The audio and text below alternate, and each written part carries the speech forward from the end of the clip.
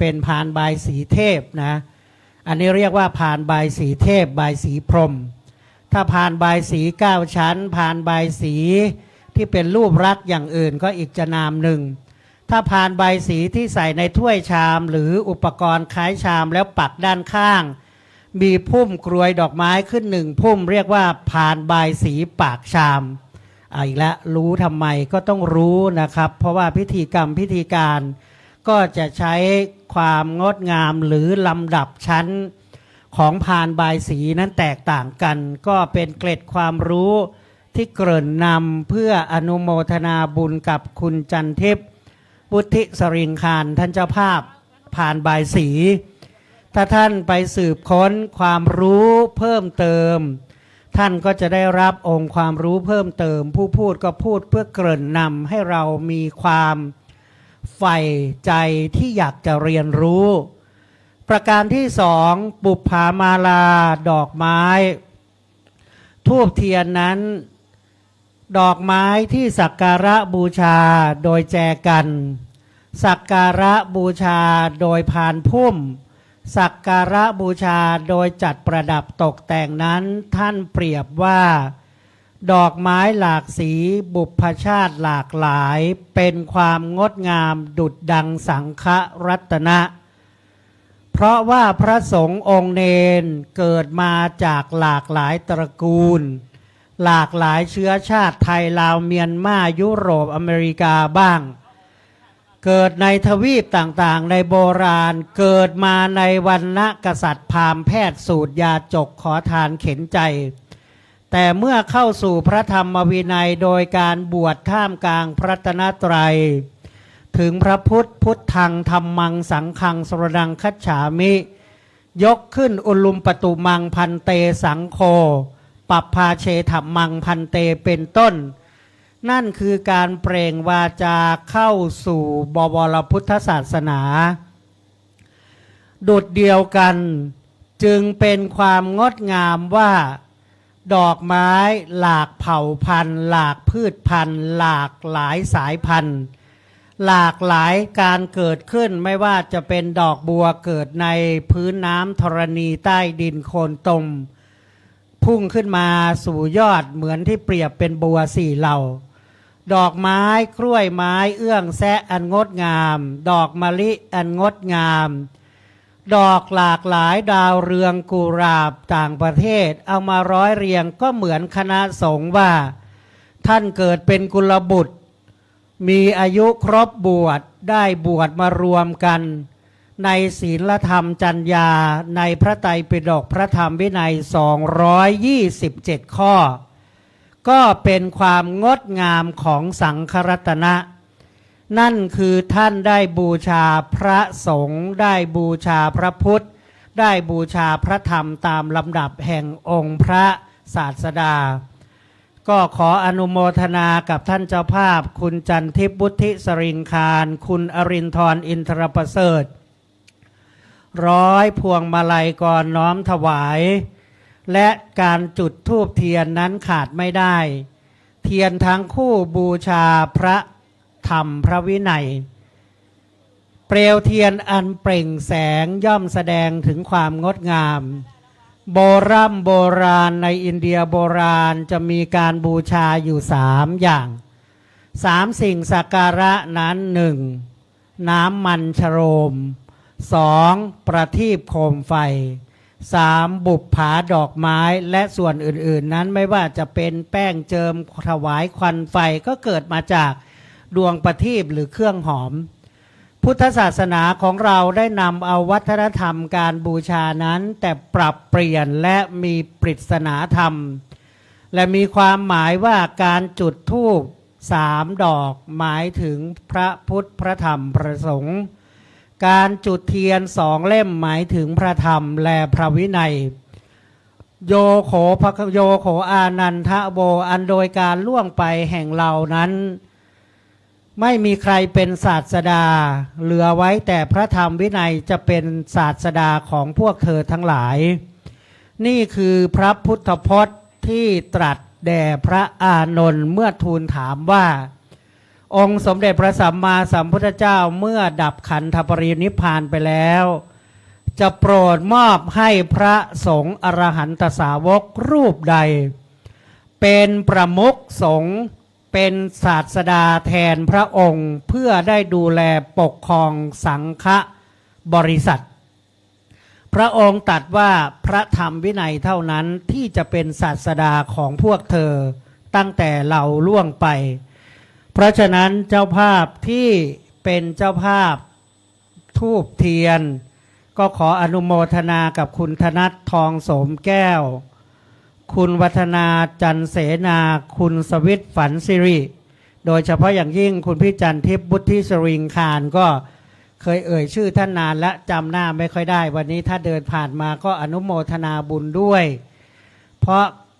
เรานั้นถึงจะปฏิบัติบูชาแต่สิ่งที่จะน้อมนำเข้าสู่การปฏิบัติก็คืออามิสบูชามีใจอันอ่อนน้อมเป็นเบื้องต้นเหมือนพระสารีบุตรนามเดิมว่าอุปติสสะบุตรของนางสารีพราหมณ์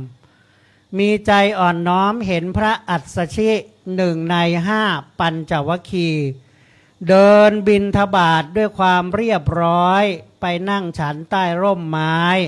ด้วยอริยบทอันสำรวมอุปติสสะมานพก็คือพระสารีบุตรอัครสาวกเบื้องขวาผู้เลิศด้วยสติปัญญาดังเปรียบได้ว่าเม็ดทรายในทะเลก็สามารถนับรู้จำนวนฝนตกกี่หาก็รู้จำนวนเม็ดฝนพระสารีบุตรนามเดิมอุปติสสะนั้นเห็นพระอัสสชิเดินสำรวมบิณฑบาตตัวเองเป็นกุลบุตรผู้ร่ำรวยเห็นอริยบทอันงดงามก็เรียกว่าแอบส่องมองเดินตามไปเรื่อยๆไม่กล้าเข้าไปถามดูเก็บสำรวมว่าท่านทำอะไรของท่านทำไมห่มผ้าแบบนี้กาสาวพัดอันเศร้าหมองเปื้อนฝุ่นอันงดงามด้วยบุคลิกลักษณะเดินด้วยอาการสำรวมบิณฑบาตรับอาหารโดยอาการสำรวมพอได้เวลาฉันส่องมองตะวันก็นั่งใต้ร่มไม้ฉันพระสารีบุตรมีใจน้อมด้วยอามิสบูชาตัวเองไม่มีอะไรก็ตั้งใจเข้าไปเห็นกำลังจะยองย่อยองหย่อนนั่งที่จะปูอาสนะนำกาน้ำนำบาตรวางพระสารีบุตรก็ไปปฏิบัติวัดถากปัดเช็ดถูใต้ร่มไม้ช่วยปูอาสนะช่วยปฏิบัตินั่นก็คือด้วยอามิสบูชาเป็นลำดับต้นก็น้อมนำมาถึงการซักถามข้อธรรมโดยทำง่ายๆก็เหมือนเราเจอคนอื่นน่ะว่าโอ้ท่านเนี่ยดูดีมากเลยอริยบทการยืนการนั่งของท่านดูงดงามหน้าตาผ่องใสก็เหมือนเราเจอใครอ่ะที่หน้าตาดีๆก็มักจะถามแล้วว่าเป็นลูกเต้าเหล่าใครอันนี้ก็เช่นเดียวกันพระสารีบุตรก็ถามพระอัสสชิหนึ่งในปัญจวัคคีย์ว่าพระคุณท่านหรือว่าดูก่อนท่านผู้เจริญเพราะสมัยก่อนเขาคงไม่เรียกว่าพระคุณท่านใช้คำทั่วไปแบบอินเดียโบราณเรียกว่าผู้มีอายุอาวุโสพันเตว่าดูก่อนท่านผู้เจริญใครเป็นศาสดาของท่านท่านบวชจำเพาะเจาะจงพระศาสดาท่านใดคำสั่งสอนของพระศาสดาท่านในพระธรรมวินัยนั้นหรือว่าในข้อศาสนาของท่านนั้นเป็นอย่างไรอันนี้เป็น3คำถามพระอัสสชิด้วยความที่ตนเองเป็นพระโสดาบันเป็นพระอรหันต์ผู้น้อยเป็น1ใน5เบญจวัคคีย์เป็นลำดับที่เท่าไหร่รู้ไหมครับโกณทัญญะพัตตาพัทยมหานามะอัสสชิเป็นน้องนุชสุดท้องใน5พี่น้องปัญจวัคคีย์ก็พูดแบบถ่อมตนว่าดูก่อนท่านเราบวชจำเพาะเจาะจงพระสมณโคดมแล้วก็ตัดหัวข้อธรรมที่อุปติสสะถามนั่นแหละว่าท่านคำสอนในศาสนาของท่านว่าอย่างไรด้วยความถ่อมตนก็บอกว่าเราบวชจำเพาะเจาะจงแด่พระศาสดานามว่าพระโคดมไม่นานนักพระองค์ตัดคำสอนไว้ว่าเยธรรมาเหตุปัปภวา เตสัญจนิโรโธเป็นต้นนะเป็นภาษาบาลีว่าสิ่งใดเกิดแต่เหตุธรรมใดเกิดแต่เหตุพระตถาคตก็คือศาสดาของเราเนี่ยตัดความดับแห่งเหตุหรือธรรมนั้นท่านอุปติสสะโดยความเป็นผู้มีปัญญาก็ได้บรรลุโสดาบันก็เรียกว่าพุ่งปิดขึ้นมาในสมองเราอะถ้าเป็นปัจจุบันเราก็จะบอกว่าอ๋อถึงบางอ้อทันทีเลยนะโสดาบันภาษาพระเรียกว่าโสตาปันนะโสตะแปลว่ากระแสปันนะเข้าถึงกระแสเข้าถึงกระแสก็คือกระแสแห่งพระนิพพานผู้ใดได้เป็นโสดาบันหนักที่สุดจะไม่กลับมาเพียง7ชั้นเท่านั้นเรียกว่าสัตตกุระสัตตขัดตุงก็คือเกิดเพียง7ครั้งก็จะบรรลุพระอรหันตผลนี่คือคำสอนของพระศาสนาเราเพราะฉะนั้นที่เกิดนำวันนี้โยคีผู้ปฏิบัติธรรมทั้งหลายคณะท่านเจ้าภาพจะได้มาร่วมกตัญญูในการครบรอบวันเกิดนะภาษาทั่วไปวันเกิดของวัดเราภาษาราชาศัพท์ก็ว่าวันคล้ายวันสถาปนาถามว่าทำไมต้องใช้ราชาศัพท์เพราะวัดนี้สร้างโดยกษัตริย์ราชวงศ์มังรายในรัชสมัยของพระเจ้ายอดเชียงรายโดยมีพระนางอัตตปาเทวีเป็นประธานดำเนินงานก่อสร้างพระนางอัตตปาเทวีเป็นอัครมเหสีในพระเจ้ายอดเชียงรายนามแห่งนี้นามว่าล่ำเปิงก็คือรำพึงรำพันถึงพระราชบิดานามว่าเท้าบุญเรืองเราจะเห็นมีวัดมีชื่อหมู่บ้านเท้าบุญเรืองเส้นหางดงนั่นก็คือนามที่ให้ปรากฏอยู่อย่างเช่นวัดศรีนวรัตน์ที่อำเภอสันป่าตองก็นึกถึงเจ้าแก้วนวรัตน์ดังนี้เป็นต้นเราวันนี้พี่น้องร่ำเปิงชาวไทยชาวต่างประเทศรับเป็นเจ้าภาพเสียสละทุนทรัพย์ปัจจัยมากบ้างน้อยบ้างนั้นก็เป็นอีกส่วนหนึ่งการทำบุญปุญญานิปละโลกัสสมิงปฏิฐานโหติปานินังอันนี้เรียกว่าบุญเป็นที่พึ่งในปรโลกปรโลกนี่หลวงปู่ทองท่านบอกว่าคำว่าปรโลกเนี่ยผมจำนะแต่จำเนื้อหาไม่ค่อยได้แต่จำแม่นเลยถ้าขณะจิตหนึ่งเนี่ยมันดับจิตหนึ่งเกิดหรือมันเพิ่มออกไปหรือมองไปข้างหน้าเนี่ยเรียกว่าปละแล้วก็คืออื่นจากปัจจุบันแล้วถ้าเราเริ่มทำบุญตัวนี้แล้วบอกว่าบุญกำลังเกิดขึ้นและเป็นที่พึ่งสำหรับปรโลกไม่ใช่ตายไปแล้วนะก็คือพึ่งในข้างหน้าเริ่มตั้งแต่วินาทีที่เราทำบุญสำเร็จเนี่ยเรียกว่าปุญญามัยแล้วก็จะเป็นที่พึ่งให้เราตั้งแต่วันที่เราทำไปไม่ใช่ว่ารอตายแล้วดังนี้เป็นต้นอันนั้นเป็นความเข้าใจโดยภาษาทั่วไปเพราะฉะนั้นนี่ก็เป็นอีกส่วนหนึ่งนะครับเป็นการเล่าให้ฟังไม่ได้นำองค์ความรู้มาเพื่อจะเรียกว่าให้เราได้เข้าใจอะไรมากมายเป็นการรื่นเริงบันเทิงใจของผู้ทำบุญที่จะได้บำเพ็ญบุญกุศลเนื่องในวันคล้ายวันสถาปนาปีนี้ไม่ธรรมดานะล่วงแล้ว533ปีบวกลบคูณหาร 2,568 ลบออกไป533ปีวัดเราสร้างขึ้นในพศเท่าไหร่ครับพศเท่าไหร่ลองนั่งคำนวณดูนะเมื่อกี้ก็เขียนไว้อยู่ไม่อยากจะดูปึ๊กกระตึงเพราะว่าให้เราได้จำโดยแม่นปีหน้าก็534ปีตั้งแต่มีกิจกรรมงานสถาปนาก็ได้มาช่วยวัดเป็นบางครั้งบางคราวก็จำได้วันนี้ก็ขอประกาศอนุโมทนารายนามเจ้าภาพและอีกสักครู่ตอนนี้ใกล้6:05แล้วจะได้ประกาศรายนามพระสงฆ์ทรงสมณศักดิ์ที่รับอาราธนานิมนต์เสร็จแล้วในส่วนของการเวรตาลรายนามผู้สร้างผู้สถาปนาผู้ดับธาตุขันธ์ไป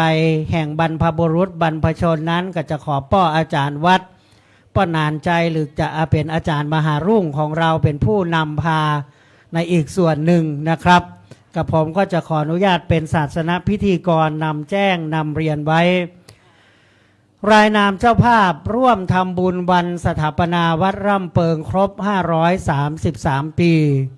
มีพระเดชพระคุณหลวงพ่อพระเทพประยัติอดีตเจ้าคณะจังหวัดเชียงใหม่วัดเจ็ดยอดพระรามหลวงนะครับท่านร่วมทำบุญมา 3,000 บาทเป็นกัปปิยพันธ์ถวายพระสงฆ์หลวงพ่อเจ้าคุณเจ้าอาวาสของเราหลวงพ่อเจ้าคุณภาวนาของเรา 30,000 บาทคุณมาลินีวราหกิจมหารัตนอุบาสิกาผู้สำคัญทุกงานบุญของวัดปีนี้ร่วมทำบุญงานสถาปนาวัดเรา 100,000 บาทคุณร้อยตรีนรงค์คุณสายพินณบางช้างพร้อมคณะผู้ปฏิบัติธรรมสวนอโนไทย 44,633 บาทคุณจันทิพย์บุธิสริงคารเนี่ยเจ้าภาพผ่านใบสีเครื่องสักการะ 32,000 บาทและขออนุญาตแก้ไขนะครับคุณสวัสดิ์กลั่นสิริเนาะใครไปเขียนมานี่คุณสวิทย์ฝันสิริคนละเรื่องเลยอ่ะโคศกก็อ่านตามที่เพื่อนขึ้นมาเนอะโคศกไปดัดแปลงบ่ได้บ่มียานไปรับซื้อรับทราบมงคลละนามนะเขียนมาจะได้ก็เอาจะอันละอนุโมทนาบุญด้วยนะครับคุณแพรคุณชโยคุณพัชระคุณนิชาภาคุณกฤตตินคุณสวภาคแก้วกิตยานุกูลคุณแพรท่านมาแล้วนะครับ 55,000 บาทคุณสุรดาคุณปุรดาคุณปุชยาภรวนาโนนอันนี้แจ้งความประสงค์เป็นเจ้าภาพห้างจำกัดเอกสยามเมชชินเนอรี่ 20,000 บาทคณะกลุ่มอุโบสถศีล 11,100 บาทคุณระวิวัฒน์ปิยธนสิริกุลคุณวีรินพิมลธรรมสิริ 10,000 บาทคุณธนัททองโสมแก้ว 7,500 บาทพันตำรวจเอกศิรภพคุณพัชนีพุ่มเฉลิมพร้อมครอบครัว 5,000 บาทคุณวัฒนาจันเสนา 5,000 บาทคุณวันนีราชดี 5,000 บาทคุณพรณีพวกอิ่ม 5,000 บาทคุณธัญรัตน์ทวัชมงคลศักดิ์ 5,000 บาทคุณนิตยาสอนรำ 5,000 บาทคุณสุชาติคุณนิธิวันชื่นพักดี 5,000 บาทคุณวราพรพงสุทธิรักษ์ 5,000 บาทคุณพีรพลสมบัติ 5,000 บาทบ้านอัครมณีบ้านบุญประเสริฐ 2,000 บาทคุณแม่ชีต่อมแก้วกาญจนะนะครับรัตนแม่ชีของเรานะครับทุกครั้งนะครับร่วมอนุโมทนาบุญนะครับเป็นจำนวนกัปปิยพันธ์ 2,000 บาทคุณสุมารีรังสิโรจน์ 2,000 บาทคณะเจ้าหน้าที่สำนักงานสารธรรม 2,000 บาทคุณประภากรปรนสิริ 1,500 บาท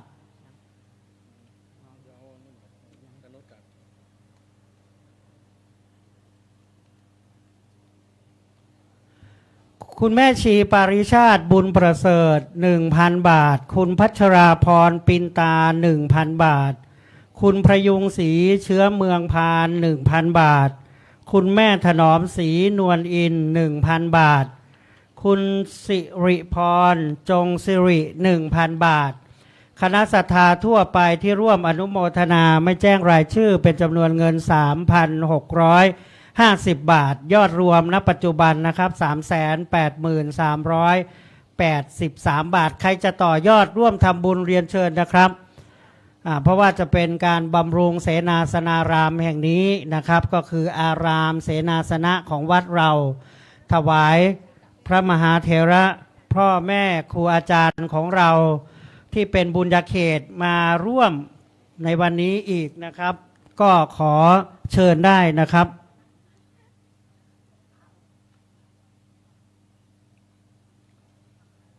ตอนนี้ 18:15 นาทีโดยประมาณขออนุญาตเรียนเชิญคณะผู้ปฏิบัติธรรมเพื่อรอถวายการต้อนรับขอกราบขอบพระคุณคณะที่ดูแลน้ำดื่มน้ำฉันน้ำปานะที่รอถวายพระมหาเถระ วันนี้มีพระเดชพระคุณหลวงพ่อพระเทพมังคลาจารย์วัดท่าตอนพระรามหลวงเจ้าคณะจังหวัดเชียงใหม่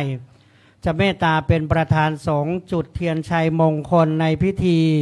พุทธาภิเษกมังคลาภิเษกก็คือพิธีสมโภชอารามของเราใช้คำว่าสวดมนต์ตานมังคลาภิเษกนั้นเพื่อความมั่นคงสถาพรเหมือนเราทุกคนเวลาถึงวันเกิดวันคล้ายวันเกิดก็ทำบุญอายุวัฒนมงคลทำบุญวันคล้ายวันเกิดเพื่อให้เกิดความมั่นคงสวัสดิมงคลเป็นลำดับไปให้เกิดความเจริญรุ่งเรืองให้เป็นร่มเงาแก่ลูกๆหลานๆวัดล่ำเปิงของเราเมื่อครบวันเกิดของวัดเราก็ทำบุญเพื่อให้เกิดความเจริญมั่นคงรุ่งเรืองให้เป็นร่มโพร่มเงาให้เป็นที่พึ่งอาศัยของผู้ปฏิบัติธรรมทั้งฝ่ายประสงค์องค์สามเณรทั้งคณะศรัทธาโยคีแม่ชีผู้ปฏิบัติธรรมอันนี้ก็เป็นอีกส่วนหนึ่งเพราะฉะนั้นวันนี้ทุกท่านอาจจะไม่ได้จุดธูปเทียนทั้งหมดแต่ท่านใดจะจุดเทียนผางประทีปบูชาจำนวน 2,000 กว่าดวงนั้นก็มีนะครับแต่ว่าในส่วนของเทียนเล่มที่อยู่ด้านหน้าพระธาตุเจดีย์และล้อมรอบพระธาตุเจดีย์นี้ก็จะเป็นอีกส่วนหนึ่งที่จะขอเรียนเชิญผู้แทนและขอกราบอาราธนาผู้แทนคณะสงฆ์มีหลวงพ่อเจ้าอาวาสเป็นต้นนะครับคำว่าเจ้าอาวาสนี่สำคัญนะเพราะว่าเป็นผู้นำของวัดเป็นผู้บริหารปกครองดูแลโดยเฉพาะพระเดชพระคุณหลวงพ่อทั้งบริหารกายบริหารใจบริหารจิตใจบริหารศรัทธาญาติโยมครับว่าบริหารนี้เป็นภาษาราชการแต่ว่าโดยปกตินั่นก็คือโดยพระเดชพระคุณที่หลวงพ่อได้ให้การอบรมสั่งสอนลูกศิษย์โดยเฉพาะผู้มีปัญหาในด้านการประพฤติปฏิบัติผู้ต้องการหลักธรรมที่ถูกต้องผู้ที่ต้องการพระศาสนาเป็นที่พึ่งทางใจผู้ที่เข้าวัดเข้าจริงๆบางคนเข้าวัดเนี่ยเข้ามาอะไรเข้ามาวัดเพื่อวัดจิตใจตัวเองว่าเรายกระดับจากคนคำว่าคนคือรักคนให้มั่วทั่วให้ถึงมีทั้งรักโลภโกรธหลงนั้นคลึงกันไปคำว่าเคล้าคลึงกันไปนั้นมันเป็นโลกธรรมมันอยู่ด้วยกันแต่เมื่อเราเข้าวัดแล้วเรามาปฏิบัติเราต้องยกใจให้สูงมนะบวกอุสยะแปลว่ามนุษย์ให้มีใจสูงเหมือนหนึ่งยูงมีดีที่แววหางเพราะฉะนั้นเราเปลี่ยนจากคนเป็นมนุษย์แต่บางคนเข้าวัดนี่คือเข้ามาอะไรรู้ไหมเข้ามาวัดวาลาศอกเข้ามาทะเลาะกันบ่แม่นนะเพิ่นสอนบ่ถูกมีเนอะไปฟ้องที่สำนักพุทธตัวเจ้าเพิ่นสอนบ่ถูกเนี่ยมาฟ้องสำนักพุทธจะไปฮู้ได้ไหนเนาะอันนี้ก็อู้ฮือฟังอ่ะเขาเรียกว่ามาเพื่อวัดวาวัดมือกันไอ้เนี่ยไม่ถูกนะต้องมาเพื่อละนะมาเพื่อละโลภโกรธหลงนะครับก็ขออนุญาตดังนี้เพื่อรอถวายการต้อนรับพระมหาเถระซึ่งตอนนี้แดดล่มลมตกนะเราไม่ต้องห่วงกังวลเนี่ยเราเนี่ยมีเรียกว่ามีความงดงามแล้วเพราะว่าแผ่นดินไหวเราก็ไม่โดนเจดีย์เราก็ไม่เป็นไรพม่าเนี่ยเราไปดูภาพข่าวนะถล่มทลายเลยมีผู้เสียชีวิตมากมายเจดีย์ที่สร้างใหม่เนี่ยเขาบอกอันนี้นำมาเล่าสู่กันฟังใครเคยไปเที่ยวประเทศพม่าวัดเราก็อาจจะมีพระเจดีย์อินแขวนนี่แขวนอยู่ตรงไม้หินเหลี่ยมๆนิดเดียวอ่ะยอดฉัตรเจดีย์หวั่นพึ่งแต่ไม่หล่นอ่ะแต่เจดีย์ใหญ่เบิ่มล่ะพรุ่มแปลกนะเนี่ยแหละเขาเรียกว่ามีเทวาอารักษ์เพราะฉะนั้นสิ่งเหล่านี้มีอยู่จริงนะบางทีของที่สร้างใหม่ไม่ใช่ว่าอิฐหินปูนไม่ดีแต่เทวาอารักษ์ท่านไม่เอาด้วยแต่ของเก่าโบราณอาจจะมีพระบรมสารีริกธาตุมีสิ่งศักดิ์สิทธิ์อยู่จริงเนี่ยเทวาอารักษ์ท่านก็ปกปักรักษานะจากหนักจะเป็นเบาจากเบาจะไม่มีเหตุกระทบเลยพระเจดีย์อินแขวนที่พม่าใครเคยไปนี่แขวนอยู่ตรงไม้หินก้อนเบลเลอร์อยู่ไหลดอยไม่ล้มอ่ะยอดฉัตรหวั่นไหวอย่างเดียวนะจริงๆน่าจะกลิ้งกลุกลงแล้วก็ไม่กลิ้งเนี่ยเรียกว่าเทวาอารักษ์อันนี้พูดแบบภาษาให้เข้าใจง่ายนะครับเพราะฉะนั้นเจดีย์วัดเราเหมือนกันไม่มีรอยกระทบกระเทือน นะครับทั้งที่เพิ่งเกิดในช่วงมรสุมฝนตกในช่วงนั้นก็มีรอยที่ชื้นนิดหนึ่งนะครับก็นำเรียนตอนนี้ขอกราบเรียนนะครับก็คงจะมีศรัทธาญาติโยมที่ร่วมทำบุญดังที่ได้ประกาศมงคลนามเจ้าภาพไปแล้วบางท่านอาจจะเดินทางไม่ได้บางท่านอยู่กรุงเทพมหานครแต่ก็ได้สมัยนี้ดีเนาะทำบุญผ่าน QR Code ออนไลน์มาส่งสลิปภาษีก็ออกมาทันที เรียกว่าอะไรระบบ innovation อะไรสักอย่างทำบุญออนไลน์ก็แปลกนะสมัยนี้มีด้วยที่ลานครูบาเจ้าศรีวิชัยจ้างพ่อค้าแม่ค้าให้ใส่บาตรโอนตังไปแล้วพ่อค้าแม่ค้าใส่บาตรทันทีก็ไลน์สดไปให้ใส่แล้วเนออีวะโอ้เป็นไปได้เนาะสมัยนี้มันก็แปลกๆนะแต่ก็ไม่เป็นไรก็เป็นใจบุญก็คือบุญสำเร็จด้วยใจแต่จะให้ครบพร้อมทั้ง3ประการนี่เขาเรียกว่าตั้งใจดีมาแต่ต้นขณะทำก็ตั้งใจเมื่อทำแล้วก็ไม่เสียดายระลึกถึงบุญของเราก็เรียกว่ามีความอิ่มใจอยู่เมื่อนั้นเนี่ยต้องทำให้ครบทั้ง3วาระโอกาสก็เป็นอีกส่วนหนึ่งนะครับในยุคสมัยที่มันเปลี่ยนไปจะขออนุญาตประชาสัมพันธ์เพื่อฝ่ายคณะสงฆ์นะครับว่ารายนามพระมหาเถระที่รับอาราธนานิมนต์เป็นบุญญาเขตในวันนี้ประกอบไปด้วยพระเดชพระคุณหลวงพ่อพระเทพปริยัติวัด7 ยอดพระรามหลวงหลวงพ่ออายุวัฒนมงคล83 ปีนะครับหลวงพ่อพระเทพมังคลาจารย์ประธานสงฆ์ในวันนี้ที่จะจุดเทียนชัยเป็นหลวงพ่อเจ้าคณะจังหวัดมาจากวัดท่าตอนอำเภอแม่อายจังหวัดเชียงใหม่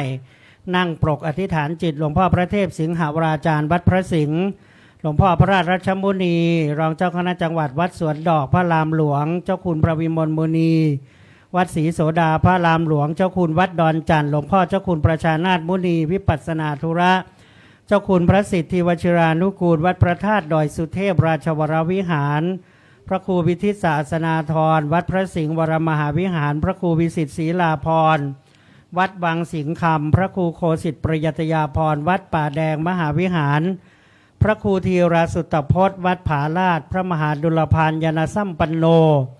วัดแสนฝางอำเภอเมืองเชียงใหม่พระครูประหลัดพระประหลัดจตุพรวชิระยาโนวัดสวนดอกพระรามหลวงพระครูสุมงคลรัตน์วัดบวกคกหลวงนะครับหลวงพ่อพระครูสุมงคลรัตน์เนี่ยอายุวัฒนมงคลเยอะมากเลยนะครับพระอธิการฐานันเขมปัญโยวัดศรีบัวเงินพระการวิบูลย์อธิปัญโยวัดหนองบวกส้มพระประหลัดมนตรีติสโรวัดมิ่งมงคลสันทรายพระครูประหลัดอานนท์อภิชาโนวัดหนองปากคลั่งพระสมุกฤษดาประภัสโรวัดบวกครกน้อยพระอธิการพิกุลสุขิตโตวัดต้นตาลโตนพระครูศรีวุฒิคุณวัดท่าใหม่อิพระครูประหลัดนันทวัฒน์วัดป่าแดดพระครูประหลัดวิเชียรวชิรปัญโยวัดวังสิงห์คำพระอธิการวุฒิพงศ์วุฒิยาโนวัดดอนชัยพระครูธรรมธรบพิตรวัดเทพนิมิตรพระครูอดุลศิลกิจวัดธาตุคำพระครูสุทธิจิตตาภิรัตน์วัดหมื่นสารพระครูวรธรรมปาโมทวัดนันทารามพระครูพิทักษ์สุทธิคุณวัดศรีสุพรรณพระครูปลัดอรุณธรรมโมวัดพวกเปียพระครูวิมลรัตนวัดวัดพวกช้างพระมหาฉลวยอรุโนวัดเมืองมางพระครูปลัดประสิทธิ์รัตนเมธีวัดศรีปิงเมืองพระบดีกาชัชวานรยเมธีวัดดาวดึงพระครูปลัดธินวัดยานสิทธิวาทีวัดยางกวงพระครูประภาสสารคุณวัดท่าทุ่มจากอำเภอสันทรายพระอาจารย์ไกรวิทย์ธรรมราโทวัดท่าทุ่มสันทรายพระครูสมุบุญเลิศชยวังโสวัดอุโมงค์สวนพุทธธรรมพระอธิการปรีชาภูริยาโนวัดช่างทองพระอธิการทีรวิทย์ปัญญาวัฒโกวัดหลวงจากอำเภอปงจังหวัดพะเยาพระอธิการอธิวัตรรัตนวันโนวัดธาราทิพย์ชัยประดิษฐ์แม่แตงพระครูประหลัดบุญลือธรรมโชโตวัดป่าแงะอำเภอสันกำแพงพระสมุอำนวยศิลศิลสังวโรวรธรรมสถานแม่แฝกสันทรายพระอาจารย์อัธวัฒน์อภินันโทสำนักปฏิบัติธรรมบ้านแม่หลอดอำเภอแม่แตงพ ระอาจารย์หัสยงหัตถจิตโตสำนักปฏิบัติธรรมเลิศคำเถินบุรีอำเภอเถินจังหวัดลำปางพระอาจารย์ประกิตฐานิสโรสำนักปฏิบัติธรรมหนองแท่นเจ้าเกาะคาลำปางนะครับแล้วก็มีพระมหาเถระเป็นพระอนุจรอีกรวมแล้วทั้งหมด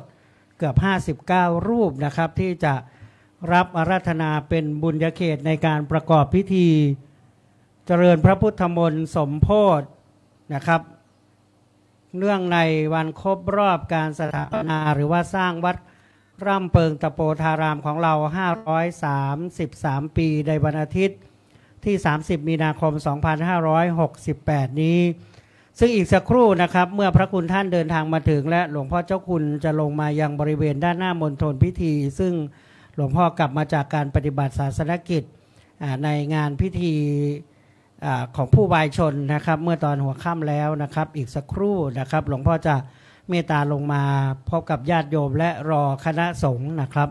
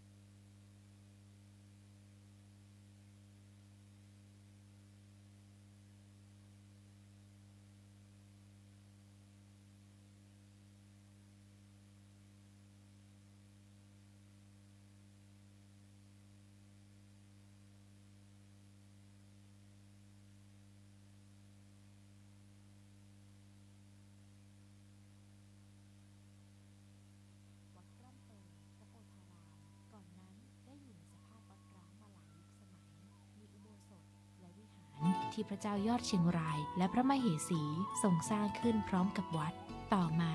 ได้ชำรุดทรุดโทรมแตกปรักหักพังจนสภาพต่างๆแทบไม่หลงเหลืออยู่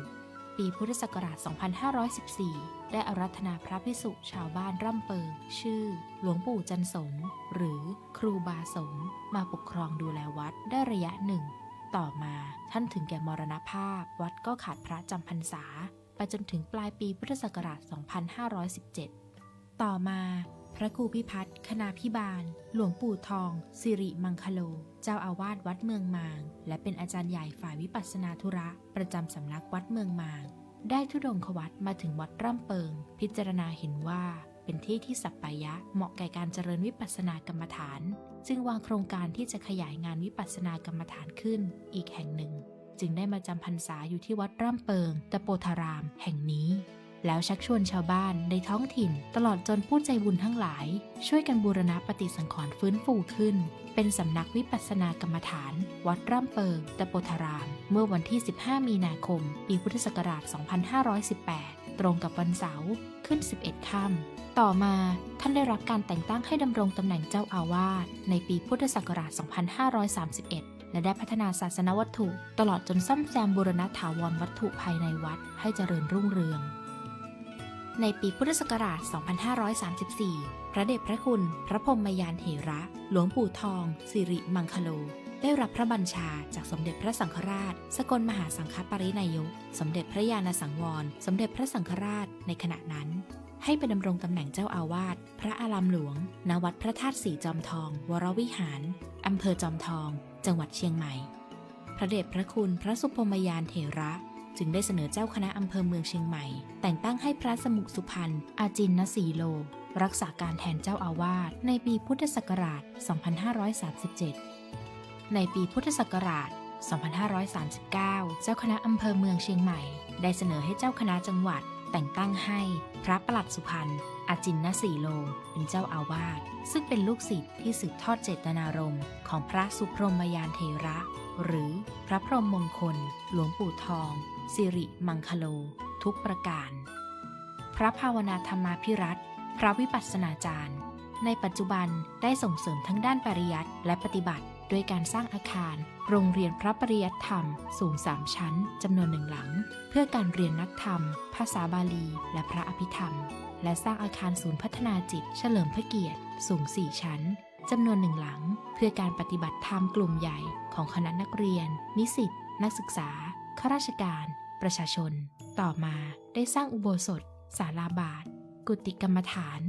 อาคารที่พักพระภิกษุสามเณรอยู่ประจำตลอดจนพัฒนาปรับปรุงภายในบริเวณวัดอยู่เสมอ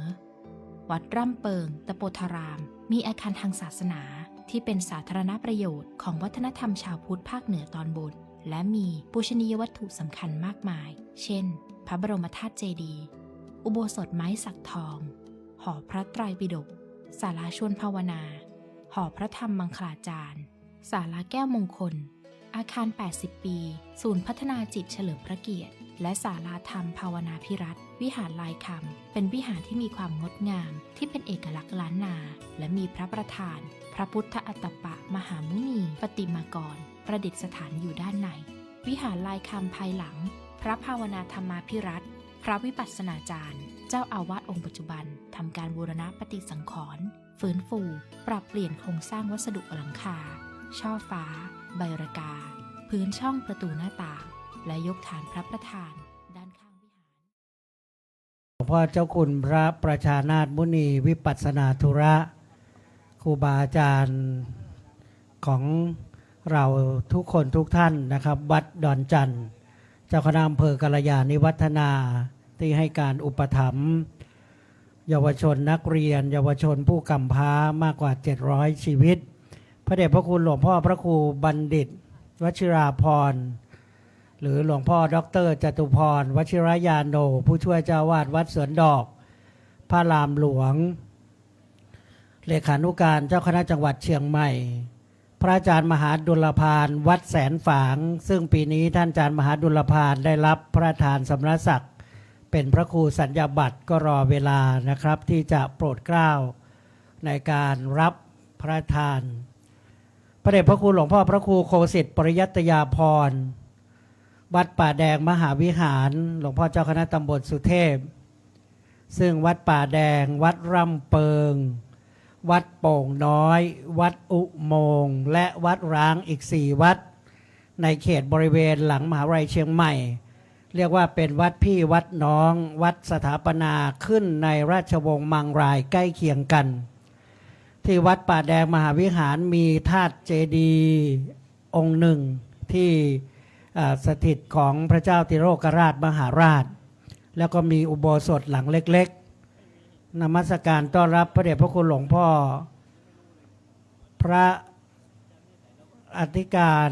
พระครูสมุวัดอุโมงค์สวนพุทธธรรมนะครับซึ่งวัดอุโมงค์ก็เป็นสำนักปฏิบัติธรรมประจำจังหวัดเชียงใหม่ถวายการต้อนรับพระเดชพระคุณท่านอาจารย์พระครูปรัตทินวัฒน์ญาณสิทธิวาทีวัดยางกวงซึ่งอาจารย์พระครูจะเป็นผู้องค์การบูชาขันธ์5โกฏาตุวัดยางกวงก็ประสบเหตุแผ่นดินไหวร้าวพระพุทธปฏิมาแล้วก็พระธาตุเจดีย์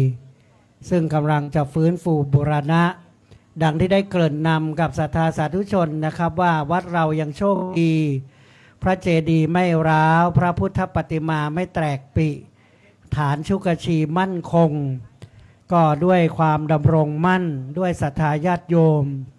แต่บางวัดก็เพิ่งทำการบูรณะและอายุก็ยาวนานก็จะมีส่วนหนึ่งของลักษณะปูนหินโบราณอันนี้ก็เป็นอีกส่วนหนึ่งจะเล่าสู่กันฟังเหมือนที่ได้กล่าวไว้พระธาตุอินแขวนเมืองเมียนมาพม่าทั้งที่อยู่โขดหินก็ไม่เป็นอะไรก็โดยกฤษดาพินิหารของเทวาอารักษ์ที่วัดร่ำเปิงของเราเช่นเดียวกันปีนี้ครบรอบ533 ปีวัดร่ำเปิงตะโพธารามของเราถ้าถือไปแล้วก็ถือว่าเป็นวัดหลวงของราชวงศ์มังรายเพราะสร้างขึ้นในรัชสมัยของพระเจ้ายอดเชียงรายเจ้าผู้ครองนพบุรีนครพิงค์เชียงใหม่ต่อจากเสด็จปู่ก็คือพระเจ้าติโลกราชมหาราชซึ่งจะมีอีกองค์หนึ่งขั้นกลางไว้ซึ่งวัดแห่งนี้ก็สร้างขึ้นถวายพระราชบิดานามว่าเจ้าเท้าบุญเรืองแล้วก็ได้มีพระราชบัญชามอบให้พระนางอัตปาเทวีเป็นผู้ดำเนินการหรือว่าเป็นประธานก่อสร้างวัดแห่งนี้จึงได้นามว่ารำเปิงคือรำพึงรำพันอุทิศหาพระราชบิดาจึงสร้างวัดเป็นทักษิณาอุทิศถวายสมเด็จพระราชบิดาของพระเจ้ายอดเชียงรายได้นามว่าตะโปธารามก็โดยเหตุ2ประการ1อาศัยนามพระนามของพระนางอัตปาเทวีอีกส่วนหนึ่งอาศัยนามตามสมัยพุทธกาลที่ว่าเป็นอารามบ่อเกิดแห่งน้ำร้อนน้ำพุร้อนที่อาบน้ำร้อนเรียกว่าบ่อน้ำร้อนอันนี้ก็โดยศัพท์ภาษาบาลีก็ในเมืองอินเดียโบราณก็จะมีลำดับของบ่อน้ำร้อนที่เรียกว่าตะโปธารามที่อยู่เยื้องเลยไปจากสวนไผ่ที่พระเจ้าพิมพิสารไปอาบก็จะมีสมณะชีพราหมณ์และคนที่อาบที่ชั้นท้ายสุดจากกษัตริย์พราหมณ์แพทย์ลงมาก็คือพวกจันทานก็จะอาบอยู่หางน้ำอันนี้ไป2 ครั้งเห็นนะสมัยนี้ก็ยังเป็นบ่อน้ำแบบนั้นอยู่ดังที่ได้กราบเรียนคณะสงฆ์นำถวายเรียนคณะสงฆ์นะครับว่าอีกสักครู่จะเริ่มพิธีวันนี้ดวงดอกไม้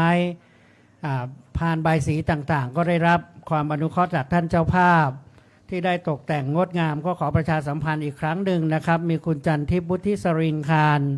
เจ้าภาพพานใบสีคุณธนัททองสมแก้วเจ้าภาพเทียนชัยห้างหุ้นส่วนจำกัดเอกสยามเมสซินเนอรี่เจ้าภาพดวงประทีปนะครับ 2,533 ดวงพระเดชพระคุณท่านอาจารย์พิเชษฐ์บอกว่าดวงประทีปเราจะจุดตอนที่ช่วงท้ายนะครับเพราะว่าถ้าจุดในช่วงที่เริ่มสวดไปด้วยก็คงจะอาจจะมีทั้งควันทั้งอะไรนะครับก็จะจุดในช่วงที่พระสงฆ์ให้พรแล้วก็จุดกันโดยจะนิมนต์พระสงฆ์ที่อาจสงฆ์ไปร่วมจุดบูชาด้วยแล้วก็จะเป็นคณะผู้ปฏิบัติธรรมนะครับหญิงชายทั้งชาวไทยชาวต่างประเทศด้วยนะครับ เพราะว่าถ้าเราจุดบูชา 2,500 กว่าดวงใน PM 2.5 ผู้ว่ามาทันทีก็ไม่รู้นะ ปีนี้ขอก่อนนะขอช่วงท้าย อันนี้พูดไม่จริงนะก็คือพูดแบบว่าให้ทำช่วงหลังนะครับเพราะว่าพระคุณท่านสวดจำนวนเป็นชั่วโมงเนี่ยถ้าควันเยอะนะลองคุณแม่ชีผู้อาวุโสไปนั่งใกล้ๆแล้วกันนะ1 ชั่วโมงนี่ควันเข้าจมูกนี่ถ้าจะลำบากนะ ยิ่งบางรูปท่านแพ้ควันนะครับก็ต้องขออภัยด้วยอาจจะจุดช่วงท้ายนะครับก็คือหลังจากให้พรเสร็จเรียบร้อยจะนิมนต์พระสงฆ์ที่อาจเรียนเชิญทุกท่านเข้าจุดแล้วหลวงพ่อเจ้าคุณก็จะนำเวียนเทียนนำบูชาดังนี้เป็นต้นนะครับเพราะฉะนั้นก็ขออนุญาตตรงนี้ไว้นะครับแล้วก็จะได้กระชับเวลาเพราะว่า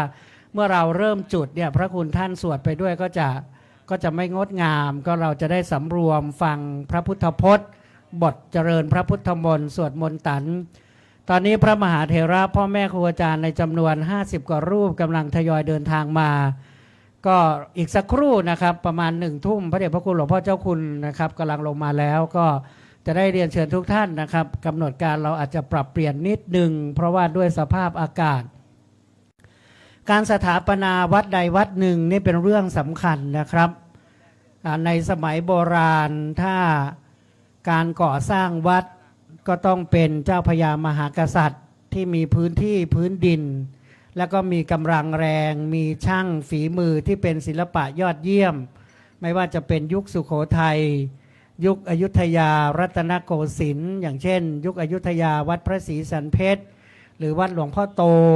ที่อยุธยาแล้วก็ที่ร้างหายไปโดนไฟไหม้ในยุคข้าศึกพม่าอย่างนี้ก็ยังมีรอยให้เห็นว่ามีความยิ่งใหญ่แต่ถ้าวัดในปัจจุบันก็จะมีท่านเจ้าภาพบริจาคที่ดิน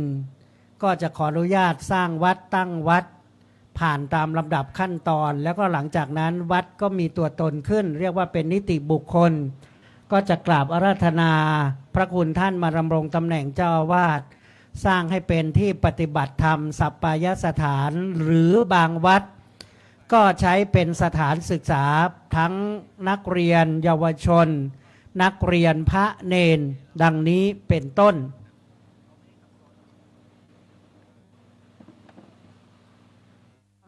บางวัดก็ใช้เป็นสำนักปฏิบัติธรรมตามเอกลักษณ์เหมือนวัดล่ำเปิงของเราก็ได้สืบต่อจากพระเดชพระคุณหลวงปู่พระพรหมมงคลรูปภาพนะครับ2 รูปภาพที่อยู่ด้านหน้าเป็นรูปของหลวงปู่ตั้งแต่ครั้งที่หลวงปู่ยังดำรงสมณศักดิ์ที่พระครูพิพัฒน์คณาภิบาลเจ้าวาดวัดเมืองมางหลวงปู่เป็นเจ้าคณะอำเภอฮอดนะครับวัดเก่าๆที่เมืองฮอดเนี่ยหลวงพ่อเจ้าคุณพระศรีศิลปาจารย์ศิษย์ร่วมสำนักกับหลวงพ่อเจ้าคุณภาวนาของเราท่านอาจารย์เจ้าคุณสุพรรณของเรากำลังพัฒนาปรับปรุงหลายวัด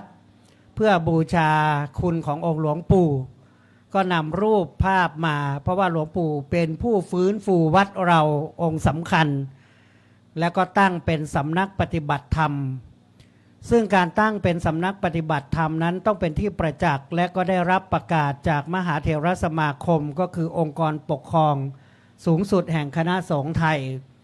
เพื่อเป็นการถวายความเคารพแก่ครูบาอาจารย์วัดพระธาตุสีจอมทองเนี่ยเป็นสำนักทีหลังเรานะหลังล่ำเปิงเพราะหลวงปู่ไปดำรงตำแหน่งเจ้าวาดปี 2535 แต่ถวายหลวงปู่ว่าให้เป็นวัดปฏิบัติธรรมประจำจังหวัดแห่งที่1พอมานึกถึงย้อนถึงประวัติศาสตร์จริงๆแล้วต้องวัดล่ำเปิงเป็นแห่งที่1แต่เพื่อหลวงปู่ประครองตำแหน่งเจ้าวาดที่วัดพระธาตุสีจอมทองและมีการเผยแผ่ที่มั่นคงแข็งแรงขึ้นก็มีองค์หลวงปู่เป็นครูบาอาจารย์ที่สำคัญวัดนั้นจึงถือว่าเป็นสำนักปฏิบัติธรรมประจำจังหวัดเชียงใหม่แห่งที่1ของคณะสงฆ์ไทยและก็แห่งที่2ก็คือวัดร่ำเปิงของเราแห่งนี้ก็โดยอาศัยบารมีแห่งพระเดชพระคุณหลวงปู่ของเราในการนำพาปฏิบัติแล้วก็วันนี้ชาวร่ำเปิงทั้งเก่าและใหม่ศิษย์เก่าศิษย์ใหม่ศิษย์ปัจจุบันผู้มาอุปถัมภ์อุปถากจะได้ร่วมในการทำบุญครบรอบแห่งการตั้งวัด หรือสร้างวัดเรา533 ปี ตรงกับวันที่30 มีนาคมพุทธศักราช2568ปีหน้าก็534 ปีไปเรื่อยๆนะครับถ้าเรานึกย้อนกลับไป500 กว่าปีที่ผ่านมาบริเวณวัดแห่งนี้คงจะงดงามแบบโบราณการแบบเก่าน่าจะเป็นที่ชุมนุมแห่งผู้คนที่มาวัดมาปฏิบัติธรรมมีกษัตริย์ล้านนาในยุคนั้นมีเจ้าฟ้าเจ้านายของล้านนาในยุคนั้นมาทำบุญมีอุปถากวัดก็คือคนที่อยู่รอบวัดที่ได้รับมอบหมาย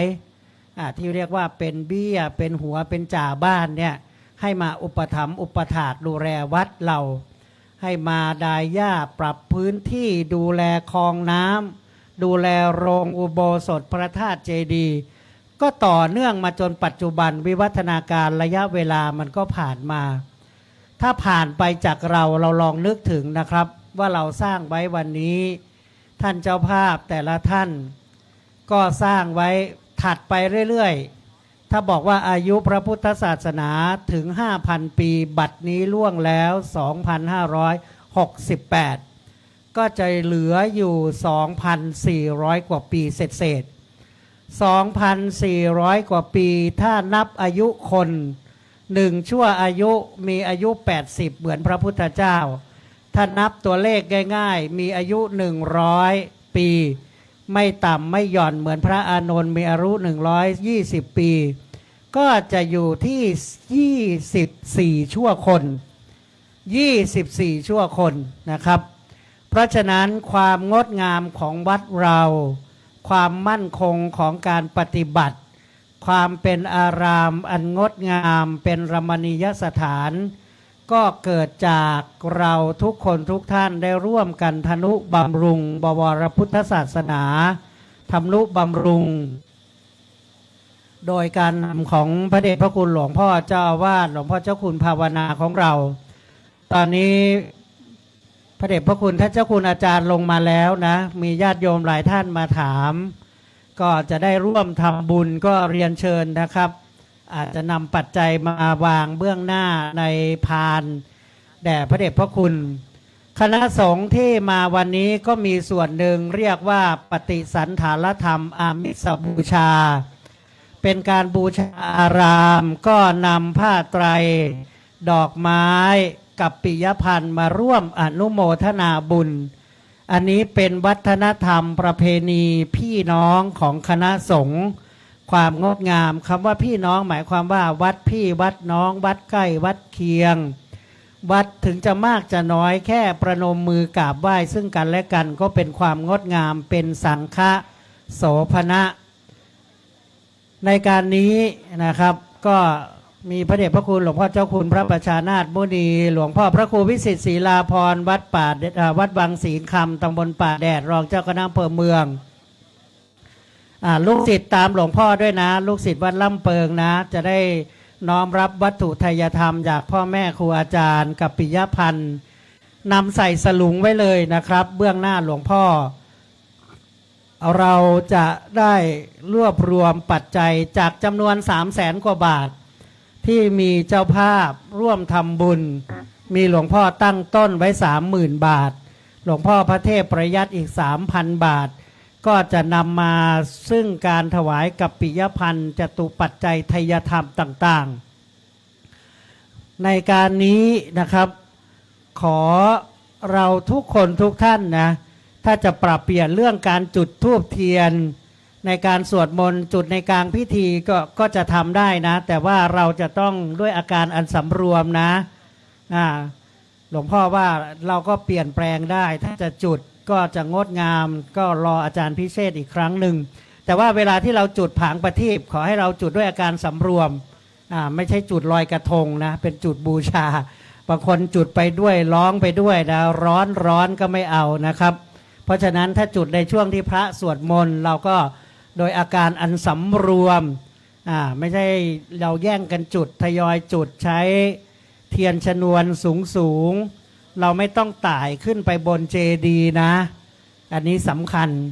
เพราะว่าขนาดฐานเจดีย์เรายังต้องลดรองเท้าลดร่มเมื่อขึ้นสู่ข้างพระธาตุเจดีย์จุดธูปเทียนเราก็ไม่ควรที่จะขึ้นไปเหยียบ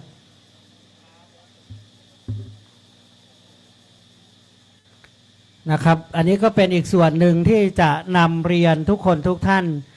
สำหรับผู้แทนชาวต่างประเทศที่จะจุดเทียนมีอยู่2ท่านนะครับเดี๋ยวจะได้ขอแม่ชีที่ดูแลสำนักต่างประเทศที่ดูแลโยคีผู้ปฏิบัติธรรมได้ประสานงานนะครับในช่วงที่ผมอ่านรายชื่อนะครับเปลี่ยนจากท่านพระอาจารย์ปรีเจเป็นอีกท่านหนึ่งแล้วนะครับก็รอท่านอาจารย์พิเชษฐ์ซึ่งท่านได้แจ้งแล้วเดี๋ยวผมจะได้อ่านรายชื่อกำหนดขั้นตอนเรารอถวายความพร้อมแด่พระมหาเถระเมื่อมาสัก 80% เราก็น่าจะเริ่มพิธีได้นะครับเพราะว่าอาจสงฆ์จะเวียนขวาไปของพระธาตุเจดีย์ในจำนวน49ลำดับที่นั่งแล้วก็จะมีสำรองไว้นะครับสำหรับพระอนุจรก็คือคณะผู้ติดตามส่วนพระคุณท่านนับตั้งแต่หลวงพ่อเจ้าอาวาสของเราก็จะนั่งที่ฝั่งเบื้องซ้ายมือเราถ้าเราหันหน้าเข้าพระธาตุเจดีย์คณะโยคีแม่ชีผู้ใหญ่คณะแม่ชีผู้ใหญ่อุบาสกบาสิกาผู้ปฏิบัติธรรมก็ฝั่งซ้ายฝั่งขวาชาวต่างประเทศจะอยู่ฝั่งขวามือดังนี้เป็นต้น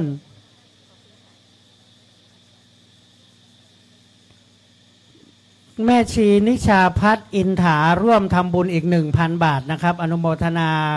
ในบุญกุศลของคุณแม่ชีนิชาพัฒน์อินถาอีกสักครู่ฝ่ายน้ำปานะเตรียมพร้อมนะครับเราจะมาถวายก่อนเริ่มพิธีเลยนะครับถ้าสวดมนต์อยู่ถวายก็คงจะไม่สะดวกเพราะว่าเดี๋ยวเป็นการรบกวนสมาธิพระคุณท่านลูกเนนช่วยดูน้ำปานะพระเดชพระคุณท่านอาจารย์พระครูวชิระธรรมสมาทานวิปัสสนาธุระนะหรือว่าท่านอาจารย์ประหลัดท่านพระครูประหลัดนันทวัฒน์อาจารย์พยุงศักดิ์เจ้าคณะตำบล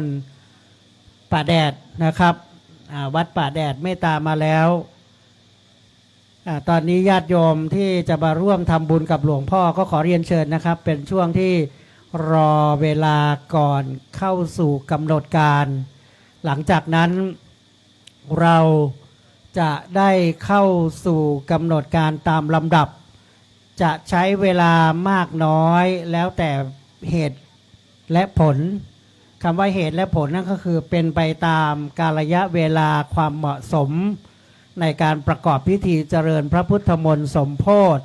หรือว่าสวดมนต์ตันนะครับในการอบรมสมโภชอารามร่ำเปิงตะโปธารามแห่งนี้ครบ533 ปี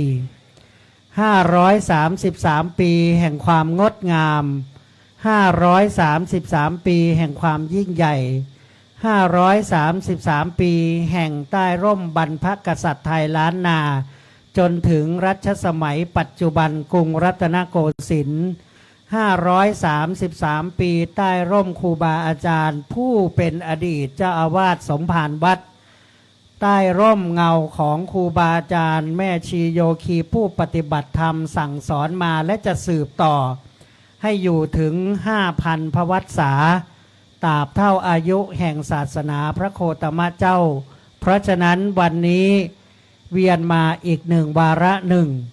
บทพุทธมนต์อันศักดิ์สิทธิ์จะเป็นการเฉลิมฉลองแทนมหรสพดนตรีจะเป็นการสมโภชอารามแทนความเคารพกตัญญูบูชาของเราผู้ได้รับอานิสงส์แห่งบรรพบุรุษบรรพการที่ได้สถาปนาวัดร่ำเปิงตะโปธารามของเราในวันนี้นะครับ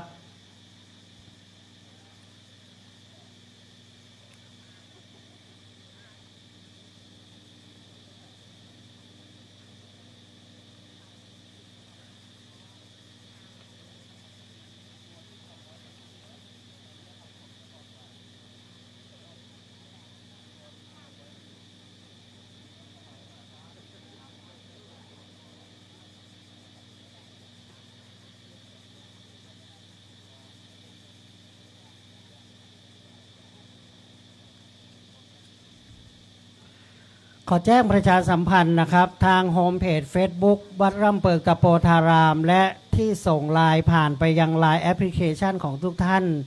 ท่านสามารถปักหมุดและกดชมไลฟ์นะครับเป็นการถ่ายทอดสดผ่านช่องทีวีออนไลน์ของวัดร่ำเปิงตะโพธารามและผ่านช่องทาง Facebook Live นะครับและในส่วนของ Facebook Live นั้นในโฮมเพจของเราจะมีรายชื่อเจ้าภาพที่อัปเดตขึ้นนอกเหนือที่กับผมได้ประชาสัมพันธ์ก่อนเริ่มงานก่อนเมื่อสักครู่นะครับก็จะมีปรากฏรายชื่อเจ้าภาพพร้อมทั้งจำนวนกัปปิยพันธ์ปัจจัยที่คณะท่านเจ้าภาพได้แจ้งไว้แล้วนะครับ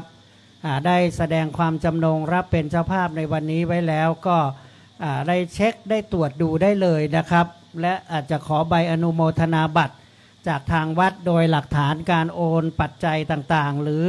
ในส่วนอื่นๆอีก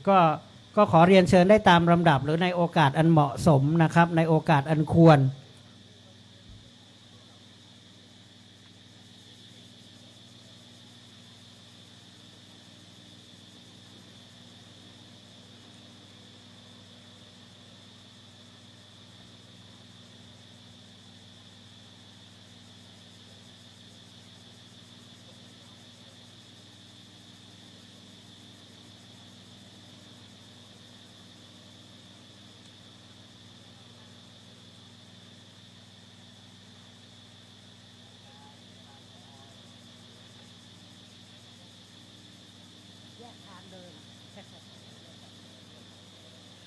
คนละหน้าที่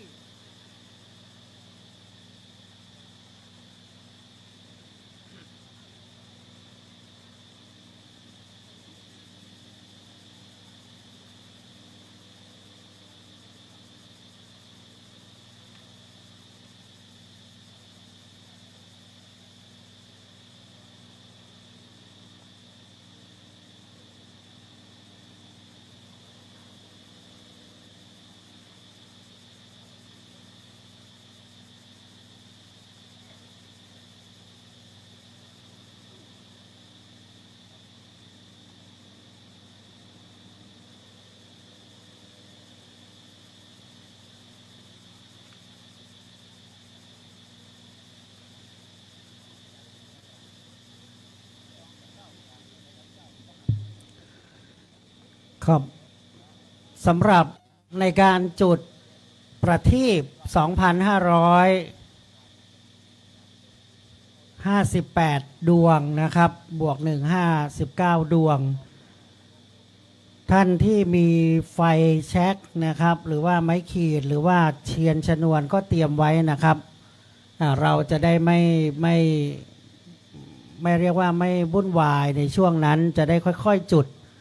ในช่วงผมอาจจะขอเรียนเชิญในช่วงที่พระคุณท่านเริ่มสวดมนต์เราจะได้จุดถวายเป็นพุทธบูชาไปเลยนะครับก็เมื่อเริ่มจุดผมก็จะได้อาราธนาพระปริตรต่อเนื่องคณะสงฆ์เจริญพระพุทธมนต์ก็จะเป็นการจุดเป็นพุทธบูชาเพราะว่าดูแล้วเก้าอี้ที่นั่งของพระคุณท่านก็วางอยู่ไกลอยู่ก็จะได้งดงามด้วยนะครับเพราะฉะนั้นไฟต่างๆเตรียมพร้อมแล้วเราก็จุดโดยอาการอันสำรวมที่อยู่ฐานชั้นบนนอกจากเทียนโสรสัญญาณทั้ง16นั้นก็จะมีผางประทีปอยู่ลำดับฐานเจดีย์ชั้นล่างแล้วก็ฐานชั้นที่2นะครับเพราะฉะนั้นก็ใช้เทียนชนวนยาวๆค่อยทยอยจุดไปเรื่อยๆให้ครบทุกดวงให้ครบทุกดวง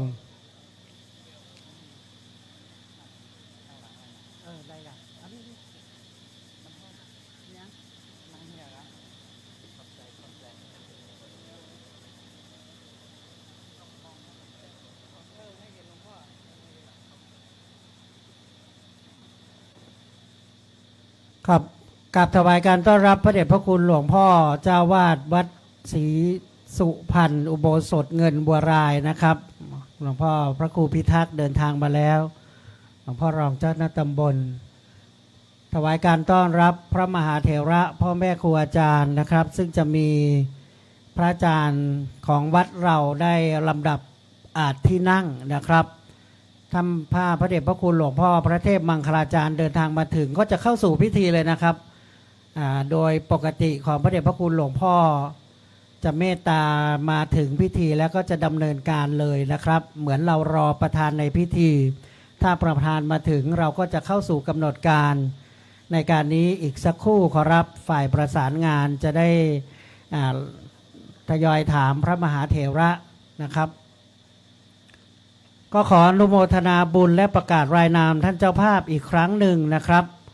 ในช่วงรอระยะเวลาโดยการนำของพระมหาเถระพระเดชพระคุณหลวงพ่อพระเทพประยัติได้ถวายกัปปิยพันธ์ 3,000 บาทเจ้าคุณพระภาวนาธรรมาภิรัตน์วิปัสสนาธุระเจ้าวาดวัดร่ำเปิงตะโปธารามแห่งนี้ 30,000 บาทคุณมาลินีวราหกิจ 100,000 บาทร้อยตีนรงค์คุณสายพินณบางช้างพร้อมคณะผู้ปฏิบัติธรรมสวนอโนไทย 44,633 บาทคุณจันทิพย์วุฒิสริงคาร 32,000 บาทคุณแพรคุณชโยคุณพัชระคุณนิชาภาคุณกฤตตินคุณสวภาคแก้วกิตยานุกูล 55,000 บาท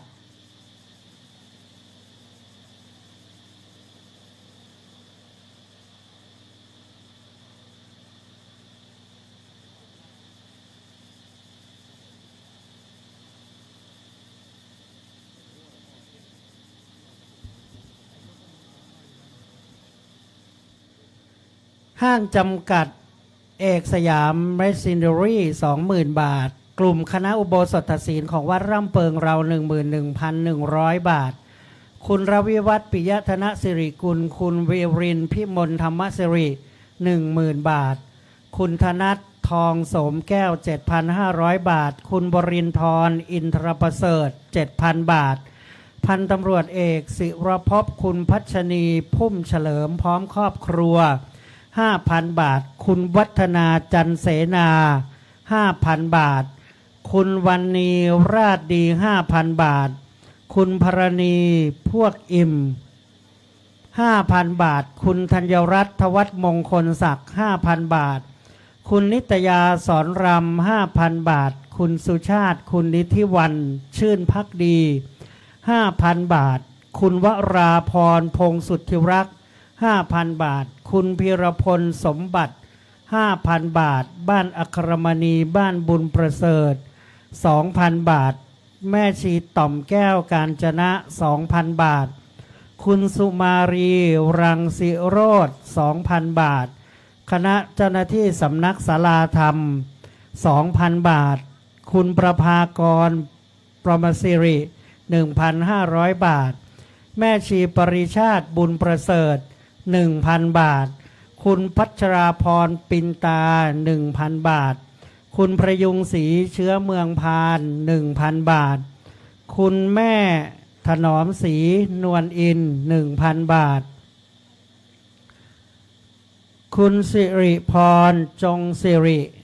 1,000 บาท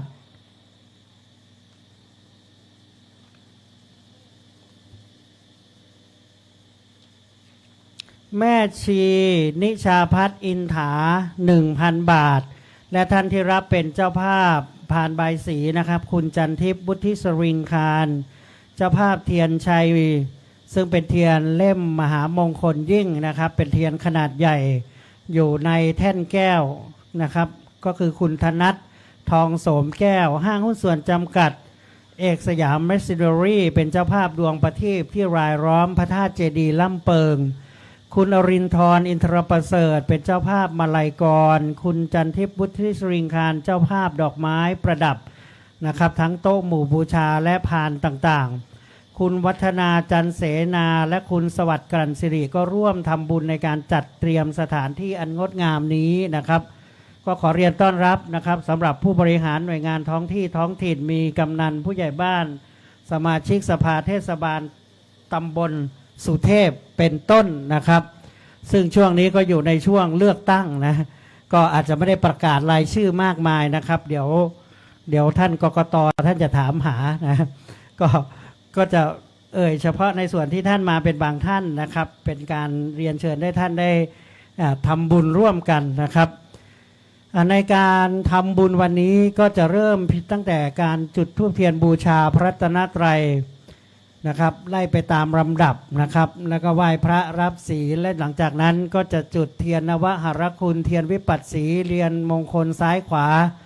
ตามลำดับแล้วค่อยจุดเทียนชัยมงคลแล้วก็นวหรคุณตามลำดับนะครับซึ่ง ในการนี้นะครับก็จะเป็นในส่วนของการประกอบพิธีที่สำคัญโดยการจุดเทียนเบื้องหน้าพระเถระนั่งอธิษฐานจิต9เล่มแล้วก็เป็นการจุดเทียนบาทน้ำพระพุทธมนต์เรียบร้อยเสร็จก็จะเข้าสู่การอาราธนาพระปริตรเจริญพระพุทธมนต์และจะได้เชิญนะครับขอฝ่ายประสานงานนะคุณพี่ของเราได้เชิญคณะผู้ปฏิบัติธรรมขึ้นจุดเทียนผางประทีปทั้งหมดในขณะที่พระคุณท่านสวดมนต์อยู่นะครับในช่วงที่อาราธนาพระปริตรเพื่อเราจะได้กระชับเวลาในส่วนนั้นแล้วก็เป็นความงดงามในการถวายเป็นพุทธบูชาด้วยนะครับตอนนี้เมื่อพระมหาเถระมาถึงแล้วนะครับคณะสามเณรจะได้น้อมถวายการต้อนรับโดยถวายประเคนน้ำปานะน้ำร้อนน้ำเย็นนะครับและขอประชาสัมพันธ์นะครับวัดเราจัดพิธีบรรพชาอุปสมบทเฉลิมพระเกียรติสมเด็จพระกนิษฐาธิราชเจ้ากรมสมเด็จพระเทพรัตนราชสุดาสยามบรมราชกุมารีในวันที่2เมษายนซึ่งเป็นวันคล้ายวันพระราชสมภพของพระองค์ท่านนะครับโดยมีตอนนี้จำนวนมากกว่า70กว่านาคแล้วนะครับจะมีพิธีปลงผมในวันที่1เมษายนเวลา 16 นาฬิกาโดยประมาณเพราะฉะนั้นนะครับขอแจ้งประชาสัมพันธ์ให้เรามาร่วมในพิธีปลงผมฟังโอวาทหรือว่าร่วมเป็นเจ้าภาพบาทจีวรสำหรับลูกเนนในโครงการเฉลิมพระเกียรติซึ่งจะเริ่มบวชในวันที่2การบรรพชาเริ่มในวันที่2 9 นาฬิกาโดยประมาณส่วนอุปสมบทก็คือบวชพระจะเป็นภาคบ่ายท่านที่จะรับเป็นเจ้าภาพข้าวต้มอาหารภัตตาหารเช้าเพลน้ำปานะหรืออุปกรณ์ต่างๆนะครับบริขารต่างๆก็แจ้งความจำนงได้ที่สำนักงานสงฆ์สำนักงานแม่ชีนะครับ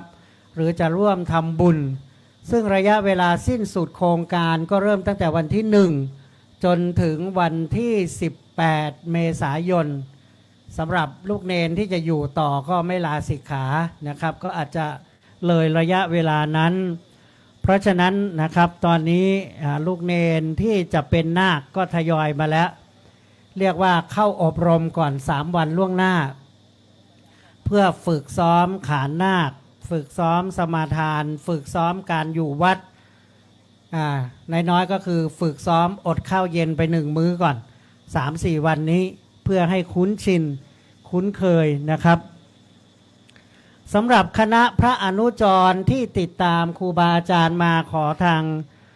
วัดเราจัดเตรียมเก้าอี้ด้านหลังหลวงพ่อเจ้าอาวาสต่อเนื่องเลยนะครับเพราะจะมีพระอนุจรติดตามครูบาอาจารย์พระมหาเถระมาด้วย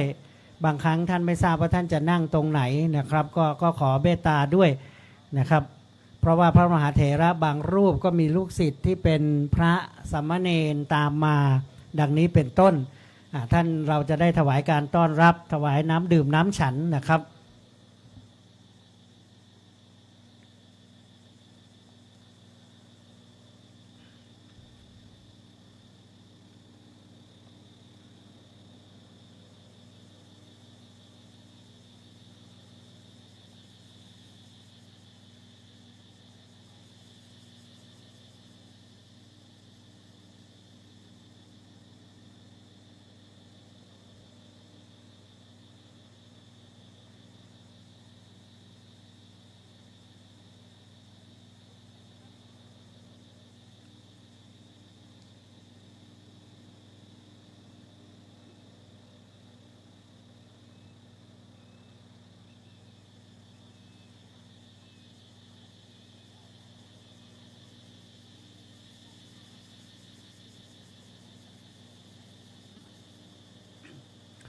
ครับท่านใดที่จะร่วมเป็นเจ้าภาพทั้ง2กิจกรรมนะครับนั่นก็คือกิจกรรมทำบุญครบรอบวันสถาปนาวัดเราวัดก่อตั้งวัดเราก็เรียนเชิญนะครับได้อย่างต่อเนื่องแล้วก็ร่วมเป็นเจ้าภาพอุปถัมภ์โครงการบรรพชาสามเณรภาคฤดูร้อนเฉลิมพระเกียรติระยะเวลาก็10กว่าวันนะครับเกือบ20กว่าวันถ้านับตั้งแต่วันเข้านาคจนถึงวันลาสิกขา18เมษายนก็21วัน22วันนะครับก็ขอเรียนเชิญได้นะครับ สำหรับท่านที่เดินทางมาแล้วก็รอเวลาสักครู่ครับอีกสักครู่คณะสงฆ์มาถึงกราบรับเมตตาพระเดชพระคุณหลวงพ่อขอรับได้ปรารภเป็นเบื้องต้นก่อนนะครับในช่วงนี้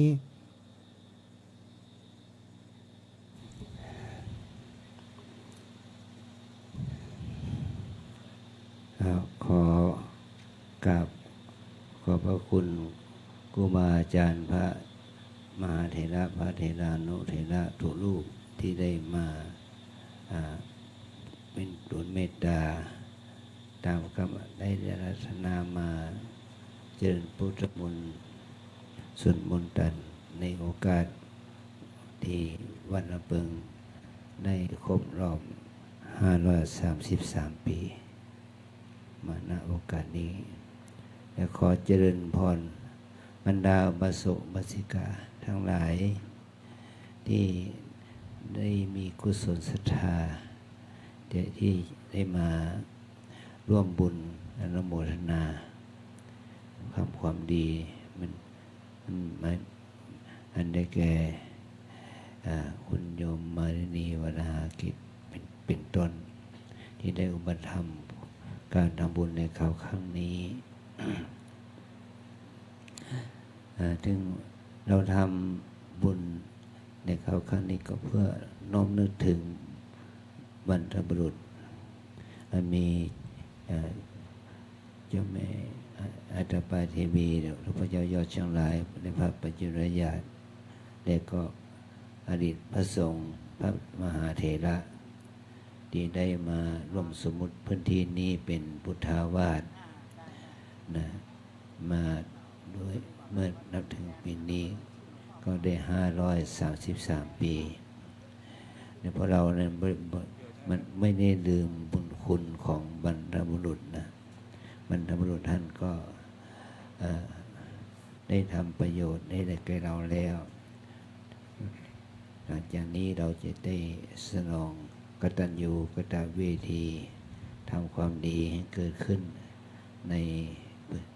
ของแก้วอารามนี้ในทนทรงทานศีลภาวนาเนี่ยวันนี้เราได้นิมนต์พระครูบาอาจารย์เราแล้วก็พระเถรานุเถระประมาณ 2-3 ตำบลเราจะนิมนต์ไปทีละ 2-3 ตำบลมาเวียนกันนะแล้วก็พระผู้ใหญ่พระเถระมาร่วมอนุโมทนาบุญด้วยแล้วก็ขออนุโมทนากับคุณจันทิพย์แล้วก็พร้อมด้วยคณะบุญดิสริงคารพร้อมด้วยคณะเนี่ยได้ถวายเป็นเจ้าภาพถวายดอกไม้แล้วก็หอมเทียนบูชาน้อยใหญ่นี่ขอให้คุณโยมขออนุโมทนาบุญด้วยแล้วก็ลูกศิษย์ลูกหาที่ทำบุญด้วยแม่คุณคณะลูกหลานของคุณพ่อพีระคุณแม่ก่อนฉัดเกี่ยวกิตติยานุกุลก็ได้ทำบุญด้วยก็ถือว่าลูกศิษย์ลูกหาทั้งหลายก็ได้นึกถึงความดีหรือบุญคุณของตนบุญคุณของบิดามารดาบุญคุณของบรรพบุรุษครูบาอาจารย์นั่นแหละเราได้ทำความดีนี้เมื่อความเรานึกถึงคุณประโยชน์ที่บรรพบุรุษได้กระทำบำเพ็ญมาแล้วนั้นให้เรานั้นได้รับอานิสงส์เราก็จะถือโอกาสนี้ได้ทำบุญไปถึงบรรพชนนั้นให้ท่านได้อนุโมทนาบุญกับเราถือว่าเป็นการทำกิจกรรมสร้างคุณค่าทางด้านให้แก่จิตใจของพวกเราทั้งหลายพวกเราทั้งหลายจะได้มีโอกาสสร้างสมบารมีธรรมเพื่อความเจริญในอริยมรรคอริยผลเป็นเบื้องหน้าก็ขออนุโมทนาครูบาอาจารย์และญาติโยมทั้งหลายให้เรานั้นได้มีเป้าหมายที่จะปฏิบัติตนทำตนให้เราก้าวหน้าไปในสมาปฏิบัติเพื่อความดับทุกข์เพื่อนิพพานเป็นที่สุดอาจารย์ก็ขออนุโมทนาบุญนี้กับพวกเราทั้งหลายที่ได้เสียสละ โดยเฉพาะคณะอุโบสถศิลป์ทำดอกไม้ทำบายสีเนี่ยเราไม่จ้องไปจ้างเขาแล้ว เพราะว่าเรามีฝีมือทำนะแล้วก็เราก็ทำเพื่อบูชาตามไม่ใช่ว่ามันงดงามถึงที่สุด แต่ก็งดงามยิ่งเพราะงามใจด้วยงามกายด้วยใจด้วยก็อาจารย์ก็ขออนุโมทนากับในกิจกรรมของพวกเรานี้นะเราทำโดยใจศรัทธาของเรา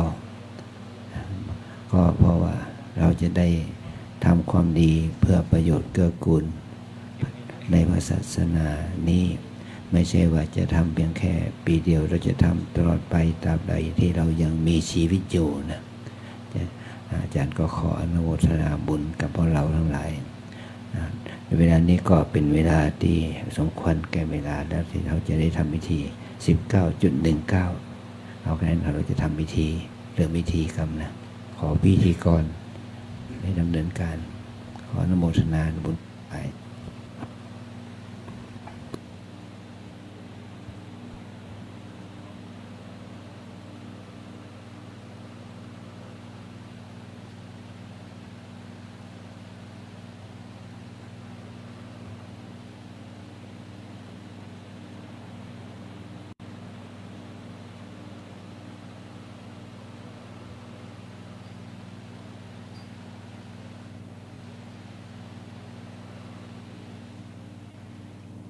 ขอบบัดนี้พระเดชพระคุณหลวงพ่อเจ้าคุณพระภาวนาธรรมาภิรัตน์วิปัสสนาได้ตั้งจิตอธิษฐานจุดธูปเทียนบูชาพระรัตนตรัยเบื้องหน้าโต๊ะหมู่บูชาพระธาตุเจดีย์ล่ำเปิงตะโปธารามแห่งนี้นะครับ เพื่อเข้าสู่กำหนดการในการประกอบพิธีเจริญพระพุทธมนต์สมโภชทำบุญครบรอบวันสถาปนาสร้างวัดล่ำเปิงปีที่533ครับในพระวิหารลายคำนะครับณเครื่องสัตพันธ์ทั้ง3ชุดเบื้องหน้าพระพุทธปฏิมาพระนามว่าหลวงพ่อตะโปขอกราบนิมนต์พระเดชพระคุณท่านอาจารย์พระครูประหลัดนพรัตน์ทิตธรรมโมท่านอาจารย์พระครูประหลัดนพพันธ์ทิตธรรมโมผู้ช่วยเจ้าวาดวัดร่ำเปิงตะโปธารามได้จุดบูชาหลวงพ่อตะโปในวิหารลายคำและที่เครื่องสัตพันธ์เบื้องซ้ายมือผู้จุดนะครับพระหัตถ์ขวาขององค์พระสัมมาขอเชิญคุณพัชระแก้วกิตติยานุกูลนะครับที่เครื่องสัตพันธ์ในวิหารลายคำคุณแพรนะครับคุณแพรแก้วกิตติยานุกูลมีทั้งคุณแพรนะครับในครอบครัวแก้วกิตติยานุกูลคุณแพรคุณพัชระคุณชโยก็ขอเชิญคุณแพรเป็นผู้แทนนะครับเครื่องสัตพันธ์ด้านหน้าพระประธานฝั่งขวามือเราพระหัตถ์ซ้ายขององค์สมเด็จพระสัมมาสัมพุทธเจ้าเรียนเชิญคุณปฏิภาณกุลสมบูรณ์ครับผู้แทนคุณมาลินีวราหกิจเป็นการจุดถวายเป็นพุทธบูชาทั้ง3ชุดสัตพันธ์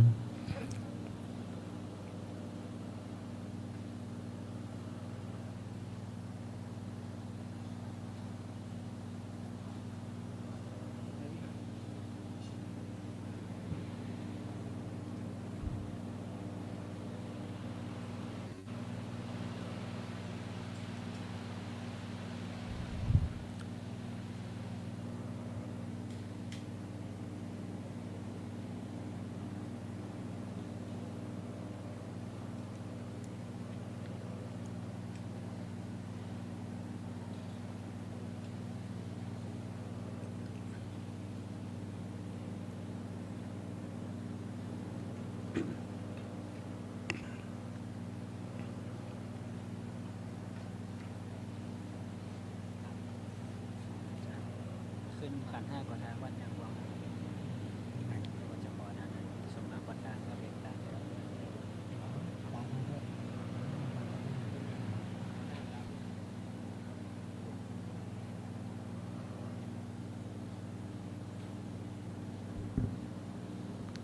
เครื่องสัตพันธ์คือเทียนทั้ง7เล่มนะครับที่ แต่งไว้ถวายเป็นพุทธบูชา ดุจเขาสัตตบริพันธ์ทั้งเจ็ดที่แวดล้อมเขาพระสุเมน ผู้จุดจะได้ตั้งจิตอธิษฐานถวายเป็นพุทธบูชาทั้งเจ็ดเล่มในแต่ละชุด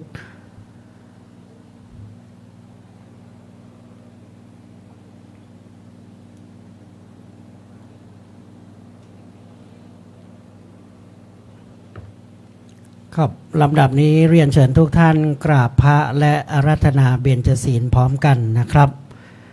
อิมินาสการเรนะพุทธังอภิปูชยามาอิมินาสการเรนะธัมมังอภิปูชยามาอิมินาสการเรนะสังฆังอภิปูชยามาอะระหังสัมมาสัมพุทโธภควาพุทธังภควันตังอภิวาเทมิสวากขาโต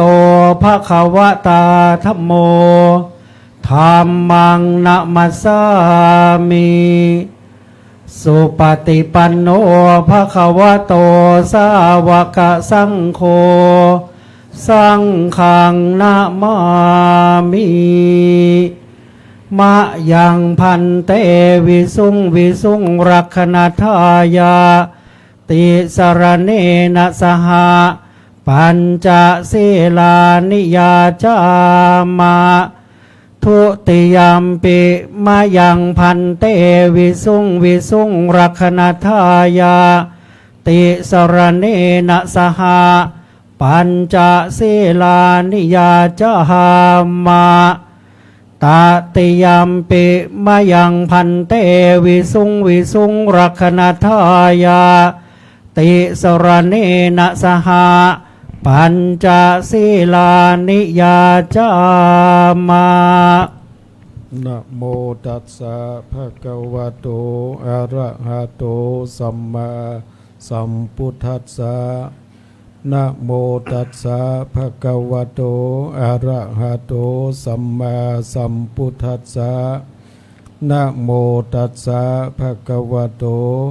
อะระหะโตสัมมาสัมพุทธัสสะ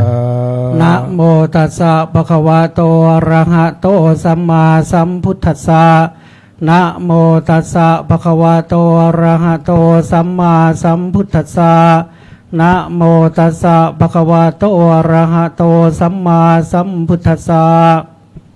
พุทธังสรณังกัจฉามิพุทธังสรณังคัจฉามิธัมมังสรณังกัจฉามิธัมมังสรณังคัจฉามิสังฆังสรณังกัจฉามิสังฆังสรณังคัจฉามิตุติยัมปิพุทธังสรณังกัจฉามิตุติยัมปิพุทธังสรณังคัจฉามิตุติยัมปิธัมมังสรณังกัจฉามิทุติยัมปิธัมมังสรณังคัจฉามิทุติยัมปิสังฆังสรณังกัจฉามิทุติยัมปิสังฆังสรณังคัจฉามิตติยัมปิพุทธังสรณังกัจฉามิตติยัมปิพุทธังสรณังคัจฉามิตติยัมปิธัมมังสรณังกัจฉามิตติยัมปิธัมมังสรณังคัจฉามิตติยัมปิสังฆังสรณังกัจฉามิตติยัมปิสังฆังสรณังคัจฉามิปานาติปาตาเวระมณีสิกขาปะทังสมาธิยามิปานาติปาตาเวรมณีสิกขาปะทังสมาธิยามิอะทินนาตานาเวระมณีสิกขาปะทังสมาธิยามิอาทินนาทานาเวรมณีสิกขาปะทังสมาธิยามิกาเมสุมิจฉาจาราเวระมณีสิกขาปะทังสมา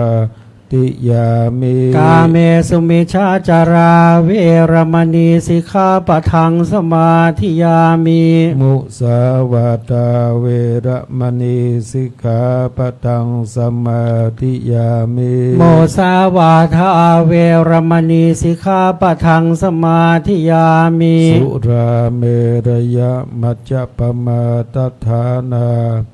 เวระมณีสิกขาปะทังสมาธิยามิ โสราเมรยามัชฌปมาทฐานาเวรมณีสิกขาปะทังสมาธิยามิ อิมานิปัญจสิกขาปทานิ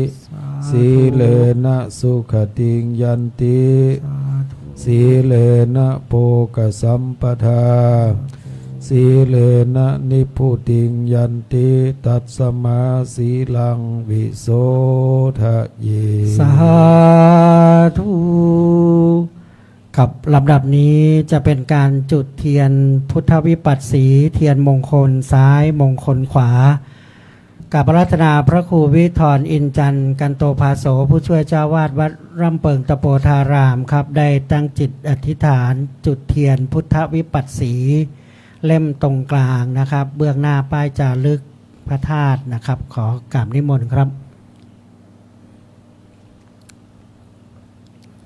ศรัทธาญาติโยมทุกท่านประนมมือตั้งจิตอธิษฐานนะครับในพิธีมงคลพุทธาภิเษกมังคลาภิเษกเทียนอันสำคัญเป็นเบื้องต้นนั่นก็คือเทียนพุทธวิปัสสี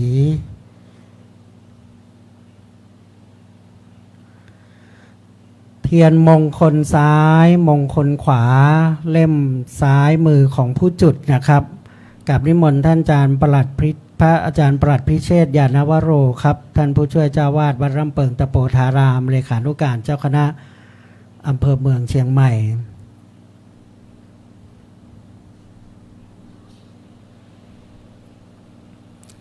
เล่มขวาครับกับนิมนต์พระอาจารย์พระสมุอำนวยศิลป์ศิลสังวโรครับผู้ช่วยเจ้าวาดวัดร่ำเปิงตะโปธาราม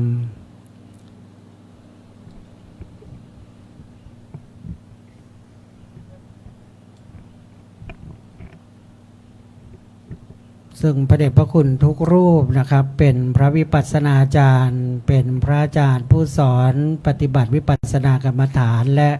เป็นผู้ช่วยสนองงานของพระเดชพระคุณในการดูแลวัดร่ำเปิงแห่งนี้ซึ่งตอนนี้ครบ533 ปีเทียนนวหรคุณหรือเทียนนวโรกุตรธรรมทั้ง9เล่มที่อยู่เบื้องหน้าโต๊ะหมู่บูชา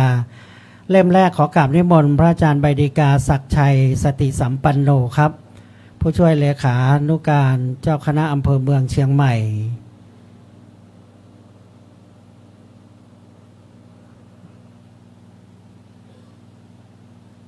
นวโลกุตระธรรม9มรรค4ผล4นิพพาน1นะครับเล่มที่2กับนิมนต์พระอาจารย์ประกิตฐานิสโรครับผู้ช่วยเลขานุการเจ้าคณะอำเภอเมืองเชียงใหม่วัดร่ำเปิงตะโปธาราม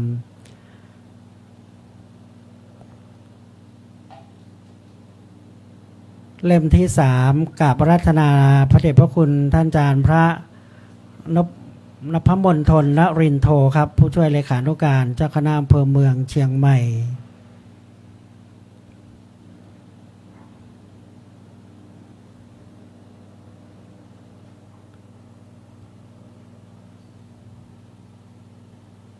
เล่มที่4กับนิมนต์พระอาจารย์อนุชิตวังสะสุวรรณโนครับผู้ช่วยเลขานุการเจ้าคณะอำเภอเมืองเชียงใหม่นะครับเล่มที่5กับนิมนต์พระอาจารย์อภิชิตทินโดภาโสผู้ช่วยเลขานุการเจ้าคณะอำเภอเมืองเชียงใหม่วัดร่ำเปิงตะโปธารามซึ่งสนองงานในกองงานเลขานุการนะครับทั้งในส่วนของสำนักงานสงฆ์และการช่วยในการดูแลอบรมคณะผู้จะบรรพชาอุปสมบทเล่มที่5ครับท่านพระอาจารย์อภิชิตเล่มที่6กับนิมนต์ท่านพระอาจารย์จิรวัตรจรธรรมโมนะครับผู้ช่วยเลขานุการเจ้าคณะอำเภอเมืองเชียงใหม่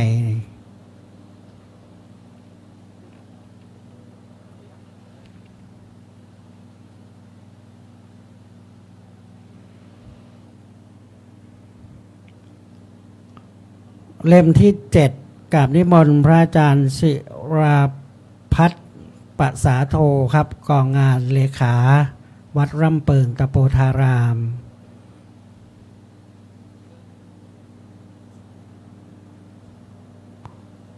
เล่มที่8กับนิมนต์พระอาจารย์สนธยาปัญญาธโร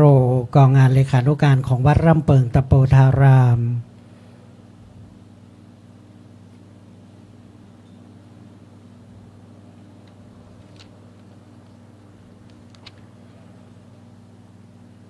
เล่มที่9กับนิมนต์ท่านพระอาจารย์สุพรชัยธรรมทินโนครับกองงานเลขานุการ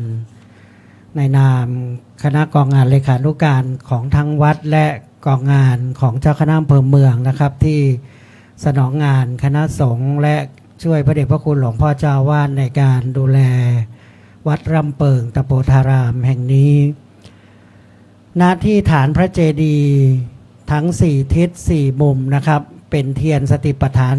4หรือเรียกว่าเทียนธาตุทั้ง4ประกอบไปด้วยดินน้ำไฟลม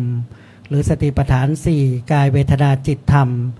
เล่มที่1กับนิมนต์พระอาจารย์มหาธีรชัยทัตตสิริปริยธรรม9ประโยคพระวิปัสสนาจารย์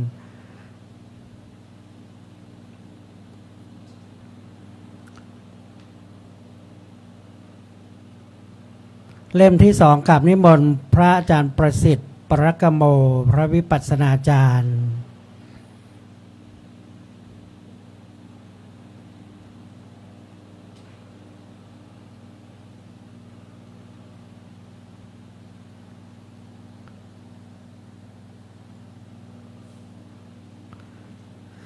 เล่มที่3นะครับดินน้ำไฟเล่มที่3เป็นตติยะแห่งธาตุนะครับร่างกายของเราประกอบด้วยธาตุ4ขันธ์5อายตนะภายนอกอายตนะภายในเล่มที่3กับนิมนต์พระอาจารย์ชริวันโนครับชาวต่างประเทศ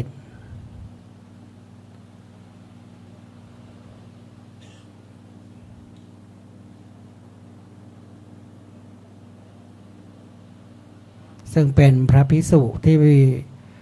เป็นผู้นำพาในแนวปฏิบัติในด้านสำนักฝึกอบรมของชาวต่างประเทศของสำนักวัดร่ำเปิงนะครับและเล่มที่4ครับกับนิมนต์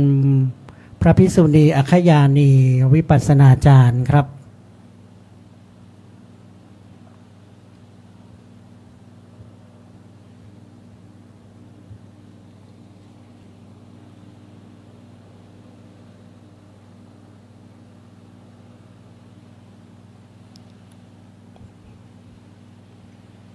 ฝั่งขวาทางท้ายเจดีย์นะครับ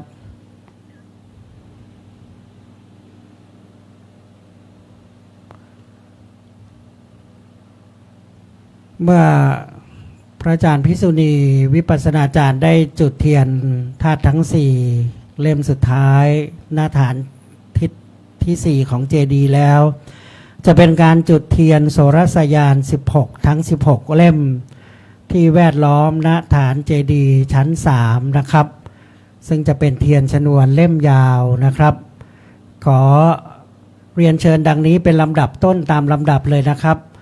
เล่มที่1ครับแม่ชีพัชรินแด่ผู้เจริญนะครับ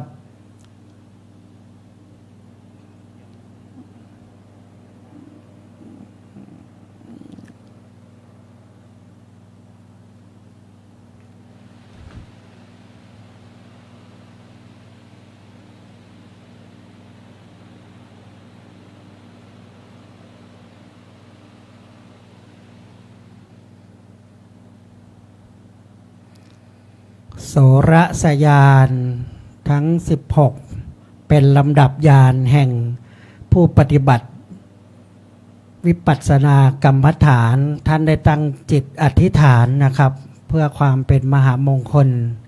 และเพื่อความเจริญแห่งสัมมาปฏิบัติตามหลักสติปัฏฐาน4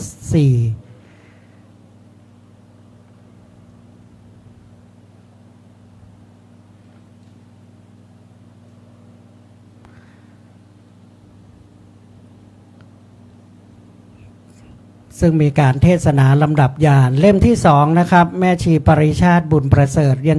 เชิญครับขอเรียนเชิญคุณแม่ชีปริชาตินะครับตามลำดับนะครับท่านจะได้ตั้งแถวมาตามลำดับเวียนไปทางฝั่งขวามือเลยนะครับเล่มที่สามแม่ชีสิริสัพพกิจจำนงครับซึ่งเป็นคณะแม่ชีผู้ใหญ่ที่ช่วยสนองงานในการอบรมโยคีชายหญิงร่วมกับพระเดชพระคุณหลวงพ่อที่ได้รับบัญชามอบหมายให้กับคณะแม่ชีนะครับเล่มที่3แม่ชีสิริสัพพกิจธรรมนงเล่มที่4แม่ชีปานิสาปิ่นประสงค์ครับเรียนเชิญครับคุณแม่ชีปานิสาปิ่นประสงค์ซ้ายขวาได้เลยนะครับเทียนชนวนอยู่ฝั่งขวาฝั่งซ้ายมีนะครับเข้าทั้งสองด้านเล่มที่5เรียนเชิญแม่ชี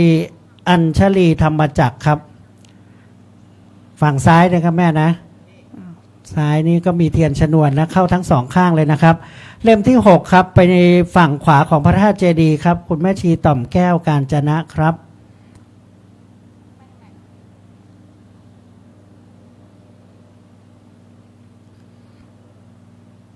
ด้านหน้าอาจสงฝั่งขวามือครับที่มีพี่วิยาวัดเราดูอยู่นะครับแม่ชีต่อมแก้วกาญจนะแม่เล่มที่7เรียนเชิญโยคีพยุงศรีเชื้อเมืองพานครับคุณแม่ชีต่อมแก้วซ้ายมือนะครับเล่มที่7โยคีพยุงศรีเชื้อเมืองพานเล่มที่8ครับเรียนเชิญโยคีนัดกนกคัชมาศโยคีคือผู้ปฏิบัติธรรมด้วยความภาคเพียรเป็นผู้เข้าสู่แนวทางการปฏิบัติเล่มที่9เรียนเชิญโยคีนาตยาจัญญาพงศ์ครับฝั่งขวาและฝั่งซ้ายตามลำดับเลยนะครับจะมีเทียนชนวนอยู่2ด้านเล่มที่10เรียนเชิญโยคีกัญญาณัฐโลเกตเสถียร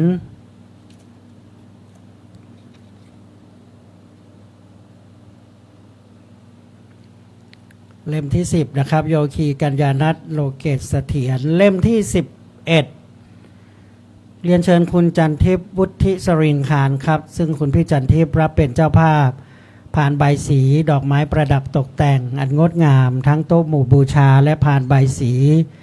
ซ้ายขวาแห่งเทียนชัยมงคลหรือเทียนมหามงคลเล่มใหญ่นะครับเล่มที่12เรียนเชิญคุณธนัททองโสมแก้วครับ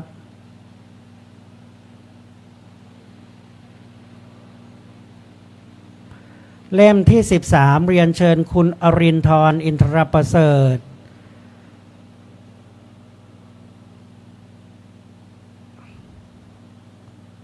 เล่มที่14เรียนเชิญคุณรสสุคน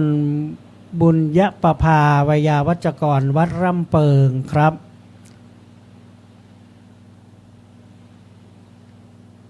เล่มที่15ด้านหลังเลยนะครับหลังพระธาตุเจดีย์แต่อยู่ด้านหน้าพระสงฆ์พิธีนะครับเล่มที่15คุณวัฒนาจันเสนาครับถ้าคุณพี่วัฒนาไม่ได้มาเชิญผู้แทนได้เลยนะครับในนามคณะของท่านและเล่มที่16นะครับ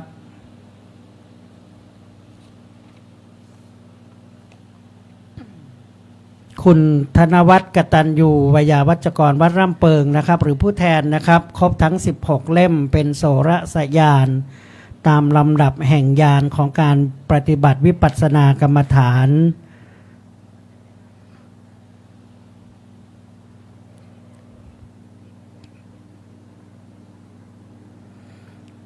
และโดยวัฒนธรรมประเพณีอันงดงามของล้านนาจะมีการจุดเทียนบูชา5โกฐาสนะครับ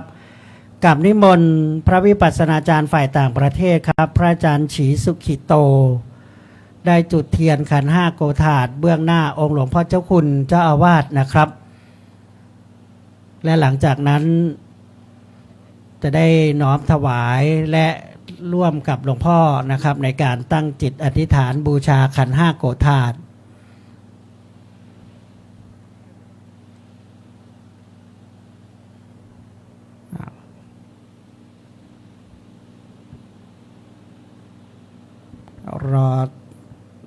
ทียนชนวนสั้นมาด้านหน้าเลยนะครับ1 ชุดครับ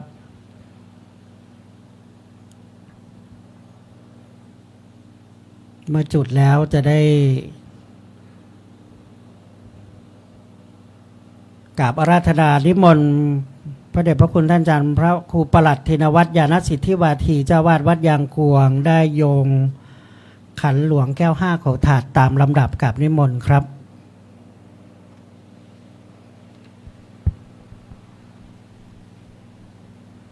โยสันนิสินโนวันรัมโปติโมเลมันลังสะเสนังมหันเตงเวจัยโยสัมโปติมาการจิงอนันตัญญโนโยโลกุตโมตังปะนัมมามิพุทธังตังปะนัมมามิธัมมังตังปะนัมมามิสังฆังตังปะนัมมามิอาจารย์ลิญาตังปะนัมมามิกัมมัฏฐานากัมมัฏฐานังสาธุโอกาสาพันเตข้าแต่พระปัญจรัตนาแก้วเจ้าตั้ง5 ประการอันทะลงยังอานันตาติกุญญาณวิเศษอันเป็นเตเพิ่งแก่เตเวสสัพพโมสัตตาบัดนินาหมายมีสมณะศรัทธาและโมลาศรัทธาตั้งไปในและไปนอกไปในนั้นหมายมีหลวงปอตั้นเจ้าคุณพระภาวนาธรรมาภิราชวิปัสสนาจารย์ตั้นเจ้าสมปานวัดลำเปิงตะโปทานลามปายนอกนั้นหมายเมีย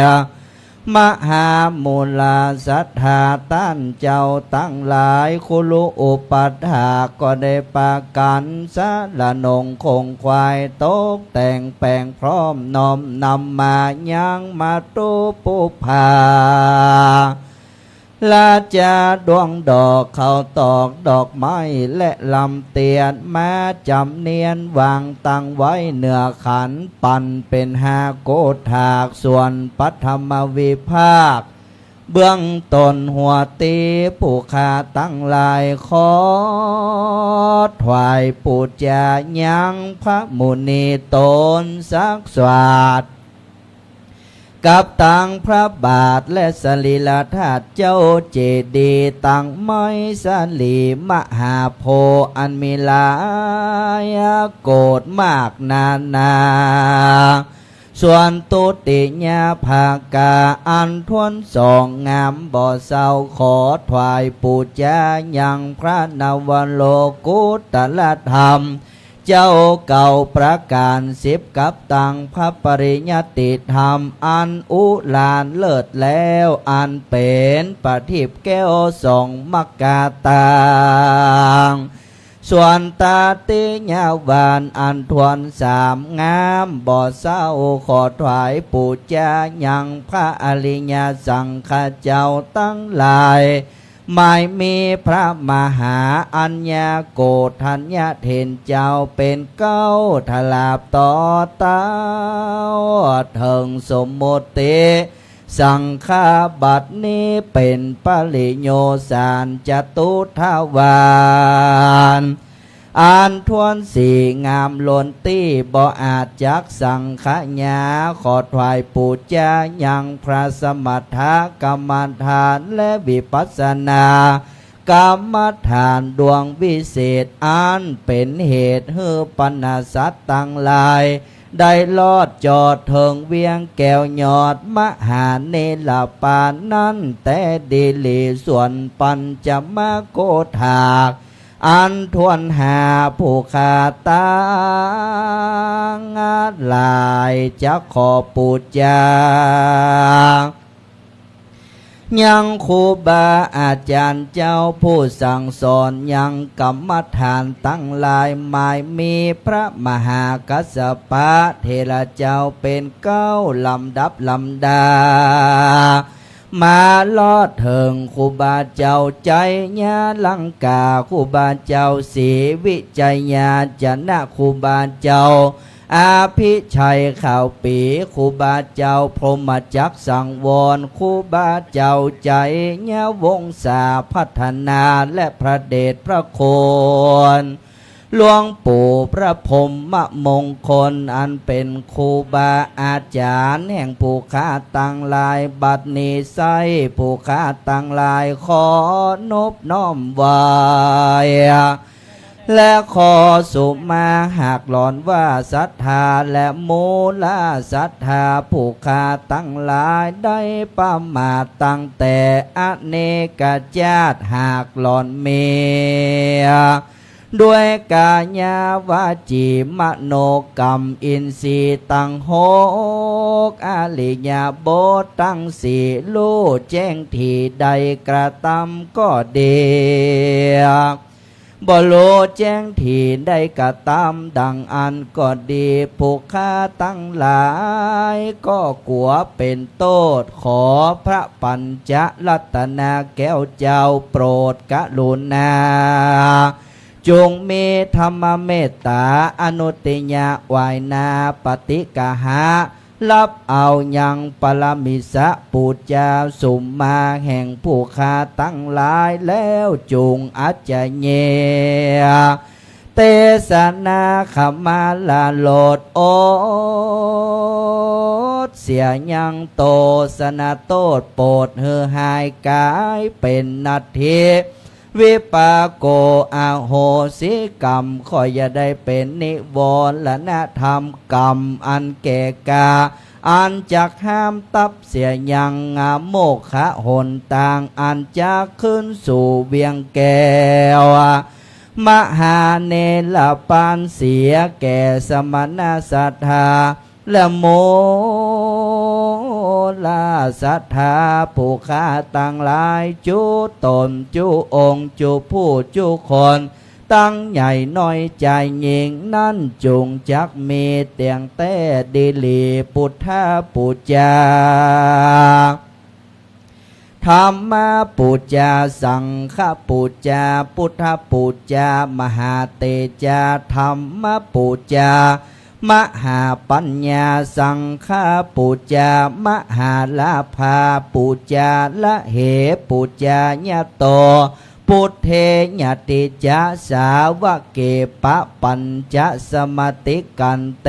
ติเนโสกปริเวเตตาติเสปุจจาญาโตนิพุตเตอากุโตนะสักกาปุญญสักขาตุงอิเมตตมปิเกนันเจอิมินาอาเกตุภะปุภาลาจาปูจากาลวากาเมนะเมเมตไตปุทธัสสะตัสสะนันจาลาภามิหังญาวนุปัจจโตพุทโธเมตไตโยเตวะปุจิตโตสังสะเลสังสลันโตปิอาปัญเยนะขมามิหังนิปานาปัจจโยโหตุโนนิจจังสาธุครับลำดับนี้จะเป็นการจุดเทียนชัยมงคลนะครับเทียนที่อยู่ในฐานแท่นแก้วพระเดชพระคุณหลวงพ่อเจ้าคุณพระภาวนาธรรมาภิรัตน์วิปัสสนาขอรับเมตตาจากพระเดชพระคุณหลวงพ่อเจ้าคุณประชานาถมุนีวิปัสสนาธุระได้ตั้งจิตอธิษฐานนะครับโดยจะมีหลวงพ่อเจ้าคุณภาวนาอยู่ด้านข้างเพื่อจะได้ถวายแป้งเจิมหรือตั้งจิตอธิษฐานในส่วนนี้นะครับกราบอาราธนานิมนต์พระเดชพระคุณหลวงพ่อเจ้าคุณทั้งสองรูปครับเพื่อความเป็นมังคลมงคลแห่งการสมโภชอารามทำบุญเจริญพระพุทธมนต์สมโภชสวดมนต์ตัน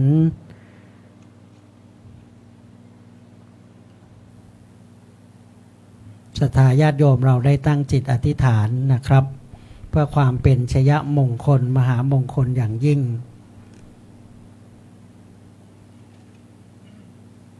พระมหาเถระทั้งสองรูป ตั้งจิตอธิษฐานแป้งเจิมและเจิมปิดทองแล้วหลังจากนั้นหลวงพ่อเจ้าคุณประชานาถมุนีวิปัสสนาธุระจะได้ตั้งจิตอธิษฐานจุดเทียนชัยมงคลพระสงฆ์ทางนั้นจะได้เจริญบทจุดคาถาจุดเทียนชัยครับอีกสักครู่ขอรับเมื่อพระคุณท่านได้เจริญพระพุทธมนต์จุดคาถาบทคาถาจุดเทียนชัยแล้วจะได้เป็นการเรียนเชิญแขกผู้มีเกียรติได้จุดเทียนบาตรน้ำพระพุทธมนต์และเชิญคณะผู้ปฏิบัติธรรมได้จุดผางประทีปนะครับในขณะที่จะได้อาราธนาพระปริตรนะครับตามลำดับเลยนะครับขอฝ่ายประสานงานได้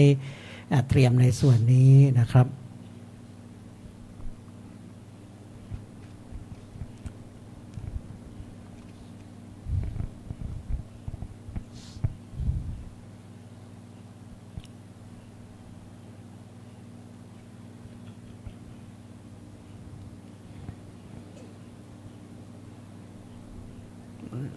นิมนต์พระคุณท่านสวดบทจุดเทียนชัยขอรับ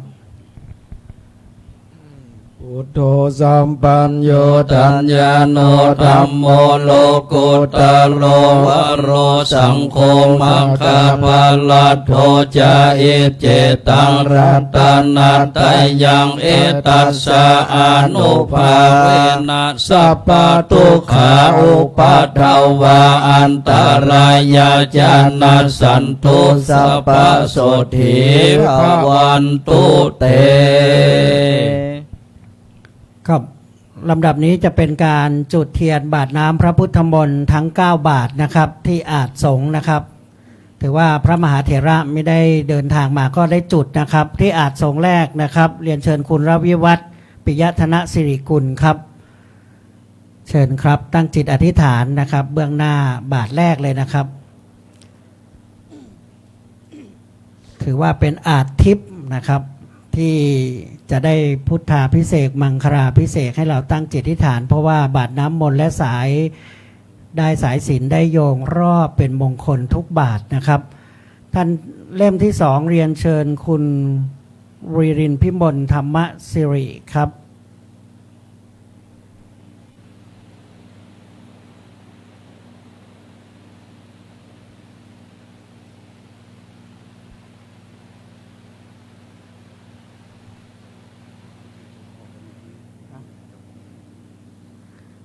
เล่มที่3เรียนเชิญคุณสุชาติคุณนิธิวันชื่นพักดี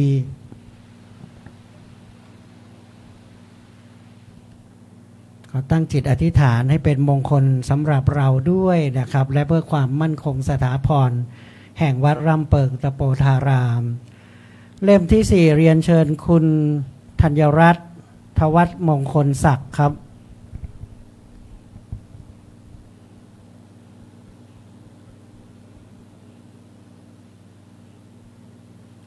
เล่มที่5เรียนเชิญท่านพันตำรวจเอกศิรภพคุณพัชนีพุ่มเฉลิม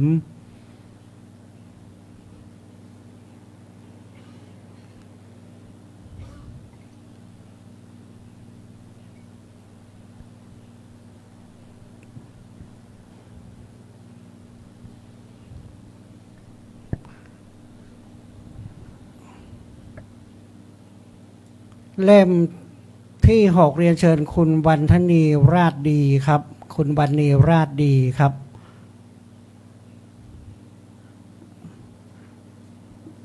เล่มที่7เรียนเชิญท่านเภสัชกรหญิงพันนี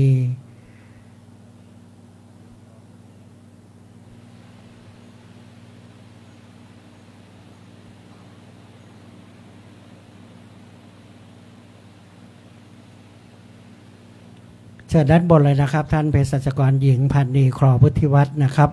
เล่มที่8เรียนเชิญคุณนิตยาสอนร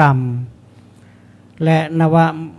มหามงคลที่ขันสาครบาทน้ำพระพุทธมนต์เล่มที่9เรียนเชิญคุณวราพรพงษ์สุทธิรักษ์นะครับหรือผู้แทนนะครับของคุณวราพรพงษ์สุทธิรักษ์เบื้องหน้าพระสงฆ์ที่พระสงฆ์นั่งอาจเมื่อจุดน้ำพุทธมนต์แล้วขอให้เราน้อมประเคนด้วยขอรับเพื่อความเป็นสิริมงคล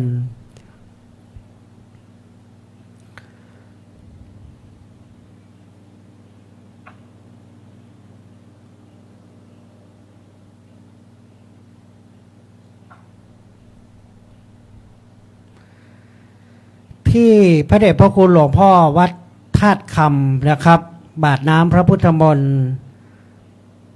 ขอเชิญคุณแพรนะครับแก้วกิตติยานุกูลครับด้านบนครับที่พระเดชพระคุณหลวงพ่อที่ให้ศีล5เมื่อสักครู่นะครับ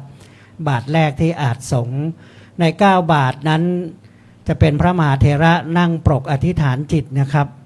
และบาทน้ำพระพุทธมนต์บาทแรกที่หลวงพ่อวัดธาตุคำพระเดชพระคุณหลวงพ่อพระครูอดุลศิลกิจนะครับ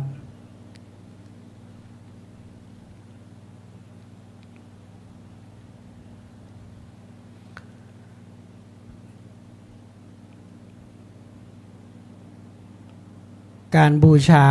กอบด้วยดอกไม้ธูปเทียนเปลวประทีปอันเป็นเครื่องสักการะบูชาตามแบบอย่างโบราณนานมาเพราะฉะนั้นการจุดธูปเทียนจึงเป็นส่วนสำคัญในการแสดงออกซึ่งกักสักการะด้วยความนอบน้อมและเป็นสื่ออย่างยิ่งนั่นก็คืออาศัยไฟพระอัคคณีอาศัยน้ำนะครับเพื่อเป็นสื่อแห่งการประกอบพิธีอันสำคัญนี้ที่ขันสาครบาทน้ำพระพุทธมนต์นะครับที่เป็นเครื่องเบญจรงค์ขนาดใหญ่นะครับกับนิมนต์พระอาจารย์วโรธโอภาโสหรือผู้แทนจากบ้านอัครมณีครับที่เทียนเล่มใหญ่นะครับเบื้องพระหัตถ์ขวาแห่งองค์พระสัมมาครับ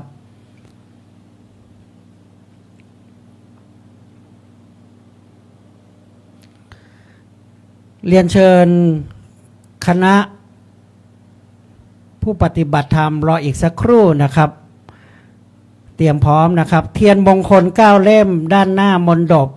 ที่พระบรมรูปของพระเจ้ายอดเชียงรายเชิญผู้ใหญ่วิริยาชัยมาศครับแม่หลวงบ้านร่ำเปิงหมู่5นะครับพร้อมผู้ช่วยคณะกรรมการหมู่บ้านของเรานะครับทั้ง9คนนะครับเชิญเลยนะครับที่ฝั่งขวามือเชิญเลยนะครับตอนนี้ตามลำดับเลยถ้าผมเชิญแล้วนะครับเพื่อจะได้รวดเร็วและก็ที่พระบรมรูปของพระนางอัตปาเทวีผู้ได้รับพระบัญชาจากพระยอดเชียงรายในการสร้างวัดร่ำเปิงแห่งนี้ขอเชิญผู้แทนคณะศรัทธาผู้นอนวัดนะครับในนามอุโบสถศีลร่ำเปิงจำนวน9คนนะครับเชิญเลยนะครับฝั่งซ้ายมือนะครับสำหรับคณะกรรมการหมู่บ้านนำโดยแม่หลวงจะอยู่ขวามือฝั่งซ้ายมือเชิญเลยนะครับเดินตรงไปเลยนะครับที่ด้านศาลานะครับเชิญคณะโยคีครับฝั่งซ้ายมือผมนะครับ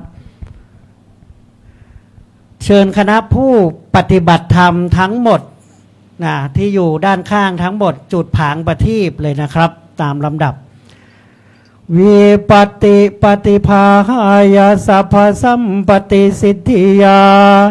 สัมปทุขาวินาสายะปริตังพรูทะมังคลังวิปติปฏิภาหายาสัพพสัมปติสิทธิยาสัพพพยาวินาสายะปริตังพรูทะมังคลังวิปติปฏิภาหายาสัพพสัมปติสิทธิยาสัพพโรคะวินาสายะปริตังพรูทะมังคะลังผลิตวานาเมตังสเมตาภตันตาวิกิตาจิตาปริตังพนันตุสักเกกาเมจะรูเปคิลิสิกรตาเตจันตาลิเขวิมาเนเตเปลเทจักกาเมตโรวานากาเนเกหวัตุเมเขเตภูมิมาธาทโยจตุโลกปะละลาจายมะลาจาอินโตเวสุวรรณลาจาอริยเมตไตโยโพธิสัตตาวกาทโยอริยสาวกาจะปุโตชนะกัลยาณาจะสัมมาทิฏฐิเยวาปัสสนาธัมเมปัสสนาสังฆปัสสนาพุทเทสักการวาธัมเมสักการวาสังฆสักการวา อิโตทานาโตญาวะปะลัมปะลายมาสมิงสุจักวาเลสุเตวตายังโมนิวารวัจนังสาทโวโนสุรนันโตธรรมสวนากาโลอัญญัมภตันตาธรรมสวนากาโลอัญญัมภตันตาธรรมสวนากาโลอัญญัมภตันตา สมันตาจักวาเลสุอัตตรากัจจันตุสัทธัมมังมุนิราจัสสะสุนันตุสักกะโมกะตังนะโมตัสสะภะคะวะโตอะระหะโตสัมมาสัมพุทธัสสะนะโมตัสสะภะคะวะโตอะระหะโตสัมมาสัมพุทธัสสะนะโมตัสสะภะคะวะโตอะระหะโตสัมมาสัมพุทธัสสะพุทธังสารนังกัจฉามิธัมมังสารนังกัจฉามิสังฆังสารนังกัจฉามิตุติยัมปิพุทธังสารนังกัจฉามิตุติยัมปิธัมมังสารนังกัจฉามิตุติยัมปิสังฆังสารนังกัจฉามิตติยัมปิพุทธังสารนังกัจฉามิตติยัมปิธัมมังสารนังกัจฉามิตติยัมปิสังฆังสารนังกัจฉา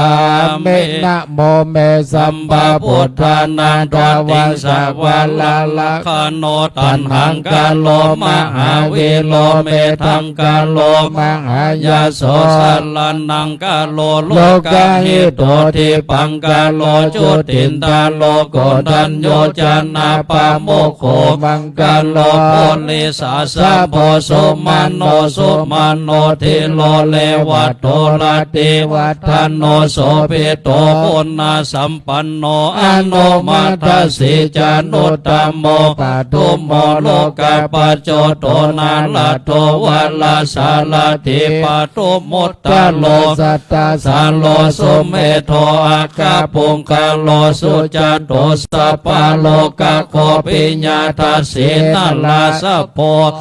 ทัสสิกาโลนิโกธัมมาทัสสิตัมโมโนโตสิตาโตอาสัมโมโลเกติโสจะภวะตังบาโลพุทโสจะภวะโลพุทโธวิปัสสิจานุปโมสิกิสัพพะหิโตสัทธาเวสสะโพสุกาตายาโกกากุสันโทสัทธาวะโหโกนาคามานโนลันนันสาโหกัสสะโพสิลิสัมปันโนโคตโมสากายะปุงคาวอัตถวิสติสังขตายเมพุทธามาเหติกาการุณาคุณาสัมปันนาสัพพะโลกาภิปุจิตาเอเตตัสสะปัลลาพุทธาอุตตมาอาคาปุคาลาเตเปสังฆาคุณาอาสงเปติเยมาตังปะตังเอเตพุทธาอติตาจามังกาลาหนติสัพพตาทวิสติเมพุทเทอะหังวันตามิสัพพตาเตสังญาเนนาสิเลนะขันติเมตตาภะเลนะจะเตปิโนอโนละขันโตอโรกะเยนะสุเขนัญจาทวิสติเมพุทเทโยนาโลสัลลันนังกะโตกะปานิสัตตาสังอาสานิตุกะติงโสนาคาจันติอัตถวิสติพุทธภาลิตาเตเตเทวานิกายาสัพเพนานัตตาวันนิโนนามันวะเยนะอาคันสุงจันเยสาติสาสังหาภาวุตตาจติมัคคิลังโอคาตินามานาสวังตะเขโมคตาลังนาคังจันตังวาอาสิตาสิตังสุภัมมาปาลมาโตพุทธาเอติมาโตสังอาสันนังกุมาโลติโสจะโสปะคาสามิติงวานา นังสังหัสสะพัมมาโลกานังมหาพัมมาติทาเตอุปปันโนโจติมันโตภิสัมมากาโยญาสัสสิโส ตาเศรษฐาอิส ละ รา อาโคปเจกาวาสวัตติโนเตสัญจามัจจโตอาคาหาเลโตปาเลวาเตจะสัพเพอาภิกันเตสินเตเตเวสะพัมมาเกมาลาเสนาอาภิกามิปัสสะหัสสามันติยังเอทาคันหาทาพันธาตาลาเขนาปันธามันโทโวสามันตาปาเลวาเลตามาโวมุนจิตาโกจินังอิติตัทธา มังหา เสโนกันหาเสนังอเปสาญิปานินาตาลามาหันจาสลังกัตวานาเพ ละวัง ยะถาปาวุสะโคเมโคทานายันโตสาวิสุโกตัตถาโสปัจจุทาวัตติกุโตอาศัยยังวาเสตัญจาสัพพังอภิญญายาวาวะ เกตวา นาจะโคมาตาโตอามันตาญิสัทธาสาวะเกสาสะเนลาเตมาลาเสนาภิกันตาเตวิจานาตาภิกโวเทจาอาตาภามกาลงสุตวาพุทธัสสะสนังวิตาลาเคหิปะกามงเนสังโลมัมปิอินจายง สัพเพ วิสิตาสังขามาปญาติตายาสัสสิโนโมทันเตสังหโพเต สาว วากาเตจันเนสุตาติมหาสมัยญาสุตังมหาสมัยญาสุเต จา โทมังกาลาสุตตะเกสมาจิเตลาหุโลวาเทธรรมจักเกปลาภเวเตวตาสมิติ เตียงสัต อาภามยาอนัปปกาธรรมาภิสมัยโยเจทะคณะนาโตสังไขโยติ เอวัมเมสุตัง เอกังสมัยยังปะกาวาพัลลานาสิยังวิหารเตสิปัตตะเนมิคาตาเย จันรัง โคปะกาวาปัญจวัคคีเยปิโคอามันเตสิตเวเมปิกเวอันตาปะปะจิเตนะนาเส เวตา พาโยจายังกาเมสุกามาสุขันลิกาโนโยโคหินโนคัมโมปุตุชานิโกอานาลิโยอานาตาสันหิโตโยจายังอัตตากิลมัฏฐาโนโยโคตุโคอานาลิโย อานาต ตาสันหิโตเตเตปิกาเวอุโพอันเตอนุปะคัมมามัชฌิมาปฏิปทาตถาคเตนะ เพ สัมพุทธาจะคุกาลนิยานากาลเนโอปัสมายาอภิญญาญาสัมโพธาญา เนปาน ายาสังวัตันติกันธรรมาจะสาภิกเว มาชิมาปฏิปันตา ตัทธาคเตนาอภิสัมพุทธาจะคุกาลนิยานากาลเนโอปัสมายาอภิญญาญา สัมโพ ตายานิพพานายาสังวัตันติอัญญเมวะอาลิโยอัตถังคิโกมะโคไสยญาติทัง สัมมา ทิฏฐิสัมมาสังกัปโปสัมมาวาจาสัมมากัมมันโตสัมมาอาชีโว สัมมาว ายาโมสัมมาสติสัมมาสมาธิอัญญังโคสาภิกขเวมัชฌิมาตันตาตถาคเตนะอาภิสัมพุทธาจะคุกาลนิยานากาลเนโอปัสมายาอภิญญาญา สัมโพ ตายานิพพานายาสังวัตันติอิตังโคปานาภิกขเวทุกขังอริยสัจจังจติปิ ตุกา จะลาภิทุกขามาลานัมปิทุกขังโสกปาริเทวะทุกขโทมานัสสุปายาสาทุกขาปิเยหิสัมปโยโคทุกโขปิเยหิวิปโยโค โค ทุ ตุ ก โค โข ยัมเปฉัง นาลาปฏิตัมเปทุกขังสังคิเตนะปัญจุปาทานะขันธาทุกขาอิตังโขปานาภิกขเวทุกขสมุทัยโย อาริย ยาสัจจังยายังตันหาโปโนภาวิกานันติลาคาสหกัตตาตัดลาภินันทิเน สัญญา ทีทังกามตัณหาภาวะตัณหาวิภาวะตัณหาอิตังโคปานาภิกขเวทุกขานิโรธโทอาริยา สัจจัง โยตัสสะเยวะตัณหายาอาเสสาวิลาคานิโรธโทจาโคปะเตนิสะโคมุติอานา ลายโย อิตังโคปานาภิกขเวทุกขานิโรธคามิเนป ฏิปทาอริยสัจจังอายะเมวะ อาริ โยอาทังคิโกมาโคไสยะถีทังสัมมาทิฏฐิสัมมาสังกัปโปสัมมาวาจาสัมมากัมมันโต สัมมา อาชีวสัมมาวายาโมสัมมาสติสัมมาสัมมาทิอิตังตุขังอริยสัจจันติเมปุเพอานาโนสุเตสุธรรมเมสุจักขุงโอตาปาติญาณังโอตาปาติปัญญาโอตาปาติวิจจาปาติอาโลโกตาปาติตังโขปานิตังตุขังอริยสัจจังปะริญญายันติเมปุเพอานาโนสุเตสุธรรมเมสุจักขุงโอตาปาติญาณังโอตาปาติปัญญาโอตาปาติวิจจาปาติอาโลโกตาปาติตังโขปานิตังตุขังอริยสัจจังปะริญญาตันติ แม่ภิกข เว เว ปุเพอานาโนสุเตสุธรรมเมสุจักขุงโอตาปาติญาณังโอตาปาติปัญญาปาติวิจจาโอตาปาติอาโลโกตาปาติอิตังตุขัสยโมตายโยอริยสัจจันติเม ปุเพอา นาโนสุเตสุธรรมเมสุจักขุงโอตาปาติญาณังโอตาปาติปัญญาโอตาปาติวิจจาปาติอาโลโกตาปาติตังโขปานิตังทุกขสมุทัยโยอริยสัจจังปะหาตพันติเมปุเพอานาโนสุเตสุธรรมเมสุจักขุงโอตาปาติญาณังโอตาปาติปัญญาโอตาปาติวิจจาปาติอาโลโกโอตาปาติตังโขปานิตังทุกขสมุทัยโยอริยสัจจังปะหินันติ แม่ภิกข ขเวปุเพอานาโนสุเตสุธรรมเมสุจักขุงโอตาปาติญาณังโอตาปาติปัญญาปาติวิจจาโอตาปาติอาโลโกตาปาติอิตังตุกานิโรโธอริยสัจจันติเม ภิกขเว ปุเพอานาโนสุเตสุธรรมเมสุจักขุงโอตาปาติญาณังโอตาปาติปัญญาโอตาปาติวิจจาโอตาปาติ อาโล โกตาปาติตังโขปานิตังทุกขานิโรโธอริยสัจจังสัจสิกาตพันติเมภิกขเว ปุเพ อานาโนสุเตสุธรรมเมสุจักขุงโอตาปาติญาณังโอตาปาติปัญญา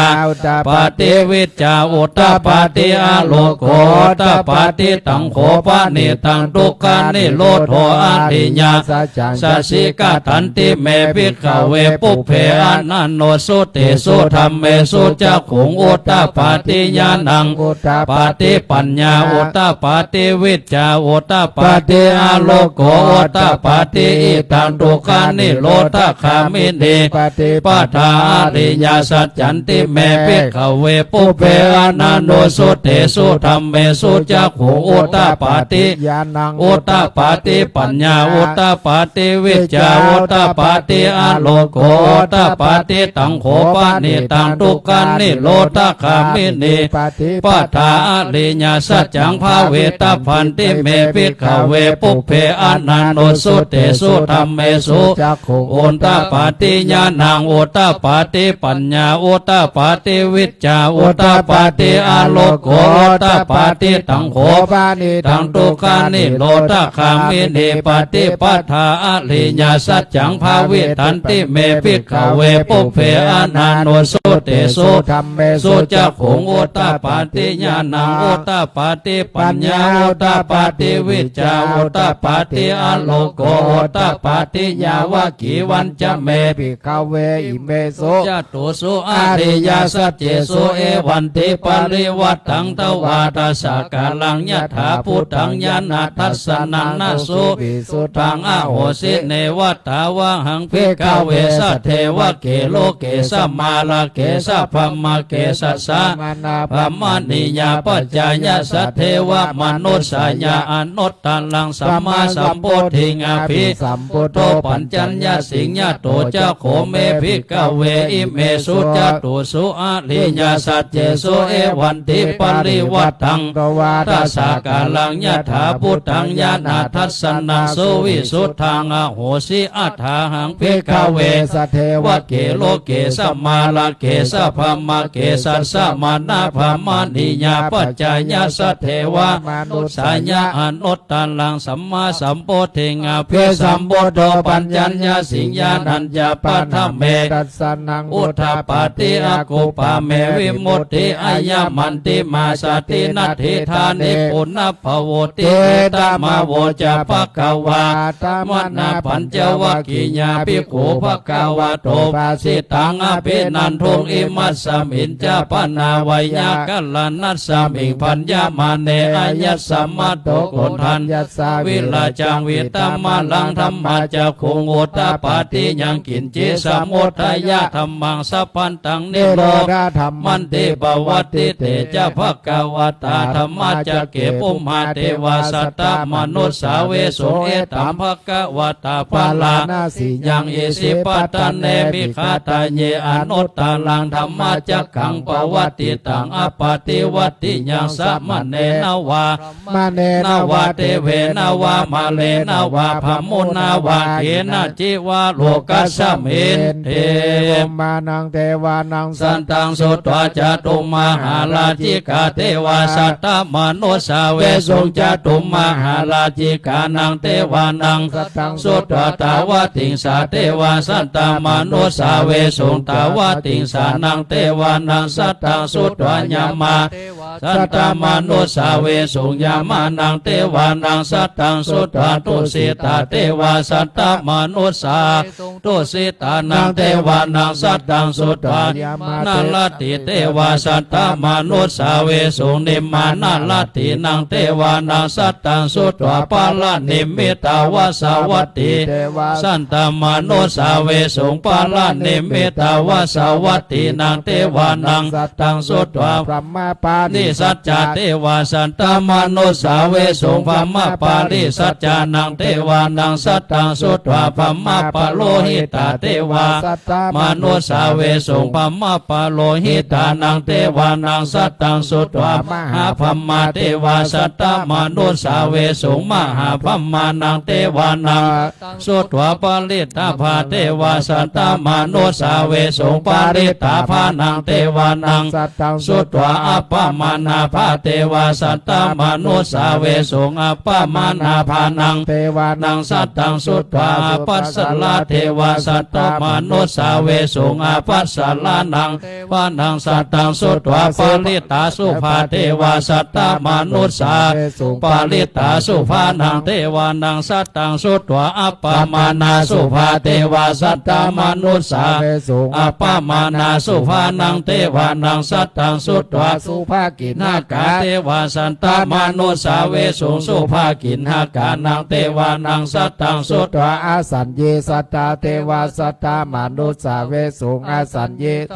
นางเทวานังสัตตังสุตวาเวห ปลาเทวาสัตตมนุสาเวสุงเวหปลานังเทวานังสัตตังสุตวาอวิหาเทวา สัตตาม นุสาเวสุงอวิหานังเทวานังสัตตังสุตวาอัตตปาเทวาสัตตมนุสาเวสุงอัตตปานัง เทวา นังสัตตังสุตวาสุตัสสะเทวาสันตมนุสาเวสุสุตัสสะนังเทวานัง สัตตัง สุตวาสุตัสสีเทวาสันตมนุสาเวสุสุตัสสีนังเทวานัง สัตตัง สุตวาอาการนิทักกาเทวาสัตตมนุสาเวสุงเอตัมภะกวตาภาลานาสิยัง เยเส ปัตตเนมิคาตาเยอนุตตาลังธรรมจักกังปวัตติตังอปฏิวัตติยังสะมะเนนาวา ธรรมะเน นาวาเตเวนาวามาเลนาวาพัมมุนาวาเขนะจิวาโลกัสสมินเต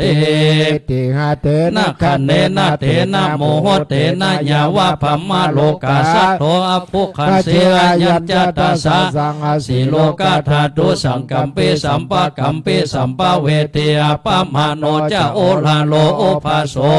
ปาตุลาโหสิอาติกัมเมว วะเทวานังเทวานุภาวังอัฏฐโขภะกวาอุทานัง อุทานเดสีอัญญาสี วัตตาโพโกนทันโยอัญญาสิวัตตาโพโกนทันโย เต ติหิตังอายัสสมมาโตโกนทันยัสสะอัญญาโกนทันโยตเววนามังอโหสิเต ธรรม จักกะปวัตตนาสุตังนิทิตัง สัมพุทเท อันทเวสัญจาทวาตาสัญจาสังหาสะเขปัญจาสัตตาสังหาสาเนนัมมามิ ศิลาสา อาหังเตสังธรรมันจาสังขันจาตะเลนะนัมมามิหังนัมมะกาลานุภาเวนะหันตวาปัตตเวอเนกาตาลายาปิเวนะสันตุอาเสสะโตสัมโพเทปัญจปัญญาสัญจาจตุวิสัตติ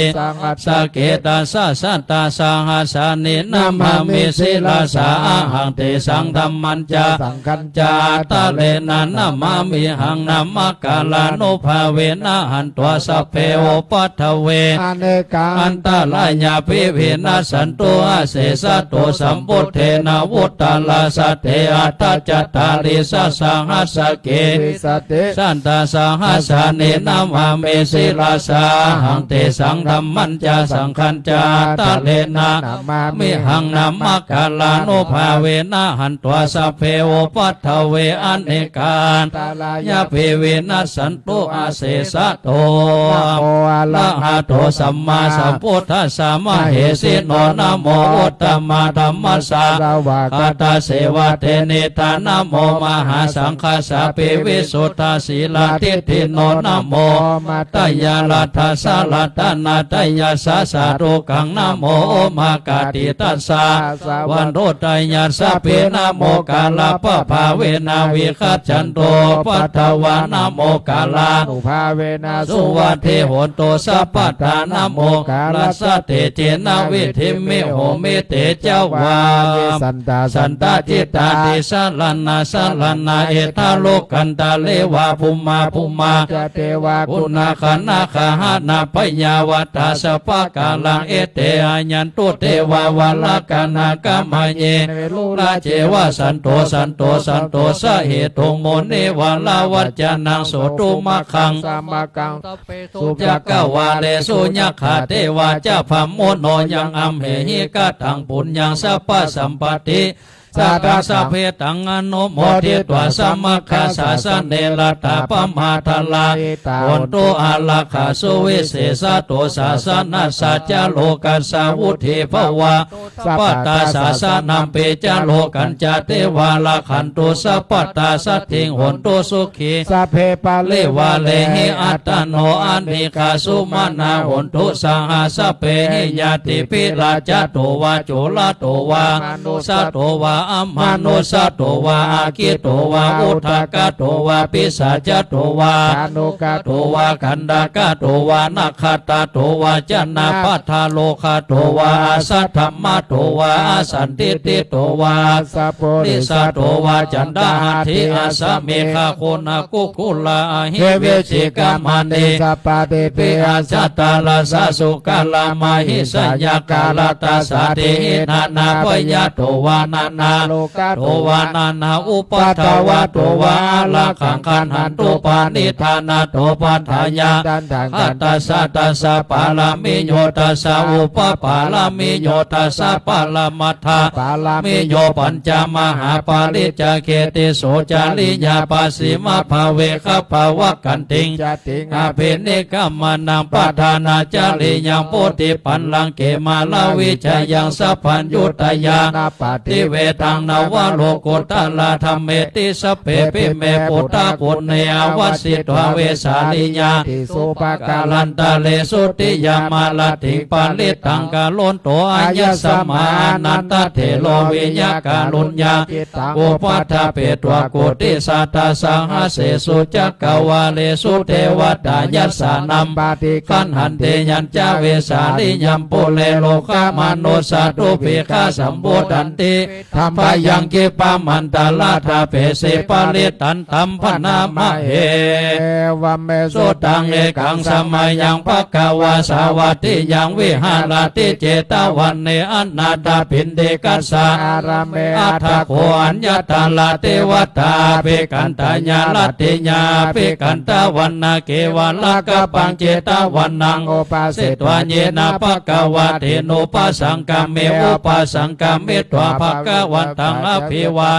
เอกมันตังอัฏฐาเสกมันตังทิตาโคสะเทวตาภกวันตังคาถายาอัสสะภาสี ปาหูเทวาม โนสัจจมังกาลานิอาจินตายงอากังขมานาโสธานังปุหิมังกาลามุตตะมังอาเสวนาจะภาลานังปันดิตา ยาเส วานาปูจาจะปูจานิยานังเอตัมมังกาลามุตตะมังทิโลปาเทสวาโสจาปุเพจะกาตาปุญญาตาตาสัมมาปานิเทจาเอตัมมังกาลามุตตะมังปะโห จันจาเสปัญจ วินายโยจาสุสิกิโตสุภาสิตาจยาวาจาเอตัมมังกาลามุตตะมังมาตาปิโตโอปัฏฐานัง ปุตตาตา ลัสสะสังฆโหอานาโกลาจักกัมมันตาเอตัมมังกาลามุตตะมังทานันจาธรรมจาริญาจญาตากานันจา สังฆา โหอานาวัสสานิกัมมานิเอตัมมังกาลามุตตะมังอัลลัตติวิลัตติป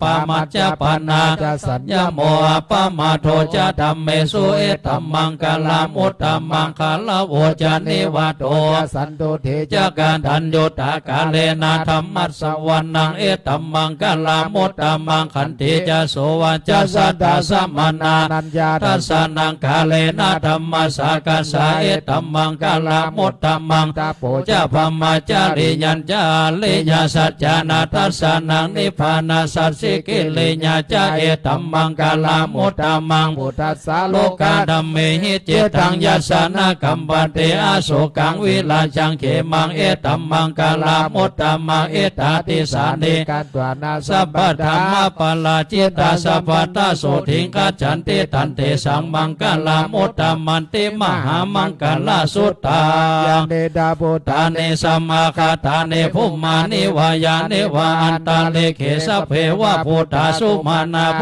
วันตุอาโท ตัว เป เปสังกันจา สุนันโตภาสิตังตัสสมาหิโพธานิสาเมตาสัพเพเมตังกาโลธรรมานุสิญญาปัจจายาทิวา จาลาโต จะหาลันเตเยปะลิงตัสสมาเฮเนรักขันตาปะมาตายังกินเจเวตังอิทาวา อุลังบาสเกโสวายังละตานังปานเดตังเทสำนังอาเทตันถากาเทนาเอตัมเปพุทเทระตานังปานเดตังเอเต เจนะสุวันเตหนโตขยังเวลาคังอามาทังปานิทังยาตัสสะกาสกายามุเนเอโตนาเตนะธรรมเมนะสัมมาเตกินเจ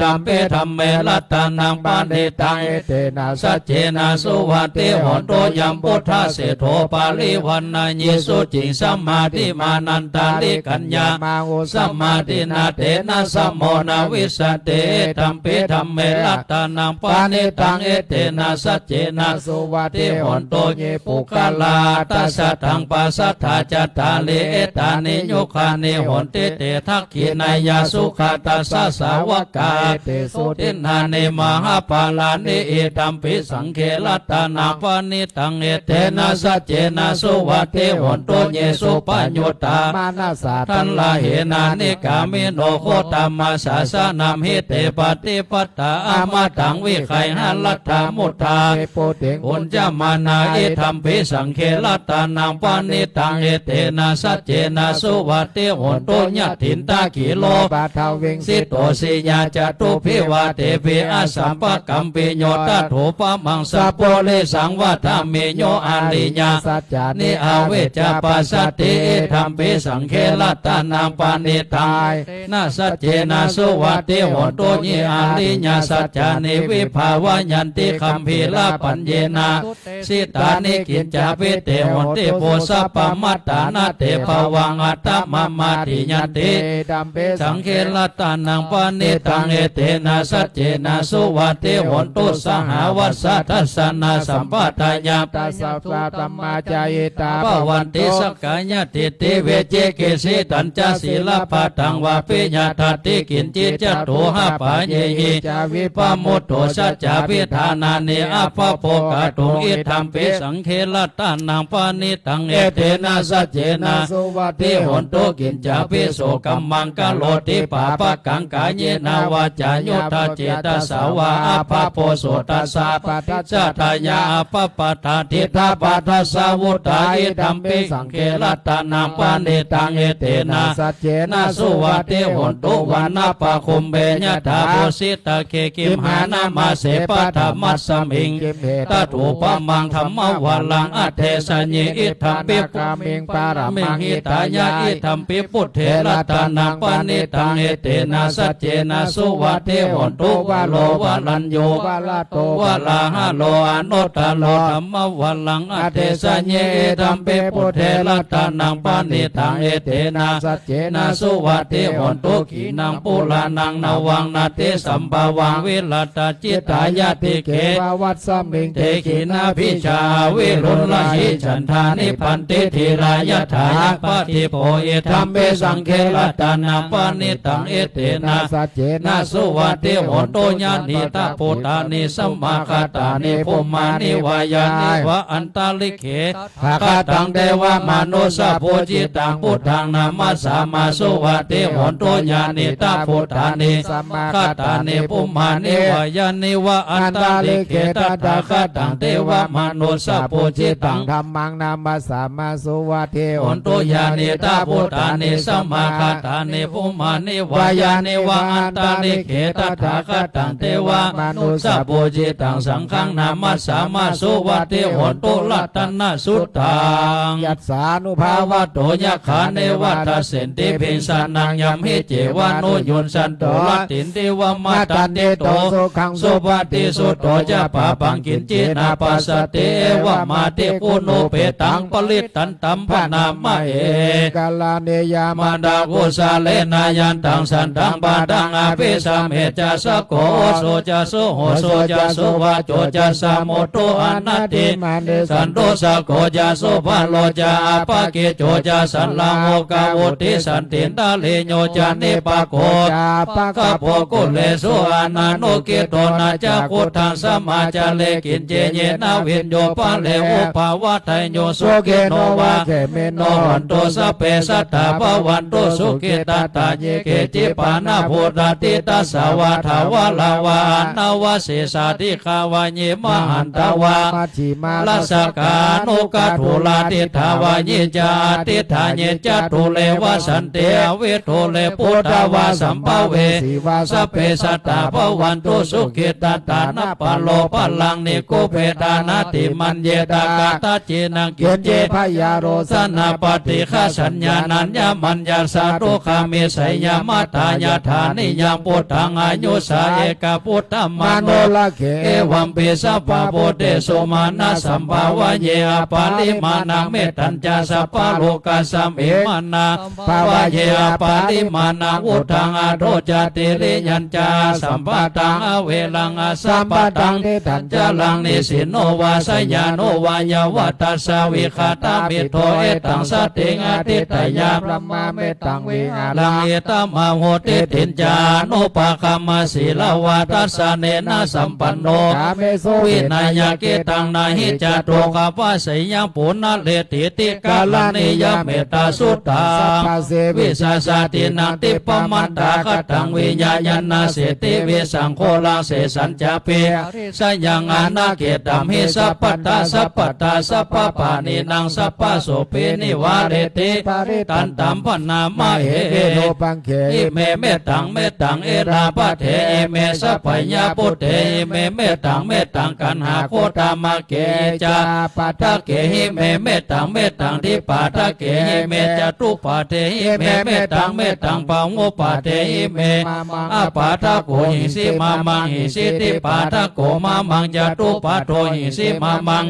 ปังโอปะโตสัพเพสัตตาสัพเพปานาสัพเพพุทธาจะเกวลาสัพเพปัตตารานิปัสสันโตกินจิปะปะมาคัมมาปะมาโนพุทโธปะมาโนธัมโมปะมาโนสังโฆปะมานาวันตานิสิเดสะปานิอหิวิสิกาสัตตาปะเทวนานาเปสะลาโพโมสิกาคัตตาเมลักขา กตเมปาริตา ปฏิกามันตุพุทธานิโสหังนะโมภะคะวะโตนะโมสัตตันนังสัมมาสัมพุทธันนันติขันธปริตา โพเรนตัม โพธิสัมภาเรนิพัตตังโมลโยนิยังเยนะสังวิหิตาลักขังมหาสัตตังวันเดจลาจิลสังวายมันตาปิเนวาสักขิสุขันิโตภัมมามันตันติอาคาตังปลิตันตัมปนามะเห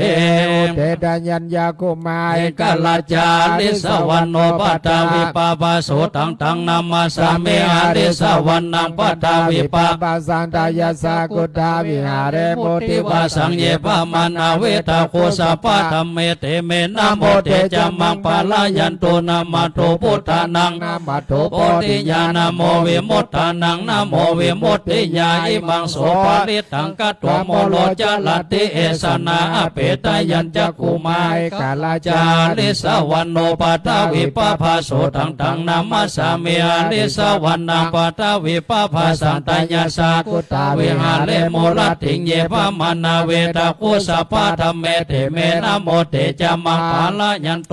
มาโต พุ พุ ท ท ธา ธา นั นั ง ง นามาโตโพธิญาณโมวิมุตตานังนะโมวิมุตติญาอิมังโสปาริตังกัตโตโมโลสัมมากัปปะญิติโมลปริตั ยั ง สสานุสา ลั ลั น น เทนาปิอันตันลิเกปิปานิโนปฏิธรรมติขัสสันติภูมิยังวิญญาสัพพทาสัพโพปัตตวะ จาลัมหาย ยาคาโจลาทิสัมภวะคันนานานัจจามุตตานังปริตันตัมปนามะเห เอวัมเมสุตั ตั ง ง เอ เอ กั กั ง ง สั สั ม ม มา มายังปะกวาสาวัติยังวิหารติจิตวันเนอนาตาปินเด กัสสะ อาราเมตันลาโขปะกวาภิกขุอามันเตสิภิกขโวติปะทันเตติเตภิกขุภะกวะโตปัจจโสสุปะกวาเอตตะโวจะโพตาปุพังภิกขเวเตวาสุรสังฆโมสัมมุปปะปะโยน ลาโห อาโหสิอาตาโขภิกขเวสโกเทวานามินโทเตเวตาวะติเสอามันเตสิ สะเจมา นิสาเทวานังสังฆามคาตานังอุปัจเจยพยังวาสัมปิตตังวาโลมาหังโสวะมะเมวะตัสสมิสัมมาเยจักขังอุโลกายตามะมังหิโวตจักขังอุโลกายตัง ยัมบะ วิสติพยังวาจัมปิตตังวาโลมาหังโสวาโสปะหิเยสติโนเจเมตจักขังอุโลกายตอาทาปัจจาปฏิสเตวลาจัสสะจักขังอุโลกายตาปัจจาปฏิสา หิโมเต วะลาจะสัทจักกังอุโลกายตังยัมปวิสติพยังวาสัมปิตตังวาโลมาหังโสวา โสปะ หิยิสติโนเจปัจจาปฏิสเตวะราจะสัทจักกังอุโลกายตาอัทาวาโลนัสเตวะราจะสาอุโลกายตาวาโลนัสหิโวเตวะราจะสัทจักกังอุโลกายตังยัมปวิสติพยังวาตตังวาโลมาหังโสวาโสปะหิยิสติโนเจวาโลนัสเตวะราชสัทจักขังอุโลกายตาอิสาอิสานาสเตวะราชสัทจักขังอุโลกายตาอิสาหิโวเตวะราชสัทจักขังอุโลกายตังยัมภวิสติพยังวาตตังวาโลมาหังโสวาโสปะหิยิสติติตังโขปนาภิกขเวสกัสสวานาเมนดาสัทจักขังอุโลกายตังปัจจาปฏิสวะเทวะราชสัทจักขังกายตังวาลุนัสสวะเทวะราชสัทจักขังอุโลกายตังอิสา สวะ เทวราชสัทจักขังอุโลกายตังยัมภวิสติพยังวาจัมปิตตังวาหังโสวาโสปะหิเยธาปิโนปิปะหิเยธาตังกิสาเหตุสักโกหิปิกเวเทวานามินโต อวิตาระโคอวิ วิตาโทโสอวิตาโมโหปิโลจัมเพอุตตาลาสีปาลาญิติอาหันจะโคปิกเววัฏามิสเจตุมหากังปิกเวอรัญญาคตานังวาลูกามูลาคตานังวายาลาคตานังวาอุ ปัจจยาปะ ยังวาจัมปิตตังวาโลมาหังโสวาเมวะตัสสมิสัมมาเยอนุสลายทาอิติปิโสภะคะวะอะระหังสัมมา ปุตโต วิจาจารณะสัมปันโนสุขโตโลกวิโตอนุตตโลปุริสัทธรรมสารติสัทธาเทวานุสานังพุทโธภะคะวะติมะมังหิโวภิกขเวอนุสาลตังยัมภวิสติวาจัมปิตตังวาโลมาหังโสวาโสปะหิยิสติโนจิมังอนุสาลายทา ธัมมังอนุสลายาทาสวขาโตภควตาธัมโมสันติติโก กาลิโก เอหิปัสสิโกปานายิโกปัจจตังเวทิตาโพวินโยหิติธัมมังหิโอภิกขเวอนุสลตัง ยัมภาวิ วิสัตถิพยังวาจัมปิตตังวาโลมาหังโสวาโสปะหิจิสัตติโนเจธัมมัง อนุ สลายาตาอาตาสังฆังอนุสลายาตาสุป ป ฏิ ฏิ ปั ปั น น โน โน ภะ ภะ คะ คะ วะ วะ โต โตสาวกสังโฆ จุปฏิปันโนภะคะวะโตสาวกสังโฆญาญาปฏิปันโนภะคะวะโตสาวกสังโฆสามิจิ ปฏิปันโนภะคะวะโต สาวกสังโฆญาติทางจัตตาริปุริสายุคันเนอัตถาปุริสาปุคันลาเอสาวกวะโต สาวก สังโฆอาวุธนายโยปาวุธนายโยตักขินายโยอัญจลิกัลลานิโยอนุตตลังปุญญเขตังโลกัสสติสังฆังหิโวภิกขเวอนุสลตังยัมปาวิสติพยังวา สัมเป ตตังวาโลมาหังโสวาโสปะเฮเยสติตังกิสาเหตุตถาคโตหิภิกขเวสัมมาสัมพุทโธวิตาลาโควิตาโทโสวิตาโมโหอาภิโลอัจฉัมพีอนุตตลาสีอปาลายิติมาโวจะปะกวาอิทังวัตวนาสุกโตอัฏฐปาลังเอตัทโวจะสัทธาอารัญเยมุลเลวาสุญญาคาเลวาภิกขโวอนุสาเลทาสัมพุทธังปยัง ตุมหาก โนสิยาโนเจพุทธังสลายาตาโลกาเสตังนาลาสพังอัฏฐธัมมังสลายาตานิยานิกังสุเทสิตังโนเจธัมมังสลายาทานิกังสุเทสิตังอัฏฐสังฆังสลายาทา ปุญญ เกตังอนุตตลังเอวะพุทธังสลันตานังธัมมังสังฆัญจภิกขโวพยังวาตตังวาโลมาหังโสนะเหสติติทัจจกะปลิตตัง อปัสสัน เนหินาตาสาสาสเนสาตุสัมมาเทอามานุเสหิจันเดหิ สัตตา กิปิสกาเลปิปริสานัจจตัสสนามหิงสายาจักขุติญาเสสิมหาวิโลปลิตตันตัมปนามะเห ปัสสิ สนามาโตจาโคมันดัสสาเสเลมาโตสิเคสะเปนัมมาโตสัพพะพุทธาวิโนเวสะโพสนามาโตนาหาตากาสาตปัสสิโนนามาโตกะโก สันตสา มาลาเสนาปมาเทโนโกนาคมานาสานามาโตภามานาสาวสีมาโตกัสสะปัสสะ มาโต วิปโมทัสสะสัพพะเทอังกิลาสัสสะนามาโตสักกายโพตัสสะสิลิมาโตโยอิมังธัมมาเสเสสัพพะทุกขปโนทานังเยจะเปเนพุทธาโลเกญาธา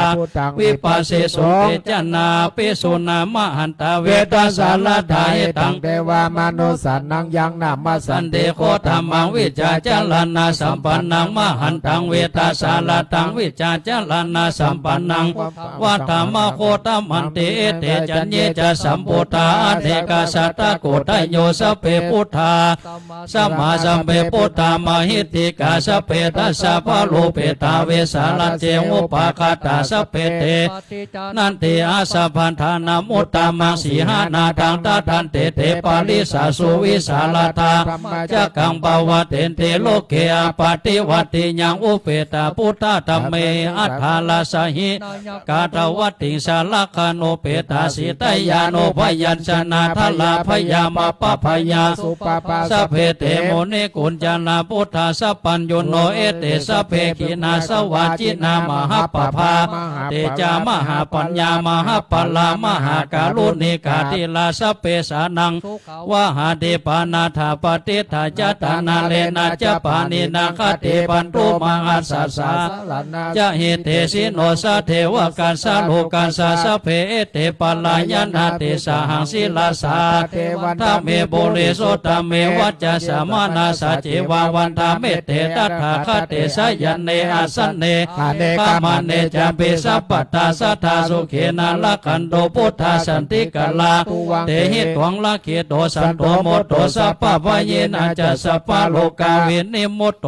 ปัสสันตา ปวันจิตโตสัพพะเวลามาติกันโตนิโพโตจาตุวัง ปวา สัพเพติโยวิวัจจันตุสัพพะโลกโกวินาศตุมาเทภวัตวันตรายโยสุขิติกายุโกภวะ อาภิวา ตั ตั น น นาสีเลสานิจังโบธาปัจจายโนจัตตาโลธรรมาวัฏันติอายุวันโนสุขังปะลัง ปาริตัง ยัมพันนันตสานิสินนาฐานาโทว นังอุทธกัมปิวินาเสติสัพพะเมวะปาลิสยังนาคภาวุฒานังยัญจสาเทติตังคันเนเถระสังคุลิมาโลกนาเถนะภาสิตังกัปปัฏฐานิมหาเตจังปลิตตันตัมปนามะเหยะโตหังปะกิเนอริยญาจาติญาจโตนาวิจานามิสัจจิจปานังชีวิตาโวโลเปตาเตนะโสติเตหนโตโสติสัพพสาปุจจังโคสติสังฆโตธัมมานังวิจัยโยตถาวิริยมปิติปัสสติปุจจังกาจตถาปะเลสัมมาตุเปขาปุจจังกาสัตเตเตสัพพตัสสินามุนินาสัมมาตัก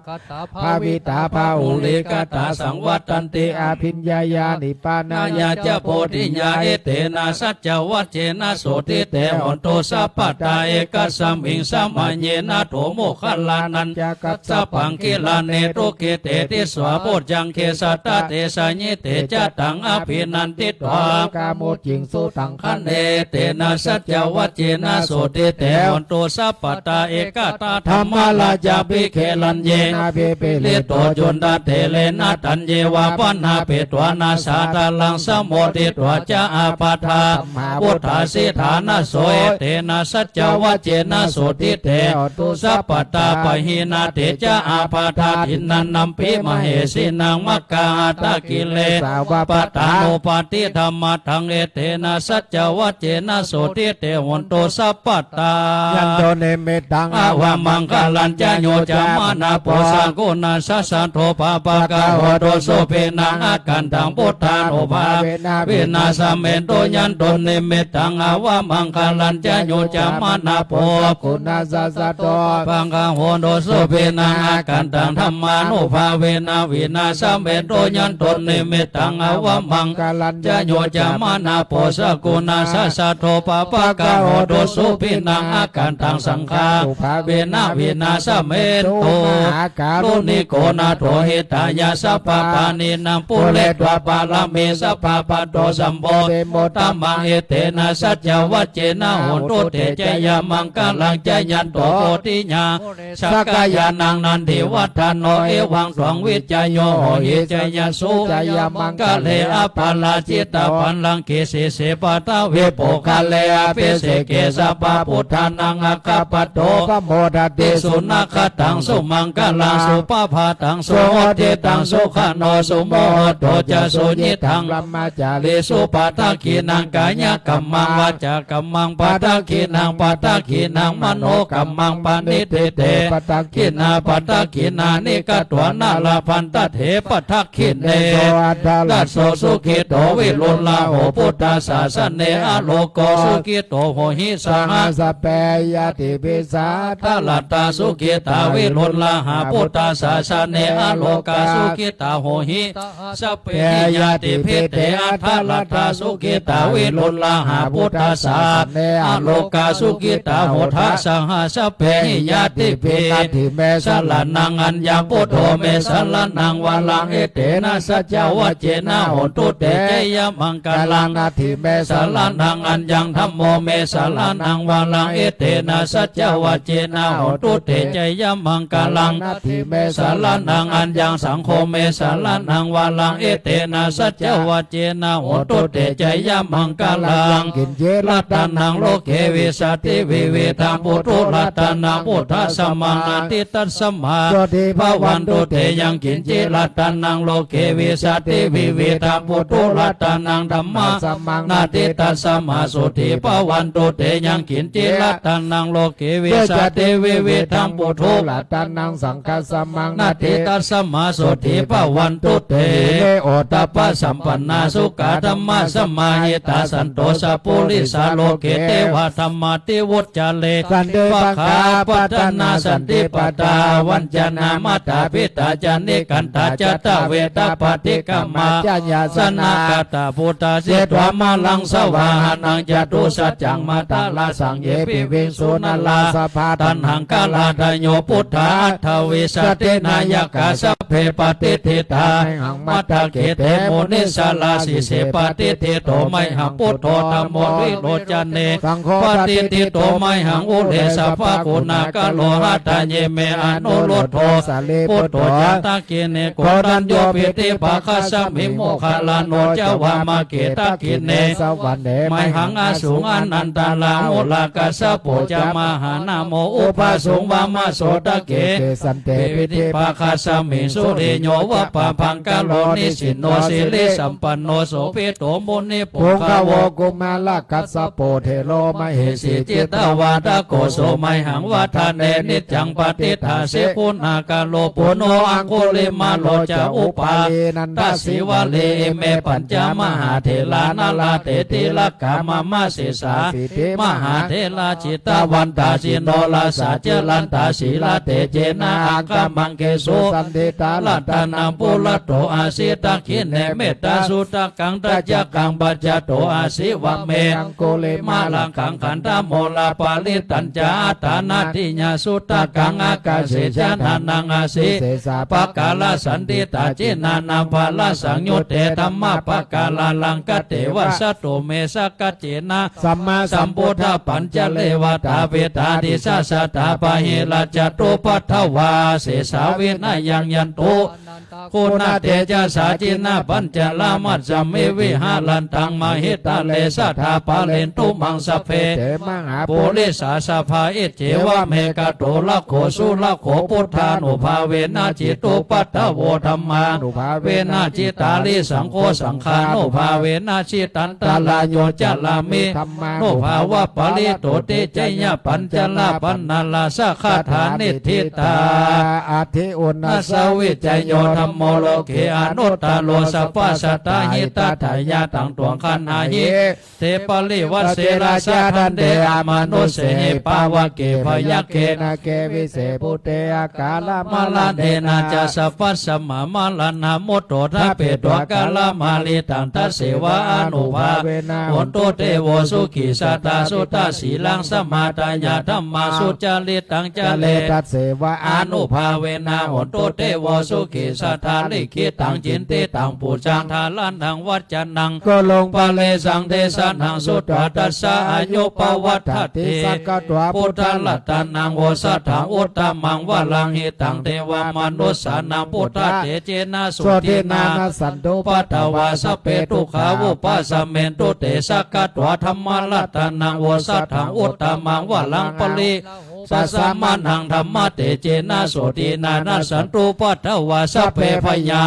สัมเมตุเตสักกะตัวสังฆลัตตานังโอสัทธังอุตตมังวะลังอาหุนายยัง ปาวุนายยัง สังฆเตเจนะโสตินานาสันตุปัตถวาสเพโลกาอุปสัมเมตุเต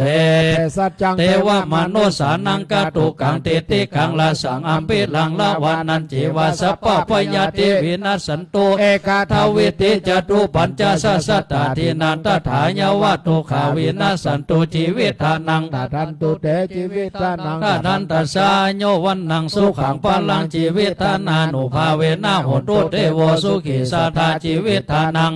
ทัตตัวโอสัทธังอุตตมังวัลังสาลีลันตุขังนาเสติเพสัสสังตานามุตตมัง ตัสมาก าลยะกันลยานังนิจจายังสัมปะลายานังปุญญานิปัลลาโลกัสสมิปฏิทาหนติปานินัง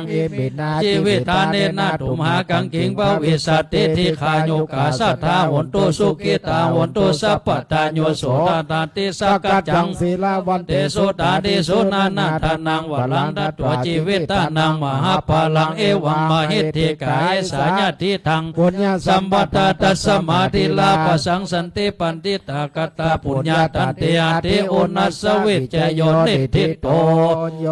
โสภะ กาวาสมาติงสัพพาลามิโยโปเลตัวสัพพะเกเลเสปัญจิตวานุตตะลังสัมมาสัมโพธิงาปิสัมพุทโธเทวานามาติเทโวสังฆานามาติสะโกปมาปฏิปัมมาโลกานาโทภะเกวันทากาติหิกาลเนหิภะกวาติทานาโมโสภะกวาอิติปิอะระหังอะระหังวัตตโสภะกวาอะระหันตังสาลานังกาสามิ เม อาลัง อันตังเสลาสานามามิปัทโมวจิลาปะกาโลโสภะกาวะอิติปิสัมมาสัมพุทโธ สัมมา สัมพุทโธวัตตาโสภะกาวะสัมมาสัมพุทธังสารนังกัสสามิสัมมาสัมพุทธังศีลาสานามามิตุติโยวจิลาภกาโลโสภะกาวะอิติปิวิสาจลานาสัมปันโนวิสาจลานา สัมปันโนโส ภะกาวะวิสาจลานาสัมปันนังสารนังกัสสามิวิสาจลานาสัมปันนังศีลาสานามามิตติโยวจิลาภกาโลโสภะกาวะติปิสุกาโตสุกาโตวัตโสภะกาวะสุกาตัง สาลานัง การสามิสุกาตังศีลาสานามามิจตุโถวจิลาภกาโลโสภะกาวะอิติปิโลกาวิโตโลกาวิโต วัตตา โสภะกาวะโลกาวิตุงสาลานังกัสสามิโลกาวิตุงศีลาสานามามิปัญจโมวจิลาภกาโลโสภะกาวะอิติปิอนุตตโลอนุตตโล วัตตา โสภะกาวะอนุตตลังสาลานังกัสสามิ อนุต ตาลังศีลาสานามามิสัทโธวจิลาภกาโลโสภะกาวะอิติปิปุริสธรรม มาสา ลาธิปุริสธรรมสาลาธิวัตตาโสภะกาวะปุริสธรรมสาลาถิงกัสสามิปุริสธรรมสาลาถิงศีลาสานามามิสัทธโมวจิลาภกาโลโสภะกาวะอิติปิสัทธาเทวมนุสสานังสัทธาเทวมนุสสานังวัตตา โสภะ กวาสัทธานังเทวมนุสสานังสารานังกัสสามิสัทธานังเทวมนุสสานังศีลาสานามามิอัตถโมวจิลาภกาโลโสภะกาวะอิติปิปุตโตวัตตาโสภะกาวะพุทธังสารานังกัสสามิพุทธังศีลาสานามามิตัสสัมวจิลาภกาโลโสภะกาวะอิติปิภกาวะ กาวา วัตตาโสภะกาวะภะกาวันตังสารานังกัสสามิภะกาวันตังศีลาสานามามิตัสสมโมจิลาภะกาโลโสภะกาวะอิติปิวัตตังสารานังกัสสามิ วัตตัง ศีลาสานามามิวัจจิลาภะกาลังนิทิตัง เสเลเท เตมาเตเตโจยญาสิทธิมหิทธิมหาคุณาปะเลเมตตา ปุญญา ติ ธิ กาลาสาสะพันตาลาญาณิวาลานาสัมมาทัสสะภะคะวะโตอะระหะโตสัมมาสัมพุทธัสสะระวะติสามหาปุริสาลักขานานุภาเวนะตาญานุภายัญสนานุภาเวนะตุตตาลัสสะตะมังกาลาภาเวนะสัพพานาลังสีญานุภาเวนะเกตุมาลาเวนะตัสสะปาลาเมตานุภาเวนะตัสสะอุปปาลาเมตานุภา เวนัน ตัสสะปัลลมัตถปาลามิตานุภาเวนะศีลสมาธิปัญญา นุภาเวนะ นุภาเวนะธรรมานุภาเวนะสังฆานุภาเวนะเตจานุภาเวนะอิทธาเวนะพัลลานุภาเวนะยยะธรรมานุภาเวนะจตุลาสิทธิสาหัส สาธรร มขันธานุภาเวนะนวโลกุตตะละธรรมานุภาเวนะอัฏฐังกิกัมมคาเวนะทัสสมาปฏิญาณุภาเวนะสละพิญญาณุภาเวนะจตุญาณานุภาเวนะสัพพะละญาณานุภาเวนะสัพพัญญุตญาณานุภาเวนะเมตตากรุณา มุทิตา ตาอุเปขานุภาเวนะสัพพะปาเลตานุภาเวนะรัตนาตยา สาร นานุภาเวนะตุยหังสัพพะโลกาสุกุปะตาวาทุกขาโทมานัสสุปาวินาสันตุสัพพะอันตรายาภิวินาสันตุสัพพะสังกัปปะตุยหัง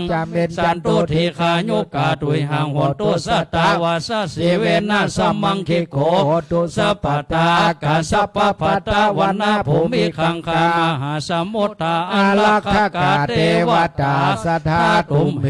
อ อ นุ นุ รั รั ก ก ขั ขั น น โต ตุทุกขปัตตา จันเนโทคาพ พ ยาย า ปั ปั ต ต ตา ตา จั จั น น เน เน พ พ ยาย า โส โส กั กั ป ป ปั ปั ต ต ตา ตา จั จั น น เน เน โส โส กาก า ห ห น น ตุ ตุ สั สั พ พ เพ เพ ปา ปา เน เน โน โน เอ เอ ตา ตา วั วั ต ต ตา ตา จะอัมเหหิสัมปัตังปุญญาสัมปตังสัพเพเทวา นุโม ทั ทั น น ตุสัพพะสัมปติสิทธิญาทานังทัทันตุสัตตยาสี ลังลักขันโตปัตตาภาวันนาภิลาตาหนโตคัสสันโตเทวตาคัตตาสัพเพพุทธาปัตตาปัจเจกานันจะยังปัลลังอาลังหันตานันจะเตเจนะลักขังพันธามิสัพพะโสโคพุทธานังอุปโตสุขาสัทธรรมเตสนาสุขาสังคัสสะสามัคคีกานังตาโปสุโขคัตติโยเสโทจันเนตัสสมิงเยโคตาปฏิยิโนวิสาจลานาสัมปันโนโสเสโทเทวาเสสิวาตาปฏิอาทิโจลติมาภาติจันติมาสันนาโทคัตติโยติสัญญิตาปฏิภามโนอัฏฐสัพพะมโหรัตตังพุทโธตปฏิเตจัสสา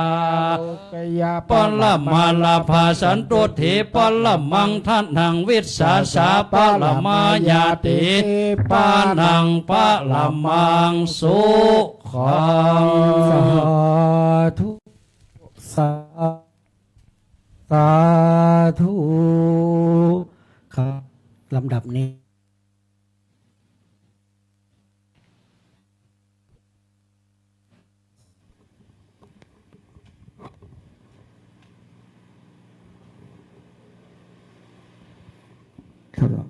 ครับลำดับนี้กับนิมนต์ท่านอาจารย์นัทธิวิทย์ปุญญาวัฒโกนะครับศิษย์ของวัดร่ำเปิงซึ่งเป็นดำรงตำแหน่งเจ้าวาดวัดหลวงอำเภอป่งจังหวัดพะเยาจะได้สมมาขอตาลแล้วก็กล่าวองค์การเบญตาลนะครับ สันตุโอกาสะพันเตคาเดสัพพวัตุตานานาร้ายหลากบัดนี้เจ้าสมณศรัทธาและมุลศรัทธาหนแห่งห้องภายในไม่มีท่านพระภาวนาธรรมาภิรัตเจ้าอารมาธิปันติวัดร่ำเปิงตะโปธารามพร้อมด้วยพระภิกษุเจ้าสามเณรเจ้าจุตนจุองค์หนแห่งห้องภายนอกไม่มีแม่หลวงวิริยะชัยมาศพร้อมโดยคุณโยมมารินีวรหกิจพร้อมโดยพุทธอุปถากรัตนอุบาสกอุบาสิกาหนแห่งห้องภายนอกก็พร้อมด้วยท่านตั้งหลายมวลฝูงนี้ก็ได้ตกแต่งหางและดาตานก็บุรมวลดีพรำพร้อมตัวจักยืนน้อมตะวายเป็นตาลมีต่างบุพาบานดวงดอกไม้อันตกแต่งไว้เหนือคันเพื่อจะขอสุมมายังวัตถุตานาลายหลากสัพพร้อมพระจุอันดังผู้ขาจักเวนวางกาไว้ยามเมื่อผู้ขาทั้งหลายได้ตกแต่งหางและดาตานหลอนว่ามีใจบ่ชื่นบ่บานมัวมืดได้กล่าวกำลังลืดโมโหนับปาโลออกปากเป็นกรรมกายาวจีกรรมกว่าพิษจากกองธรรมสามสิ่งคือบุพภากายิ่งหลอนบ่ได้บังเกิดขึ้นในใจมุนจนะภากาเจตนาบ่มีใจใส่ขาวผ่องแผ้วอัปปราภากาเจตนาหลอนว่าใดหือตานแล้วบ่มีใจจมชื่นยินดีบ่มีปิติตื่นตองยังมีใจหวงคองโดยโรภะมัจเฉรธรรมผู้ขาตั้งหลายก็กว่าเป็นโตสกรรมติดแปดจึงได้แขวดขอสุมมาขอสัพวัตถุตานาภายโปรดหายจากโทษและเวรกรรมหายจากนิวรณ์ธรรมกรรมอันจักหามเสียยังหนต่างอันจักขึ้นสู่จันฟ้าและเนรปานแก่ผู้กาตั้งหลายจุปูจุคน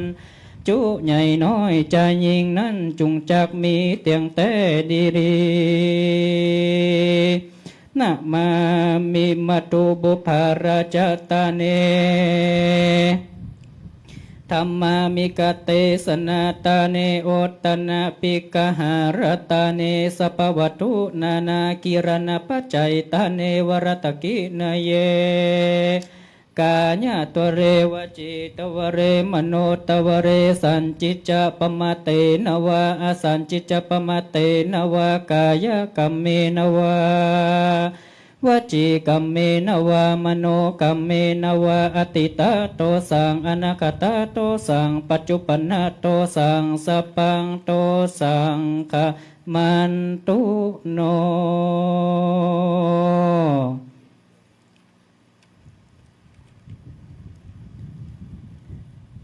โยสันนิสินโนวรโพธิมุลเลมารังสะเสนังมหันติงวิจโยสัมโพธิมากัญจีอนันตัญญโนโลกุตธโมตังปนมามิพุทธังตังปนมามิธัมมังตังปนมามิสังฆังโยโสภควาพระเป็นเจ้าเลิศดวงใดสันนิสินโนอันสถิตแล้วนั่งเหนือแต่นแก้วแตบไม่โปนสไลมาราวิจัยโย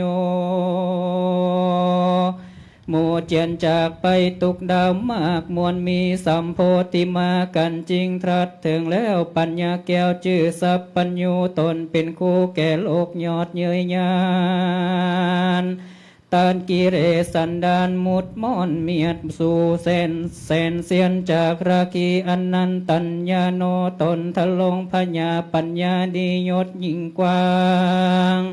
บ่อาจนางจังกันนาโลกุลตโมตนผาเสดกว่าโลกโลกาตังปนมามีพุทธังอันว่าพระพุทธเจ้าตนผาแป้ยังจินมานติวสังภูคาก็ไวจุวันมาตังปนมามิธรรมังย่อปนมก่อนนบน้อมไวจุวันมีตังปนมามิสังฆังสุนันตุปนโตเทวานาคาราชาอินโตยมราชากัปปรระราชาธรณีสิริคุตาพิธานาอวาสารคาปิตามาตาปุภกราเทวาโมตันตุตัสสมาตุมหิอนุโมตมานาพ้นโตเทวสังกายโยฟังรามุเตปเต้าพรหมพฤกดาวโคงเขตโคงไข่ธรณีไก่อากาศกว้างไพรปนมแผ่นดินกลมตัวตุกดาวโคงเขตเต้าตานดงรีอันอยู่ในนาตีนาน้ำตุกเตือนตำสรสรีตั้งเส้นยามากมวลมีตังกิริปัปปะเตอสุเรอยู่ดันดาวตังกุมพันหาเท้ากันตปะยักขายักขีรอดอเวจีไตลาตังเต้าติราชอาจกายมพิบาลจัตุโรคสี่องค์การจอมเจียงราเจิญตันเต้าติราชองค์อินอมรินอยู่จันฟ้าเสวยสวรรณาอันเจิญมาตังงาคงโสรสะแผ่นเทถึงพรหมเจียงเจ้าตลาบต่อเต้าเนวสัญญาขอเจิญมาน้อมอนุโมทนาตานมาเป็นวิญญาณแห่งการตานฝูงนี้พร้อมนำไปยืนน้อมถวายยอตานแก่พระญาอินตาไปเตสนาไขอ่านฮือพลาบุญอันนี้ส่วนสว่างเสงสาในโรงธรรมสาราเป็นเก้าตลาดต่อเต้าสู่เวียงแก้วเนรปานนั้นจุงจักมีเตียงแต่ดีดีจิมเดเตอันนิจจาวันตสังขาราฟังดาโสตุนจันนาตั้งหลายเฮยมวลหมู่อันพร้อมนาอยู่ยาใหญ่จุงฟังสารไข่ดังเราจักกล่าวหือหูข่าวถึงสังขารเอาไว้สอนลูกหลานและปันดาวงศาอันเกี่ยวข้องกับอัตตาตัวเราอย่าปากันมัวเมาประมาทกันเป็นธรรมจะมาจัดกันจุภูบอกว่าภัยจักอยู่หนแห่งในเกิดมาย่อมตายไปบอกข้างดังปรากฏกล่าวอ้างว่าเป็นกรรมอันตนกระทำไว้ล่วงแล้วมาอนิจจาวัตสังขาราอันว่าสังขารนี้นาบ่มันบ่เตียงรู้ความเงียงเววรจับลังคนมาเอากำเนิดไปไตตันก็เกิดมาในต้องแม่แปรไปพ่องอายุไขยังหนุ่มศีลนาจุ่มเปิงเปล่า ห้องเป็นสาวเจ้าคืนใหญ่กำเลยไล่มาตัวยตันก็ได้ดับขันมุ้ยหมอดพ่องอยู่รอดต่อเต้าจรามนุษย์สายิงใจน้อยใหญ่จุผู้ย่อมมีกรรมอยู่ภัยมันอันจักมาตันตอบสายหือได้ร้ายและดีพ่องอยู่สู่ขีเตียงเต้าทุกคำเจ้าบ่มีปัญญาอันใดกันกรรมจังไรมาจุจอดก็ตายมุ้ยหมอดเมื่อมอนบัดนี้จักได้กิตนายังมุลลาศรัทธาเก้าเงาหมายมีท่านประเดชพระคุณนาพระภาวนาธรรมาภิรัตพร้อมด้วยพระภิกษุเจ้าสามเณรเจ้าจุตนจุองค์และศิษยานุศิษย์อุบาสกอุบาสิกาแห่งวัดลำเปิงพร้อมด้วยลูกเต้าเลนลานสายวงวานปีน้องตั้งมิตรแก้วปองสหายจุผู้จุคนก็ได้สนองของควายโตกแห่งห่างของตาลมีตั้งบุพภาบานดวงดอกตั้งเข้าตอกและดำเตียนมาจาเจียนไว้เนื้อขันสัพปปริวารตาลตั้งหลายเปิดจักยอดตะวายเป็นตาเนื่องในงานทำบุญอายุวัฒนะนำบุญครบรอบ533 ปีวันสถาปนาวัดรำเปิงตะโปธารามว่าสันนิเตดิริบัดนี้สัตตาภูคาทั้งหลายขอโอกาสอาราธนาพระแก้วเจ้าทั้งสามประการจงมีธรรมเมตตาไหวนาปฏิกหารับเอาแล้วเปิดจักอุติสาส่วนบุญส่วนกุศลไปหายังสมณศรัทธาและมุนนาศรัทธาหนภายในมามีพระเดชพระคุณพระพรหมมงคลหลวงปู่ทองสิริมังกโรภาบัญญัติอัคคยโนพระครูอินตาอัคคปัญโยภาสัจจาสัญญิโตภาวนิจจังกบโรหลวงพ่อหมอกติสรโนหลวงพ่ออายอติยโนพระสมเจตธรรมปโรพระประเสริฐพระสมภาสุโกพระนาวีอติจิตโตพระสิทธิกรนันทิโกภสุชนชยาสนาสโพพระมหาเจริญชัยกัญญาณวัตโนพระบุญช่วยเตชะปัญโยพระพินิจคติพโรพระสุภมิตรสุธรรมโมพระสมานมิตรสุมิตโตพระมีสุธรรมโมพระสวัสดยติโกภาวิมยติโกหนแห่งห้องไปนอกไม่มีผู้ก่อรำสัมมาสร้างอย่างวัดนารำเปิงตะโปธารามแห่งนี้ไปมีพระเจ้ายอดเจียงไฮ้พระนางอาตปาเทวีพระเจ้าเมืองยี่เจ้าเมืองเจียงไฮ้ผู้เป็นราชปิตุราพระเจ้าอติวิสุทธาเจ้าหมื่นเมืองตินเจียงพระเจ้าหมื่นคำภาคกลางพระเจ้าหมื่นเสนาปฏิเมืองจาตลอดจนถึงพุทธศาอุโบสกอุบาสิกาแม่ชีสัมลีอุ่นสวรรค์แม่ชีสีโสภาอุ่นแก้วแม่ชีสมปารมีแม่ชีเรือนคำแก้วดีแม่ชีสังเวียนทองดีเลิศแม่ชีโบแว่นสงวนเต็งแม่ชีคำหลอมยาวิจัยแม่ชีบัวไรสุขเทียงธรรมแม่ชีคำใสระมิงวงแม่ชีบุญเลียมสุนบนนาคุณนเริศแม่ชีสุทินโพแก้วแม่ชีทิพาพรอับสรธนาสมบัติแม่ชีทองสุขศรีสุวรรณแม่ชีนินพันธ์พวงคำแม่ชีสมจิตชื่นกลมลักษณ์แม่ชีบุญเรืองเกษมพันธ์แม่ชีทองเหรียญชัยประสิทธิ์แม่ชีอุบลยทินทรแม่ชีพานีทิพย์กนกแม่ชีรัตดาศรีปรางแม่ชีขนางตันวงแม่ชีสุพินมาแจงแม่ชีอุไรหายาจันทาแม่ชีโบจำกัญญาณชนแม่ชีทรัพย์สุขกำแหงแม่ชีโบจำชัยระแหงแม่ชีแก่แก้วแม่ชีสีคำวงรักแม่ชีน้อยยานะแม่ชีแม่แม่ชีเรนูวงไทยแม่ชีรำเปยจิตเนกแม่ชีจันตารริตโยคีสมแสงรบโยคีนวลโนทาโยคีอริแก้วอัมภัยโยคีอันนาหงคำแก้วโยคีบุญก่อวิสมิตนาน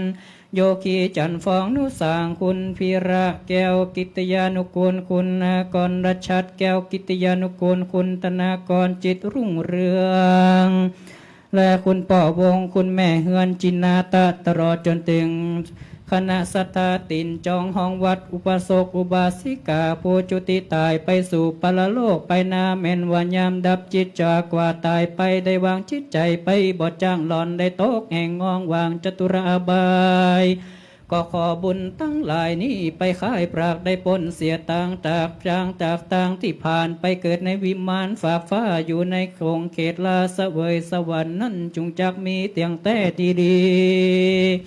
โดยดังผู้การจักเว้นวางการตามมคตภาษาบาลีวาสาทุโอกาสามยังปันเตอิมานิอากิมัตุบุพาราจาตานัง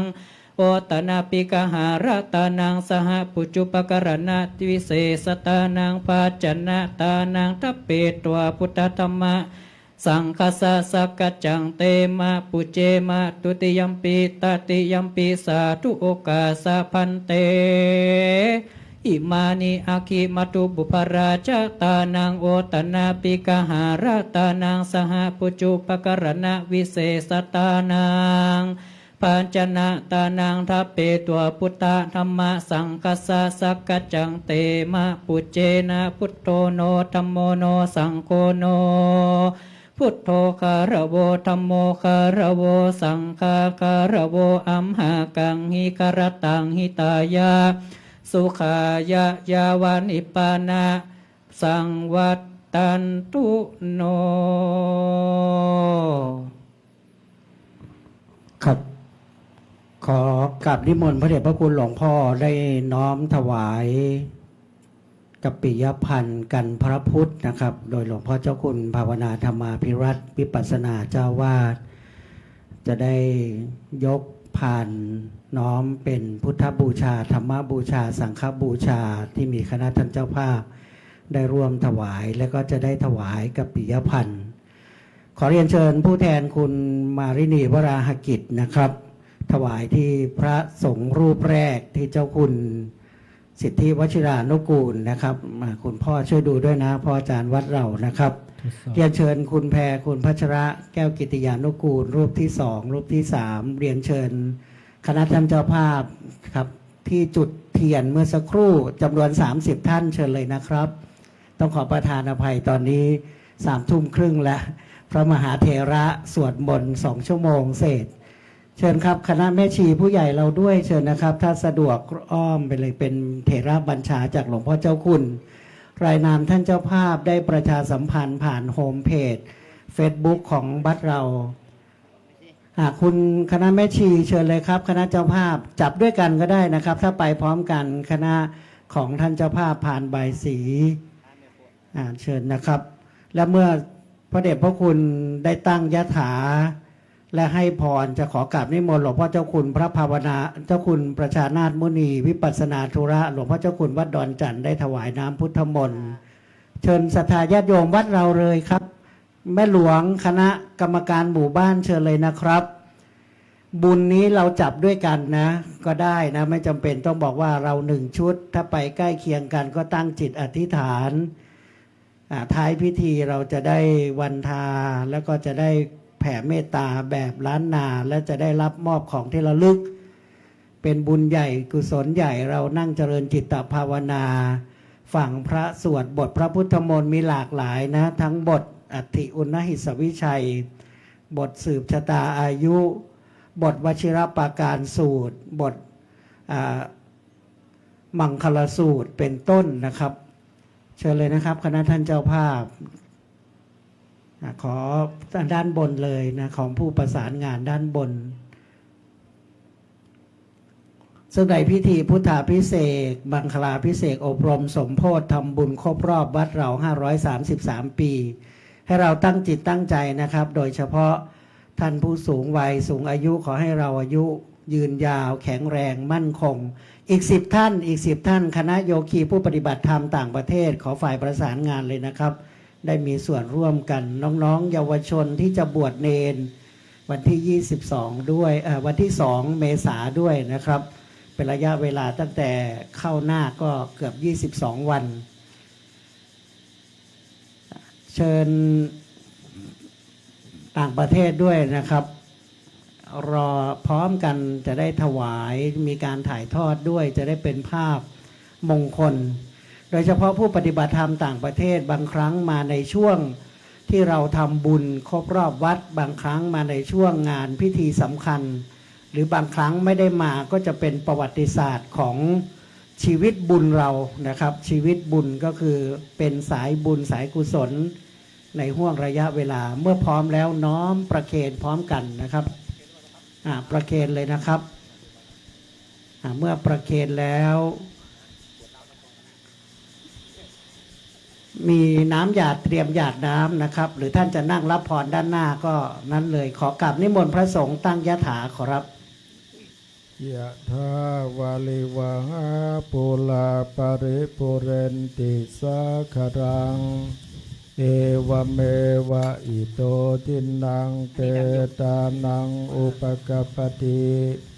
อิจิตังปฏิตังตุมหังคิปะเมวะสมิจจตุสัพเพปุเรนตุสังกปาจันโทปนรโสยถามณิโชติลาโสยถาอิติโยวิวัจจันตุสัพพะโรโควินาศตุมาเตภวัตวันตรายโยสุขีทีขายุโกภวะสัพพิติโยวิวัจจันตุสัพพะโรโควินาศตุมา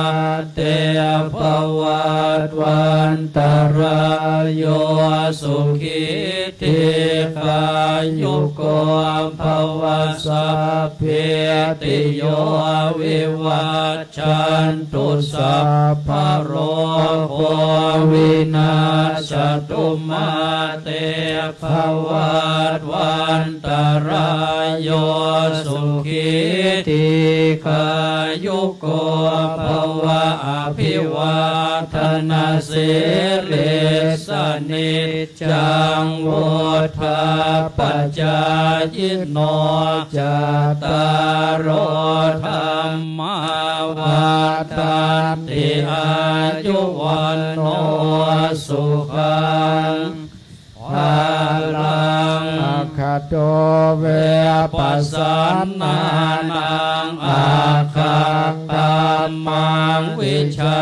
ณตังอาเคพุทเทปัสสันนานังทักขินัยเยอนุตตรเรอาเคธรรมเมปัสสันนานังวิราโคปัสสเมสุเขอาเคสังเขปัสสันนานังปุญญังเขเตอนุตตรเรอาคัสมิทานังทัตตังอาคังปุญญังปวัตติอาคังอายุจวันโนจยโสกิตติสุขังพลังอาคาสธาตาเมธาวิอาคาธรรมสมาหิโตเทวะพุทโธมนุสโสวาอาคาปัตโตปโมทติติรัตนาตยานุภาเวนรัตนาตยเตจะสาธุคโรคพยาเวระโสกาสันตุจุปัฏฐวาเนอันตรายาภิวินาสันตุอเสสะโตชิยสิทธิธนังลาภังโสทิปะกยังสุขังพลังสิริอายุจวันโนจะโภคังวุติจะยสวาสตวาสาจะอายุจะเชวสิทธิภวันตุเตภวตุสัพพมังคลังราคันตุสัพพเทวตาสัพพพุทธานุภาเวนั นัสสัทธาโสธิภาวันตุเตวัตุสาพมังคลังราคันตุสัพพะเทวตาสัพพะธรรมานุภาเวนัสสัทธาโสธิภาวันตุเตวัตุสาพมังคลังราคันตุสัพพะเทวตาสัพพะสังฆา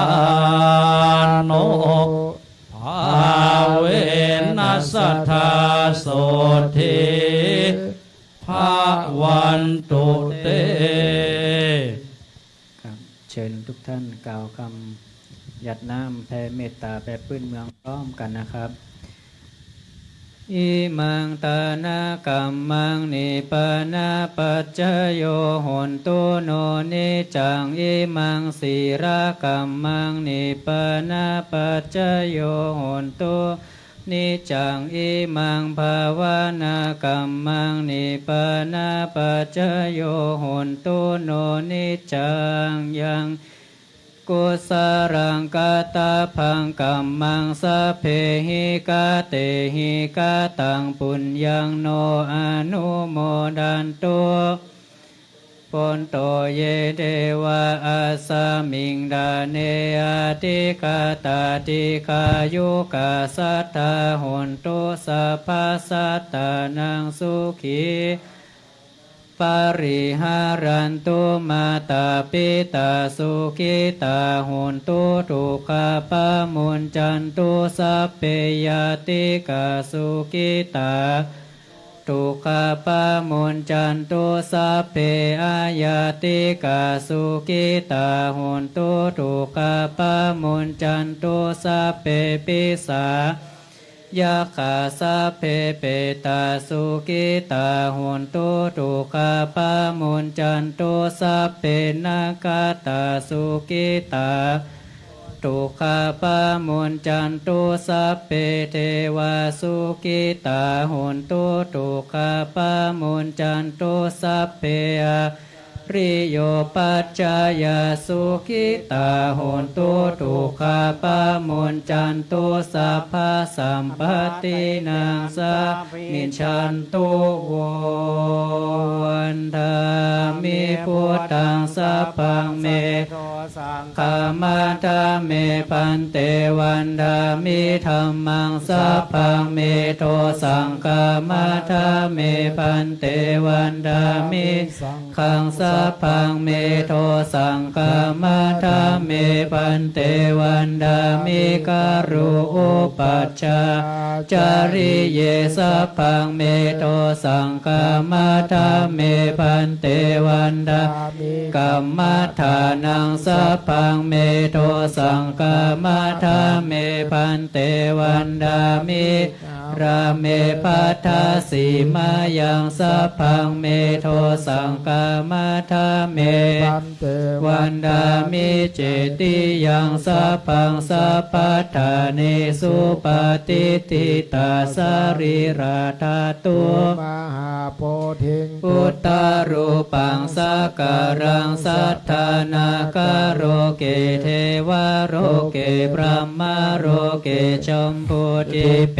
ลังกาทิเปสรีราธาตุโยเกสันธาตุโยอะระหันสันธาตุโยเจติยังกันธาจตุราสิติสาเสธรรมกันเทสัพเพสังปาราเจติยังอหังวันตามิสัพพะโสครับเรียนเชิญทุกท่านวันทาน้อยพระเดชพระคุณท่านพระอาจารย์พร้อมกันนะครับวันทามิพันเตสัพพังอาปาราทังกามตะเมพันเตมายากาตังปุญญัง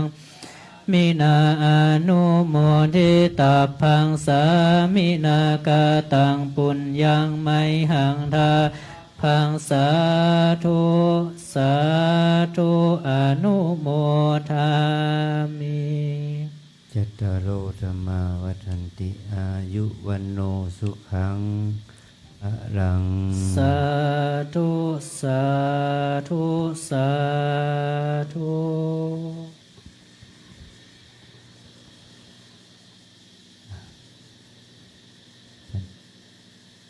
สิ่งอย่างสำเร็จเสร็จสิ้นเป็นโดยเรียบร้อยกับขอบพระคุณครูบาอาจารย์พระเถรานุเถระทุกรูปที่ได้มาเจริญพุทธมนต์สวดมนต์กันเพื่อเฉลิมฉลองในโอกาสที่พระลำเปิงให้มีอายุ33ปีในปีนี้ แล้วขอเจริญพรขอบคุณวสุภสิกาคนมีคนโยมมานี้อากิจเป็นตนและก็รู้สึกดูทาเสอส่วนวสุภสิกาจะทายเอาคณะไม่คณะศรัทธาเราคนที่ได้มาลงบุญกุศลในวันนี้โดยพร้อมเพียงกันขอให้ทุกท่านได้เดินทางกับสู่สถานที่อาศัยด้วยสวัสดิภาพนะครับ ขอบคุณครับขอบพระคุณพระมหาเถระพ่อแม่ครูอาจารย์นะครับญาติโยมมากราบหลวงพ่อเจ้าคุณรับของที่ระลึกนะทุกคนเลยประมาณ200ชุดคนละอัน เป็นพวงกุญแจหนังไว้ร้อยรัดร้อยรึงตรึงไว้ให้เกิดความมั่นคงนะครับ530 ปีแห่งขวงแก้วอารามนามร่ำเปิงอันยิ่งใหญ่อาศัยบุญบารมีแห่งศรัทธาญาติโยมได้อุปถัมภ์ค้ำชูอาศัยคุณแห่งหลวงปู่พ่อแม่ครูอาจารย์ได้ให้การศึกษาอาศัยญาติโยมได้ร่วมทำวัดอุปถัมภ์อุปถากอาศัยบรรพบุรุษผู้ก่อสร้างเป็นปฐมาเบื้องต้นลำดับนี้งานบุญของเราวันนี้เรียบร้อยงดงามรายนามเจ้าภาพรับชมย้อนหลังจากเฟซบุ๊กนะครับโฮมเพจเฟซบุ๊กของวัดร่ำเปิงงานบุญอันยิ่งใหญ่บรรพชาอุปสมบท70กว่ารูปจะปรากฏขึ้นในวันที่1ในพิธีปรงผม4:30ไม่เกินนั้นและในการบวชจะมีในวันที่2 8:30 9 โดยประมาณท่านใดจะมาออกโรงทานจะให้การสนับสนุนก็ขอเรียนเชิญนะครับงานบุญวันนี้สำคัญเครื่องเสียงก็งดงามเรียบร้อยรับคนละอันนะครับได้เป็นที่ระลึกว่าเราได้มางานบุญของวัดร่ำเปิง533คุณแม่ผู้สูงวัยตั้งจิตอธิษฐานนะให้อยู่สัก120 ปีตอนนี้80บวกอีก40จะได้มาฉลอง534 35 536ถึง580 ปีของวัดร่ำเปิงนะอธิษฐานเอานะครับบาทน้ำพระพุทธมนต์9 บาทใครจะประสานน้ำพระพุทธมนต์เป็นสิริมงคลที่หลวงพ่อเจ้าคุณได้รับถวายจากคณะสงฆ์พระสงฆ์นั่งปกมีหลวงพ่อเจ้าคุณวัดดอนจันทร์อันมีชื่อเสียงเป็นต้นได้ถวายน้ำพระพุทธมนต์แด่หลวงพ่อเจ้าอาวาสเพื่อให้ประพรมพระธาตุเจดีย์ล่ำเปิงให้ประพรมในส่วนของศาสนสถานและก็พระสงฆ์องค์สามเณรรอบเดียวพอนะดูแล้วเหลือประมาณสัก70 ชุดนับที่ว่าตัวเองถึงคนที่70ไหม เปิ้ลบอกว่ามาเป็นอย่างเดียววันที่2มาใหม่ใครมารับเป็นเจ้าภาพก็เรียนเชิญเด้อข้าวน้ำข้าวตอนภัตตาหารข้าวต้มมาใส่บาตรลูกเนนจำนวน70 กว่ารูปซึ่งจะบวชเฉลิมพระเกียรติเป็นระยะเวลาถึง18 วันถ้ารวมเวลาเข้าหน้าก็22 วันพอดีซึ่งวันนี้ลูกๆศาสนทายาทได้เห็นพิธีกรรมอันสำคัญสำหรับน้ำหยาดนะป้ออาจารย์วัดเพิ่นจะรวบรวมใส่สลุงแล้วก็ไปเทไว้ที่โคนไม้ฝากแม่พระธรณีเสื้อวัดทรงวัดเจ้าตี้เจ้าตางเพื่อเป็นกัลปานิสงส์ให้เกิดเป็นพลานิสงส์เป็นบารมีทานบารมีศีลบารมีภาวนาบารมีแห่งเนคขมมะที่เราอดทนขันติบารมีนั่งฟังพระสวด เจริญพระพุทธมนต์เป็นระยะเวลาเกือบ2 ชั่วโมงครึ่งผมมาตั้งแต่4 โมงครึ่ง5 โมงพูดไม่ก็ประมาณสัก6 โมงยาวมานั่งฟังสวดด้วยก็ตอนนี้เกือบ4 ทุ่มนะ3:35ใครจะเอาน้ำพระพุทธมนต์ก็ไปที่ลูกเนนเด้อไปพรมรถร้านค้าหิ้งพระเก็บไว้นะไม่ต้องไปดื่มนะน้ำพระพุทธมนต์ให้เราประพรมไว้ให้ไปให้คนเฒ่าคนแก่นะได้สายศีลเป็นต้นให้อายุวัฒนะมงคลยืนยาวมั่นคงปราศจากทุกโศกโรคภัยเมื่อท่านสุขภาพแข็งแรงแล้วให้เข้าสู่วัดวาอารามข่วงแก้วเข้าสู่พระรัตนตรัยให้ถึงพระพุทธพระธรรมพระสงฆ์พุทโธเมนาโถพระพุทธเจ้าเป็นที่พึ่งของกระผมของข้าพเจ้าธรรมโมเมนาโถพระธรรมเป็นที่พึ่งของข้าพเจ้าสังโฆเมนาโถพระสงฆ์เป็นที่พึ่งของข้าพเจ้านัตถิอัญโยสรโนนัตถิอัญญังสรนังวรังสรณะอื่นอันยิ่งกว่าพระรัตนตรัยไม่มีนี่เป็นสำคัญวันนี้เราได้เข้าข่วงแก้วอารามได้อยู่ในมงคลสถานอันเป็นบุญกุศลเทวาอารักษ์ได้ปกปักรักษาเพราะฉะนั้นเราสุขภาพแข็งแรงก็อย่าลืมมาวัดนะทำมาค้าขายสัมมาชีพรุ่งเรืองก็อย่าลืมมาอุปถัมภ์พระศาสนาอุปถัมภ์ผ่านพระสงฆ์องค์เนรค่าน้ำค่าไฟดังนี้เป็นต้นก็ถือว่าอุปถัมภ์วัดวาอารามขอให้เราทุกคนทุกท่านจงเจริญด้วยจตุรพิธพรชัยทั้ง4 ประการดังคำพระที่ว่าอายุวันนะสุขะพละและปฏิภาณธนสารสมบัติจงทุกประการขออนุโมทนากราบขอบพระคุณพระสงฆ์ทั้งนั้นและอนุโมทนาบุญกับศรัทธาญาติโยมทุกคนทุกท่านเราพบกันใหม่ทำบุญตักบาตรมาปฏิบัติธรรมและร่วมงานบวชสามเณรเฉลิมพระเกียรติในวันที่1ปลงผม4 โมงและวันที่2บวช9 โมงนะครับขออนุโมทนาบุญเดินทางกลับโดยสวัสดิภาพขอรับกราบขอบพระคุณครับ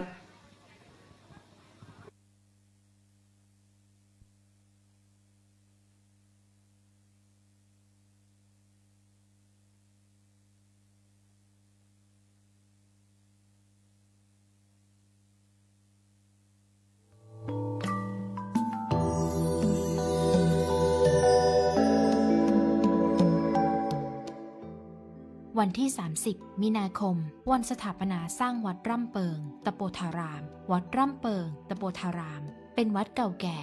สร้างในสมัยพระเจ้ายอดเชียงราย โดยมีพระนางอัตตปาเทวี พระมเหสีรับบัญชาเป็นผู้สร้าง ปัจจุบันเป็นสำนักปฏิบัติธรรมประจำจังหวัดเชียงใหม่แห่งที่